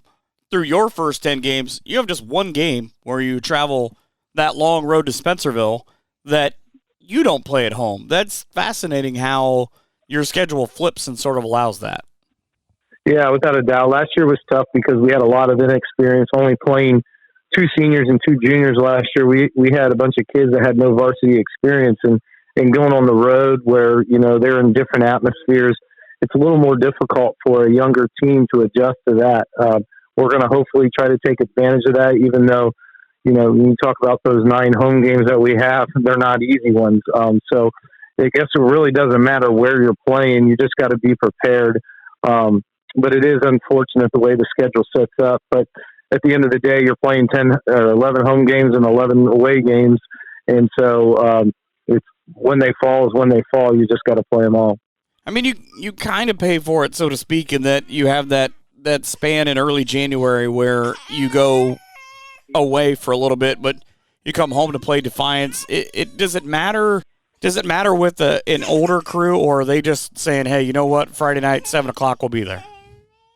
Well, I think when you gain a little of experience, that's what you get. I found that in my 16 years as a head coach is kids will adjust, especially the ones that have the experience. And with us, we're fortunate enough to return most of all our guys, and so they're used to that. So I think that we will prepare them as coaches, but I think the kids will also prepare themselves for things like that. How different is it for you guys? I love asking coaches this question because you get so many different responses of the possibility that with the Tip-Off Classic and then depending on how your schedule flipped, that you're going to potentially play one or maybe two teams twice in a season. Well, I think those 4 teams that match up in the Tip-Off Classic is good competition. Even if you had to play them 3 times, I would not be opposed to that because there is a chance that you could play them 3 times with Bath coming back to Division II after being in Division III for a while. You could play them in the tip-off, then you play them in the WBL, and then there's a potential to play them in the tournament as well. So there is a chance that you play them 3 times. But with competition like that, all these kids, especially with social media, know each other. It makes for a good rivalry. They play summer basketball together. Like I said, they're friends on social media. So I think it's only good. We know how strong Northwest Ohio and West Central Ohio is in basketball. So, if you're going to play 3 teams or play a team 3 times, you would want to play someone that's going to give you good competition and get you prepared for the tournament. When you play your Saturday afternoon games, you've got Bryan and LCC and Findlay. How important is it for you that, one of your 2 games each weekend is going to mostly be a conference game? Do you have a guy that you designate for the Saturday game, or do you kind of do you on the second game of that back-to-back that you want to concentrate on Friday night's game in terms of preparation? Well, I think the league's always important. League games, you stress a lot on the league games. And so when you're doing preparation the entire week, you're really looking at your Friday's opponent, but you always mix a couple things in practice that you know what they're going to do on Saturday, because we do our scouts on the Sunday before the Friday and Saturday game. And so we kind of have an idea what they're going to do on Saturday. We put that game plan in on Saturday morning, but at the same time, we've eased a few things in there knowing what our opponent was going to do on Saturday. Looking at the WBL this year, who's the handful of teams at the top? Well, the WBL is probably the strongest it's been in a long, long time. And when I talk about it, it's deep. Because you got to first start out with St. Mary's. St. Mary's has obviously Parks, 6'10", going to Ohio State. But he's bookend by 2 juniors that stand 6'6" and 6'7". They made a regional run last year, got beat by the eventual state runner-up, and really had a good season. Obviously, Coach Hagemeyer has been there, done that, Hall of Famer. So he will have his teams prepared. And then you look at just a bunch of teams that are really, really good. Defiance returns 3, 4, they actually returned, I think, 6 of their top 7 guys. They were runners-up last year. And then you got Van Wert, who's really strong. They played in our summer league and won our summer league for the 2nd straight year. And they're really well coached and have a lot of good players, and they're experiencing that playoff run that I alluded to earlier. And Pratt is just a big part of that, but they have so many key components. And then you look at teams like Shawnee. Shawnee is obviously well coached with Coach Triplett, and I think they have 10 seniors on the basketball team this year. And then the one that you don't think about much because, well, you do think about a lot, but you don't think about them in tournament because they go to Division III is Ottawa Glandorf, and they have been the cream of the crop WBL for so many years. And again, Coach McGlaughlin does a great job with the OG Titans, and so those are probably your top teams right there. And then Walpock lost a lot last year, and Salina lost their big guy inside. And Kenton was under a first-year head coach last year, and then Coach Powell always does a tremendous job, but they're very young. And then, obviously, the Bulldogs, we return a lot of players. We're just trying to get better each day. We know that the reality of winning the WVL title is probably not out there, but that's not our goal. Our goal is to get better each day and try to get a few more wins than we did last year, because we're in the process of building something at this point. And we talked about it with our kids the other day, that you have to start at the ground and work your way up. And that's what we're doing. And we're probably about a third way up the staircase right now. And we want to get to that championship level. But it's taken a lot of work. I've asked a lot of my coaching staff, and we work with the youth a lot. We're doing a lot of things with our youth, as well as the junior high. I have 2 great junior high coaches, and they're doing a great job. And we're really going to reap the benefits, and it's not going to happen in the first year, 2 years, maybe even 3 years. But down the road, we're hoping to build something special here. And I got asked that question today, how was it to win 3 games last year? And I said, it's very humbling, because at Perry, the last 8 or 9 years, we won 17, 18 plus games every year. So I was just used to winning. But then I had to think back when I first took the Perry job, and I think in the first 4 years on a 20-game schedule, we probably won a combined 19 games. But we were building for the future. And that's what we're doing with the Elida Bulldog program. People have to be patient. It takes a lot of work from a lot of great people, and I'm surrounded by a lot of great people, including my coaches and administration. And I got great kids, and they're buying in. I'm excited. But again, it's a process, and we know we're still a ways away. But these kids have bought in, and that's all I can ask of them. Do you find it overall harder to explain that thought process to people in Elida versus maybe when you had it the first time around in Perry, because the expectations of what Perry was coming into your first couple of years versus what Elida has been traditionally? I mean, they're not that far removed from the state runs of explaining to people of, you're just going to have to chill. You're just going to have to take my word for it. Well, I think that was probably a lot of the questions that were asked in the interview process, because I had a great where I was. I had a great community. I had great basketball teams. I had great kids. I had a great support staff. That it wasn't an easy thing for me to take the Elida job. And those are things that we discussed with the administration, or I discussed with the administration about the process of going through this. I'm not just going to come in and be able to turn this around. It's going to be a long process. I think anybody with any basketball knowledge within the community understands that and sees what we're doing. And I've gotten a lot of compliments, from a lot of basketball knowledge people within the community, say I'm doing the right things. And the biggest part is you have to do what you do, but you have to believe in what you do as a coaching staff. And I think I really got coaches that are bought in and really want to see Elida be turned around. And if you look at it, the longevity of the coaches at Elida, they've only had, including me, 3 coaches since 1986. So there has been that patience level. And so we're going to get it there. And when we get it there, we're building it so it's going to stay on top. It's not going to fall off. I think you have a little bit of unfortunateness that, talking about Van Wert, talking about Shawnee with the football and the soccer runs, that, of course, that's 2 of your last 3 games. So maybe by then they'll have their basketball legs versus maybe a year or so ago where you'd have caught them early. Yeah, without a doubt. And we're probably at this point in the program where we're really not worried about what the opponent's going to do. We're more worried about, are we doing what we're supposed to do? And we kind of took that approach at Perry as well, in terms of, if we do what we do and we do it to the best of our ability, then we've handled a lot of adversity that may come up in a game. So we were more about ourselves and opponents. Obviously, when you get further in the tournament, there's more things that you can look at. But at this point in time, we're not really looking per se at other teams. We're just really concentrated on ourselves. And our kids, to their fairness, they have not been in a system like this at Elida, the system that we run.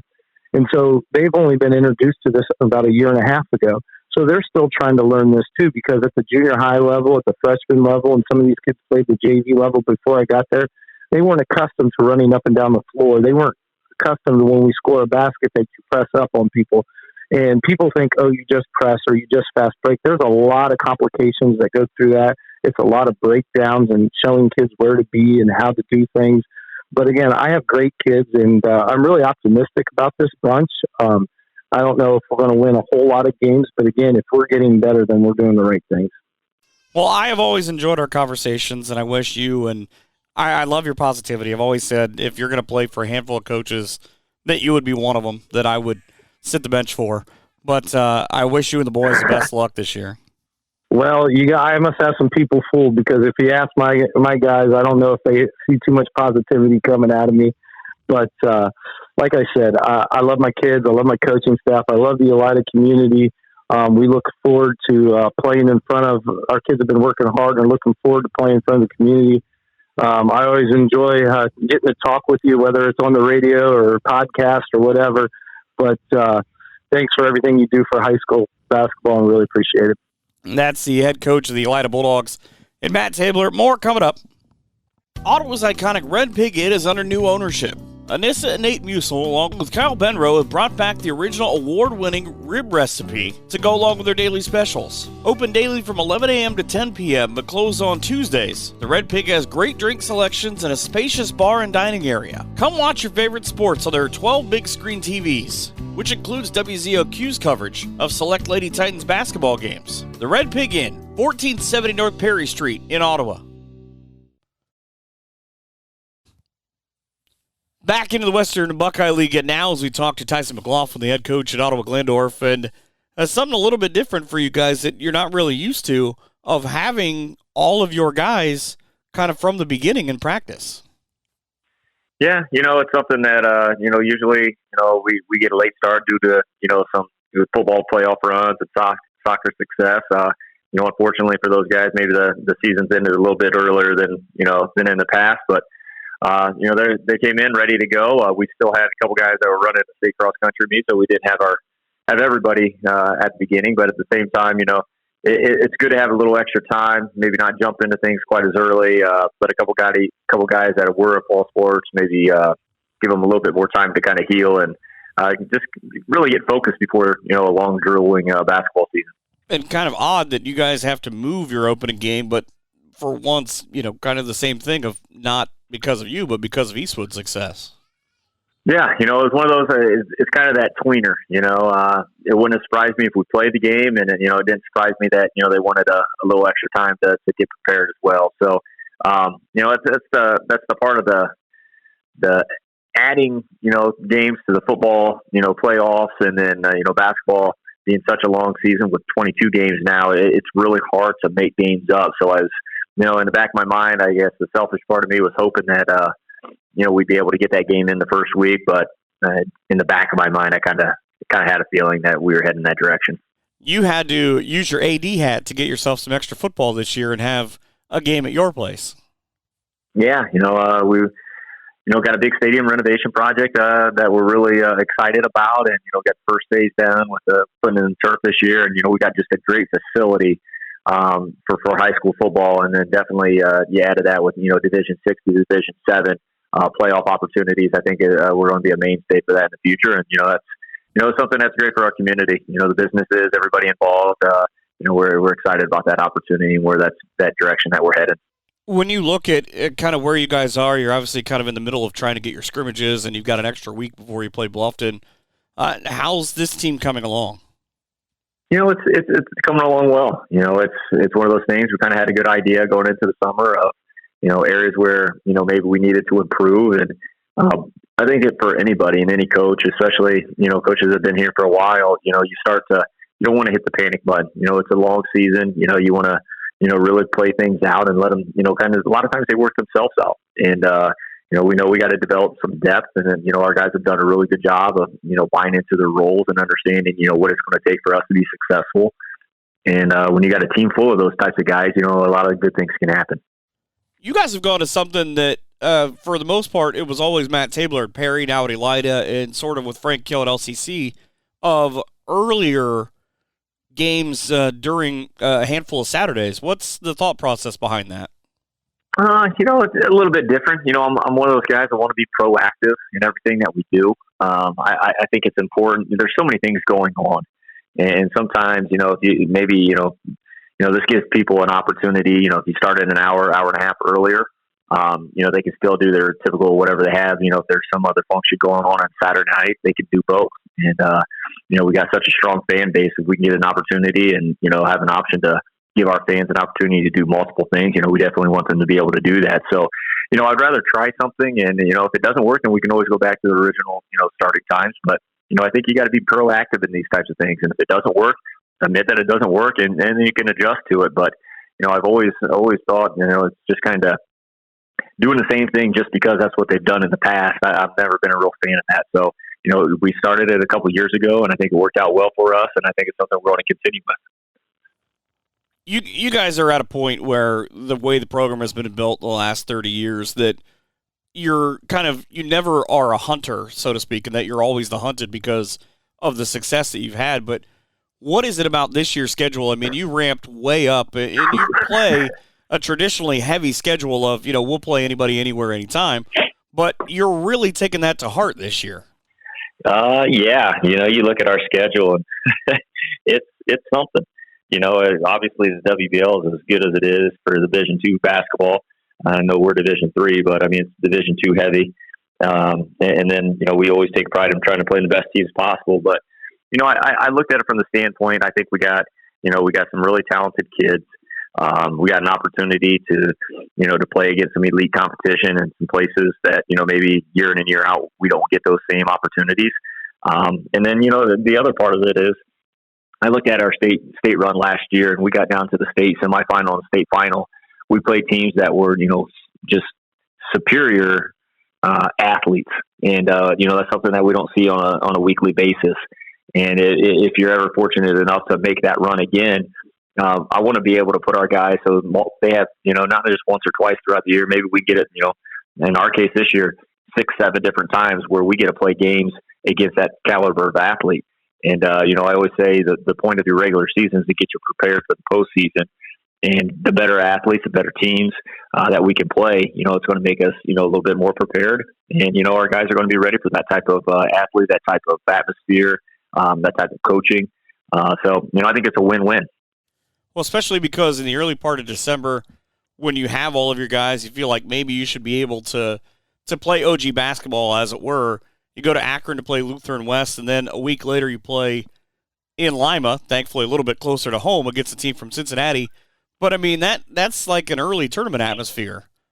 Yeah, that's what we're trying to prepare our guys for. I think I think people value, obviously we want to go out there and win every single game, and that's our goal, and that's always going to be our goal. But we need to get better, especially, throughout the regular season. It's 22 games. Sometimes you get in that lull. And I think when you play those types of teams and that type of competition, I think it raises everybody's, level of play. And as long as we got the horses to compete, we're going to put our kids out in situations. And, you kind of mentioned it, anywhere, anytime. That's kind of our mantra. And, that's something that we kind of take to heart. And, we're looking forward to playing some of those programs.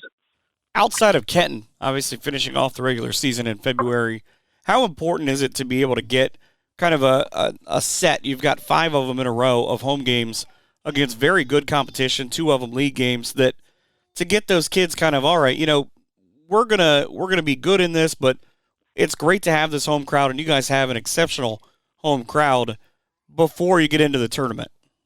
Yeah, I think it's important to play those in tournament-like atmospheres.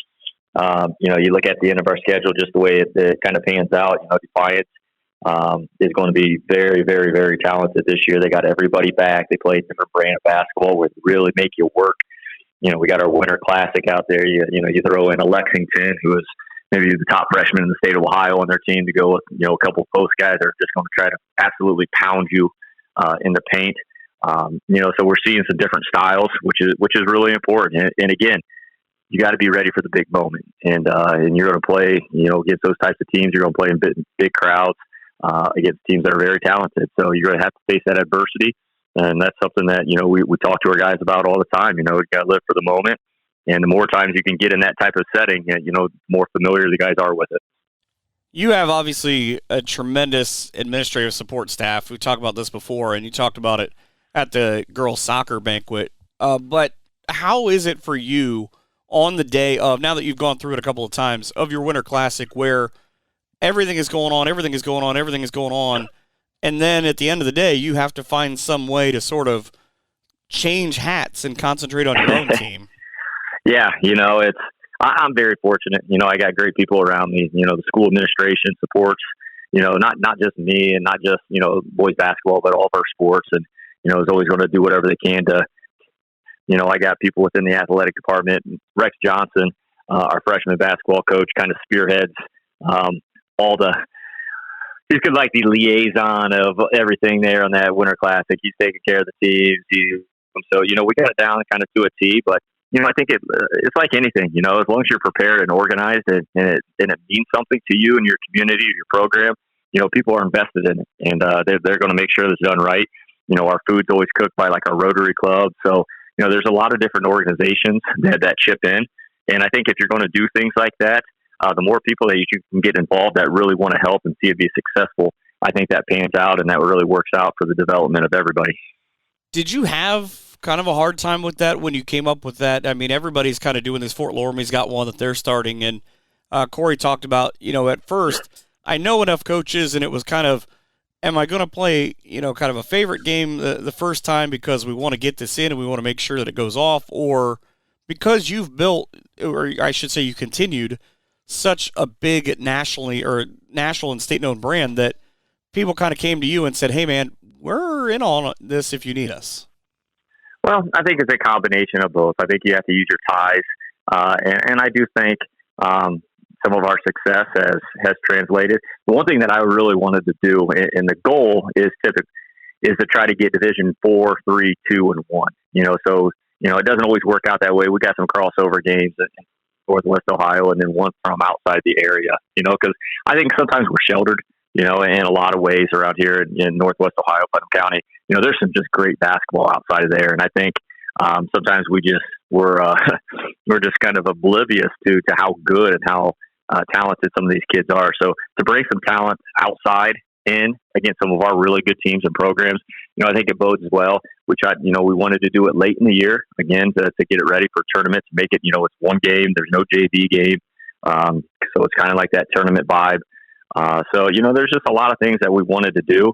It's went very, very well. So we've been very, fortunate for the teams that want to play in it. So, we just want to keep going. I think we got 4 games this year, and it's going to be 4 really, really good games. And, we're looking forward to another successful year. I think it's kind of a catch-22, though, in a way, because it also reminds people just how good the basketball in Northwest Ohio is. Absolutely. And I'm not taking anything away from that, because obviously I think our track record speaks for itself. But at the same time, there's just different teams. And it's like anything, it's you get outside of your comfort zone, you get outside your area, and you realize, those guys they're pretty talented too, and try to get some marquee players that, are going to be, maybe fans are going to see playing on TV in the future. And I just, I think you hear some of those names of schools and players, and it brings a different level of excitement, something different, Doesn't happen very often, but, one time a year, we're going to have those types of schools coming into Putnam County, and, we try to get as many fans in there as possible. Well, I'm not sure if you've heard this, but I've heard the name Colin White come up a couple of times. I don't know if he's supposed to be any good. He does a couple things all right. The thing he does best is he's just a really good kid, and I think sometimes that gets lost in the big scheme of things. He's 16 years old, 17 years old, and he's working hard. He does things the right way, and he's got a phenomenal work ethic. And I think that's the one thing. People talk about the success, and they talk about the college offers and things like that. But what they don't see is him and Terrence Sullivan in the gym at 5:30 in the morning. They don't see him in the weight room. They don't see him coming in on Saturdays and Sundays when nobody else is in the gym. Getting in working on his game.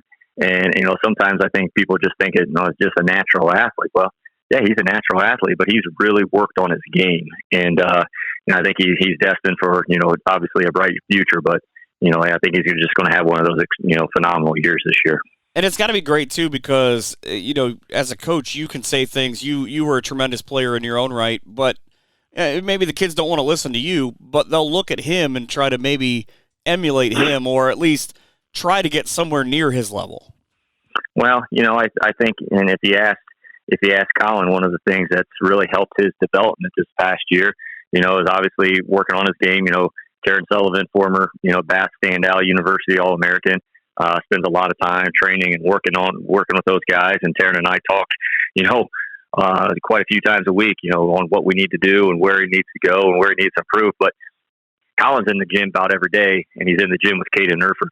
So he's got his best buddy in there, and they're working and they're getting better. Leadership is not about just individual. To me, that's being selfish if you're just worried about yourself. He's got other guys in the gym coming in there, and that teaches our younger guys. And now our younger guys are starting to see that. And it's kind of like that domino effect. But you're exactly right. Coaches can say a lot of things and really improve a lot of things. But when your team is led by players, those are your most successful teams.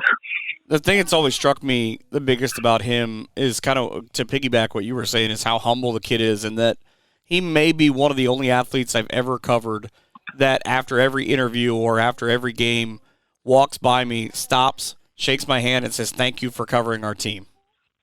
Yeah, he's good. He's a great young man, and like I said, and there's nobody else around him. It's not like me telling him to go do that. That's not his mom and dad saying, "Hey, you need to go do this." No, his dad wouldn't. His dad wouldn't tell him to say that to me.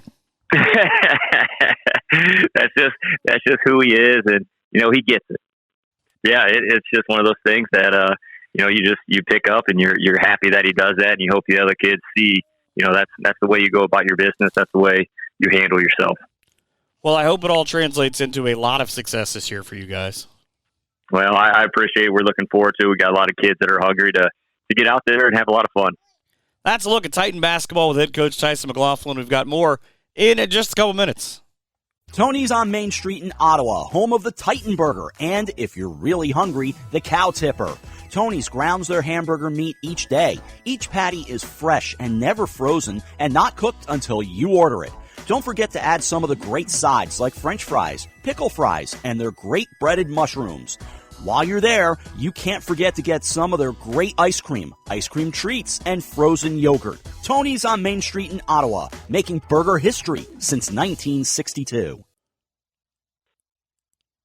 And finally, you can't do one of these previews if you don't get the most requested guest in the history of this podcast and the most frequent visitor to this podcast in Ottoville Boys head coach Keith Utendorf. I mean, congratulations, I guess.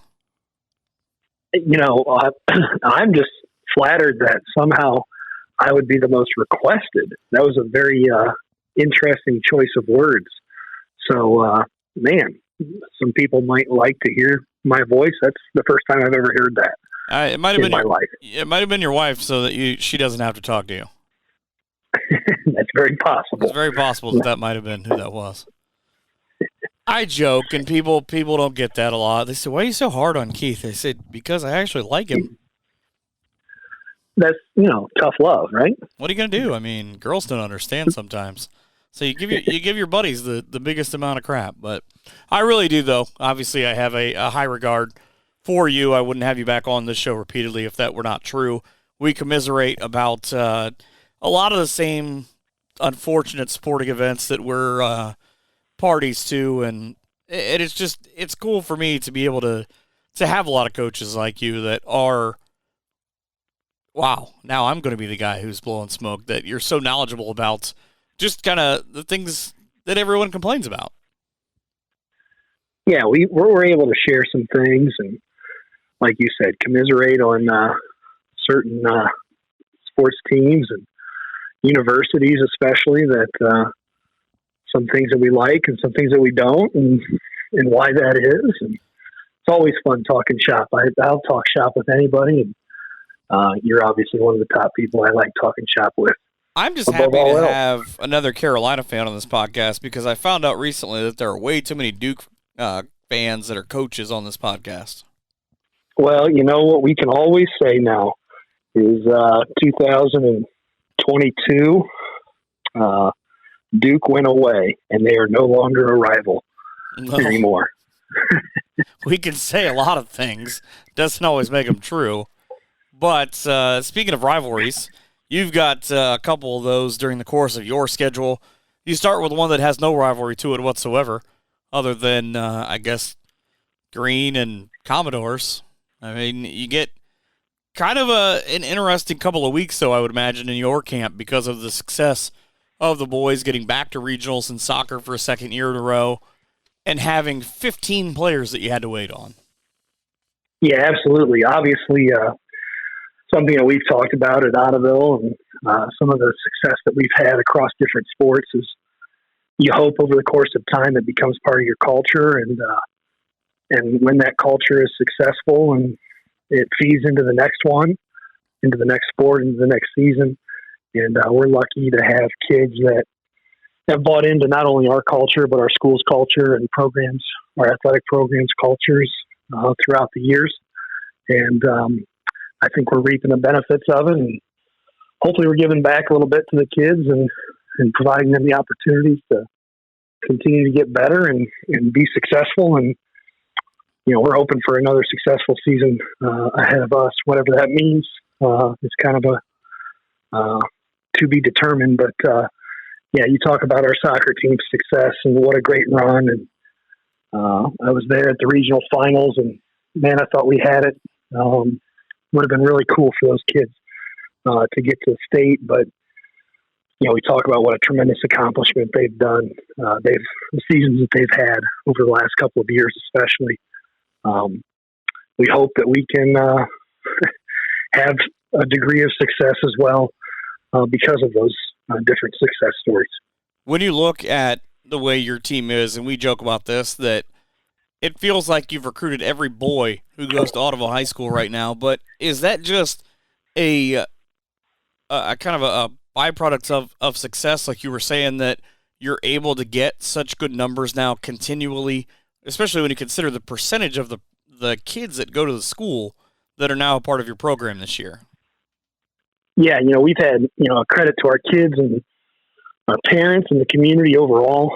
I mean, we've had great numbers every year since I've gotten there. And it starts with that first class that bought into what we were trying to sell when I got there now 6 years ago. And I think it's continued to build because of that with each ongoing class. And we're blessed to have 24 kids right now in the program and have some freshman games again. And, 24 kids, I think our OHSAA count with the competitive balance situation is 51. Yep. 24 kids, I'm thinking we've probably got, I think, around 60, 62 at most, freshmen through senior boys at most. And so we're pretty proud that about a third of our kids want to give basketball a try for another year and continue to improve and work their tails off. And honestly, that's all we're asking for, and they've done it every year that I've been here. So we're really proud that we can at least say that above all else. You get a couple of scrimmages in the now about 11 days before you get started as we tape this, before you get Perry, and then you start your back-to-backs and you add in random Tuesdays kind of as you go along for the first couple of weeks. But what is it about this team that when this season starts November 26th, you hope that you're working on right now that pays off then?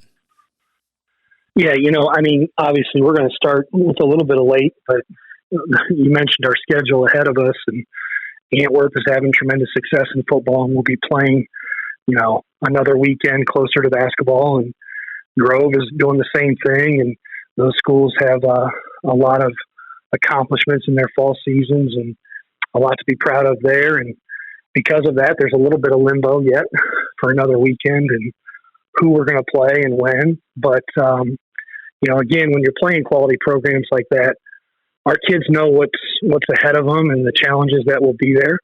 We're excited about hopefully meeting them and approaching each one of them as an opportunity to improve. And we're excited about kind of where we're at. And we had to do it last year too. We had an abbreviated season with our soccer team success again. And so we're beginning to kind of figure out how we need to go about it. It requires a lot of patience, which my wife will tell you I have a tremendously minuscule amount of.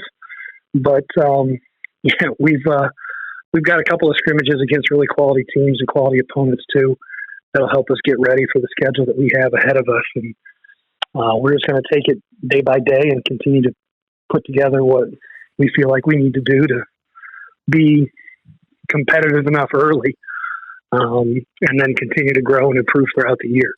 Basketball is a 4-month sport, and I thought, last year our guys continued to get better, continued to buy in, and we were okay at the beginning of the year. We had a lot of, successes. Things continued, and I thought we improved from beginning to end and played some of our better basketball at the end. And that's all you can ask, and that's kind of what we're trying to establish and put together as we begin this season too. You've got a couple of quirky things in your schedule, in that from when you played Elvis Jefferson, Lincolnview, Paulding, Van Wert, Minster are all home games in a kind of a 5-game span right in the middle. But unlike a lot of teams, you guys don't really get that big block of away games. The most amount that you have is you get 3 in a row, and you're away 5 of your first 6. But, outside of that, it kind of broke out nicely to where a lot of these big games where you go to other places and have great student sections, they're at your place this year. Yeah, and obviously, the schedule is rotated. We've put together, a quality schedule that I feel like is one of the better schedules in Division IV in the state. And because of that, you're going to play in a lot of cool places and challenging places. And, with New Bremen probably moving to later into January, as we're kind of getting that finalized here at this point right now today. It makes it very interesting. Some of our parents and community members have always kind of saw the big lump of away or home games kind of at the beginning of the year, depending on the year. This year it kind of got broken up a little bit because of that scenario of games possibly being moved. And we're excited about, the opportunities that we'll have at different places. We go to a lot of cool places, and we'll see how everything shakes out. But our schedule, we feel, will prepare us for some of the goals that we have ahead of us. And that's all you can ask out of the schedule. So, with the exception of Columbus Grove, as it stands right this second, you're supposed to play them December 2nd. However, I would think that a win this weekend would change that, moving that somewhere else, maybe into January. You have a 6 out of 9 game stretch where you play almost all of your PCL opponents. Is that happened before, or is that it just looks weird to me because you go 2 PCL games, non-league, 3 PCL games, a non-league, and then finish at Leipzig? Yeah, the interesting part, like the PCL schedule really doesn't change. I've been coaching the PCL now of my 15 years as a varsity coach of some sort, as an assistant or a head coach at 3 different schools. The schedule has never changed. It's pretty well tailored to the weekend and the days, and those things haven't changed. So we always know we have that block in January and early February where most of our games are going to, kind of come through that stretch. And because of that, we've had to schedule some different non-conference games for us because of our lack of what other PCL teams like Leipzig and Grove and Pandora, being in 2 different leagues, have to deal with. And so our December, unfortunately, probably over the course of different teams, whether they have dropped us or we've had to have some schedule changes and whatnot over the last 3 or 4 years, we've had to really kind of stockpile a bunch of games in December to kind of accommodate some of the teams that we've had to put on. So unfortunately, that means that we've played, like before New Bremen moved, we had 13 games between the Friday of Thanksgiving and December 30th. We have 13 games. So over half of our season is done January 1st. Now that'll change and it'll just be just over half. Yeah, it's 12 right probably now. 12. But, that's quite a gauntlet at the beginning of the year. And we've approached it, as a challenge for our kids, especially with the abbreviated season that we had, or preseason, I should say, last year, and we'll have the same thing this year. it's a challenge, and we're not going to be playing our best basketball, we don't think, in the middle of December, but we want to be competitive, and our kids are going to do everything to be that. But yeah, our schedule is pretty challenging early, and then you talk about the PCL and those games in that block of time after January, and obviously the PCL's history and tradition is pretty darn strong. So yeah, our schedule is daunting when you look at it from a holistic standpoint. But we just talk about our kids approaching each game as an opportunity, and they know we've had this situation for about 3 or 4 years now, where we've played a lot of games early in the season. So they know how to approach it. We know how to kind of try to manage it early on, and then hopefully get to playing our best basketball when we get to play those league games in January and February. So that's just kind of how we'll approach it. And our kids are really great about being patient with the process too. When you look at your team right now, kind of as an on paper looking forward thing, I'm going to start where everyone else is going to start when they start scouting you about Kellen Schlagbaum. How do you best maximize his talent and be able to sort of keep teams from keying in on him? He's a terrific creator, first of all, but to be able to sort of lead your offense while maybe not being able to be your offensive leader, if that makes sense. Yeah, I think Kellen's, we've obviously been blessed, and I'm sure a lot of our opponents have earmarked us for the last 3 or 4 years. We've had tremendous guard play for the 6 years that I've been here, and Kellen's just another one in the lineage, I guess, that we've had. All of them are different. Obviously, Will just graduated, Josh before him, and Nick Mormon before him, and we've had some different point guards that have really been an asset and something that we've been very blessed to have. And obviously, yeah, everything's going to start and begin with preparation from other people with how they're going to contain and guard Kellen. And this year I think what's optimistic is that he's a true point guard, and he's going to get people involved.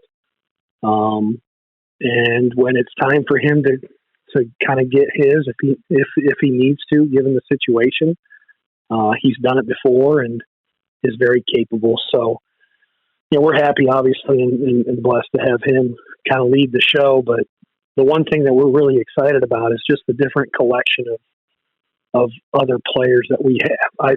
I really feel like, and we've had this, like I've said, since I've been there, there's such a cohesion with these guys. You talk about the communities, and literally they live together. A lot of them are literally hanging out for probably, I'd venture to say, 12 to 14 hours a day, whether it's at school or at practice. And then after practice, I know they get together all the time. And this is probably as close of a group, I think, that we've had. And that's saying something, because we've had really, really connected and close groups over the course of the 6 years that we've been here. And we're excited about the potential for some of the guys that we have there. We feel like we're pretty deep with guys that can contribute. The biggest thing that we're trying to develop right now is understanding roles, how people can contribute. And so fitting that around not only Kellen, but just the other guys, how the puzzle pieces fit together is the fun and exciting part. There's some growing pains there and trying to figure that stuff out.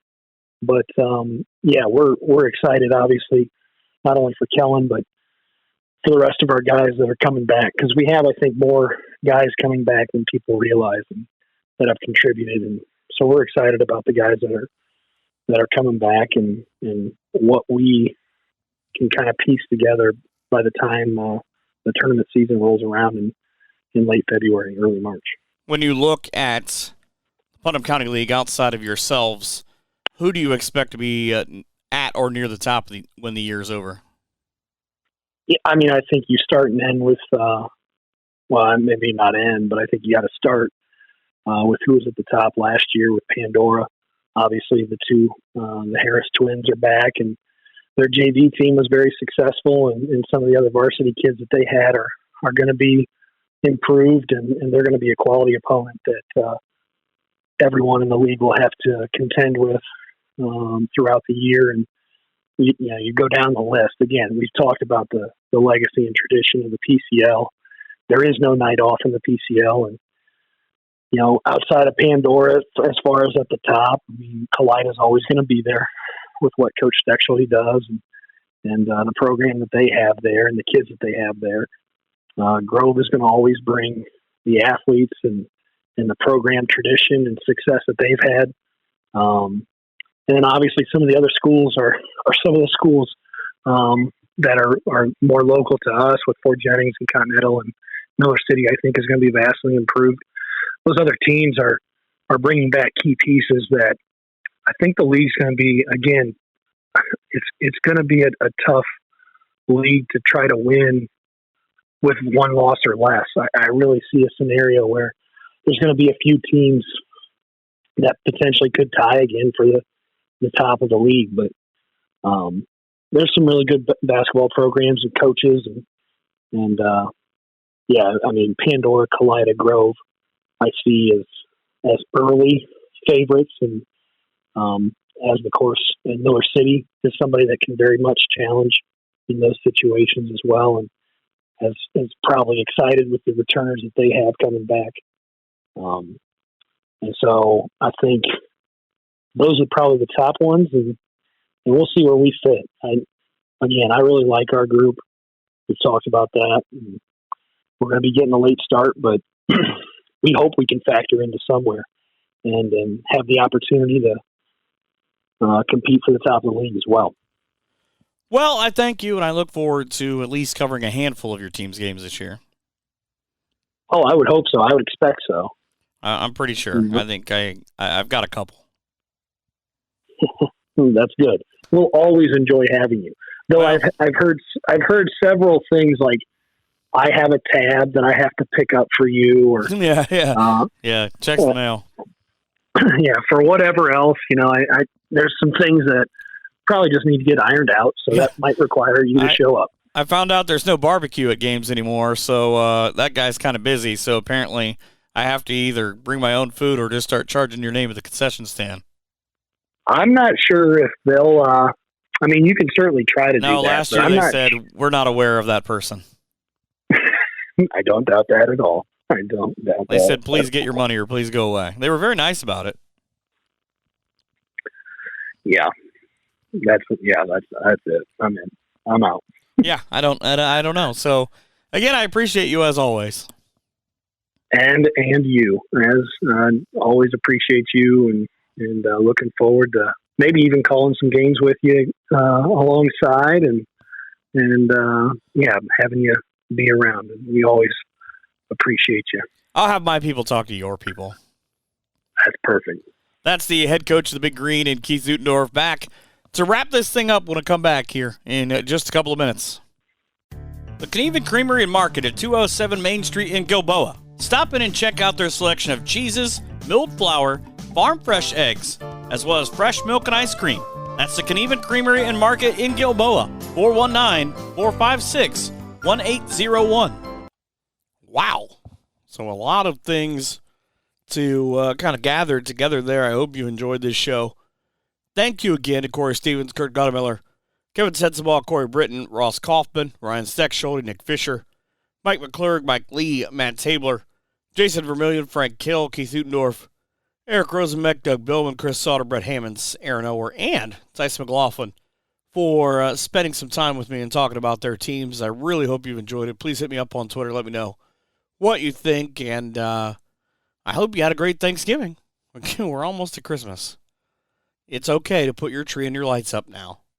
And apparently, I'm told in my house, the answer to the cranberry question is canned and not the real cranberry sauce.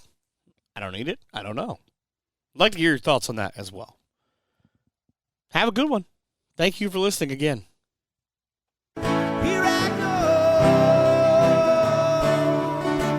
We hope you've enjoyed this edition of Around the Hearn. Come back next week for more local stories from the NWO. But until then, be sure to follow us on Twitter @MichaelHearnPBP for more great area content.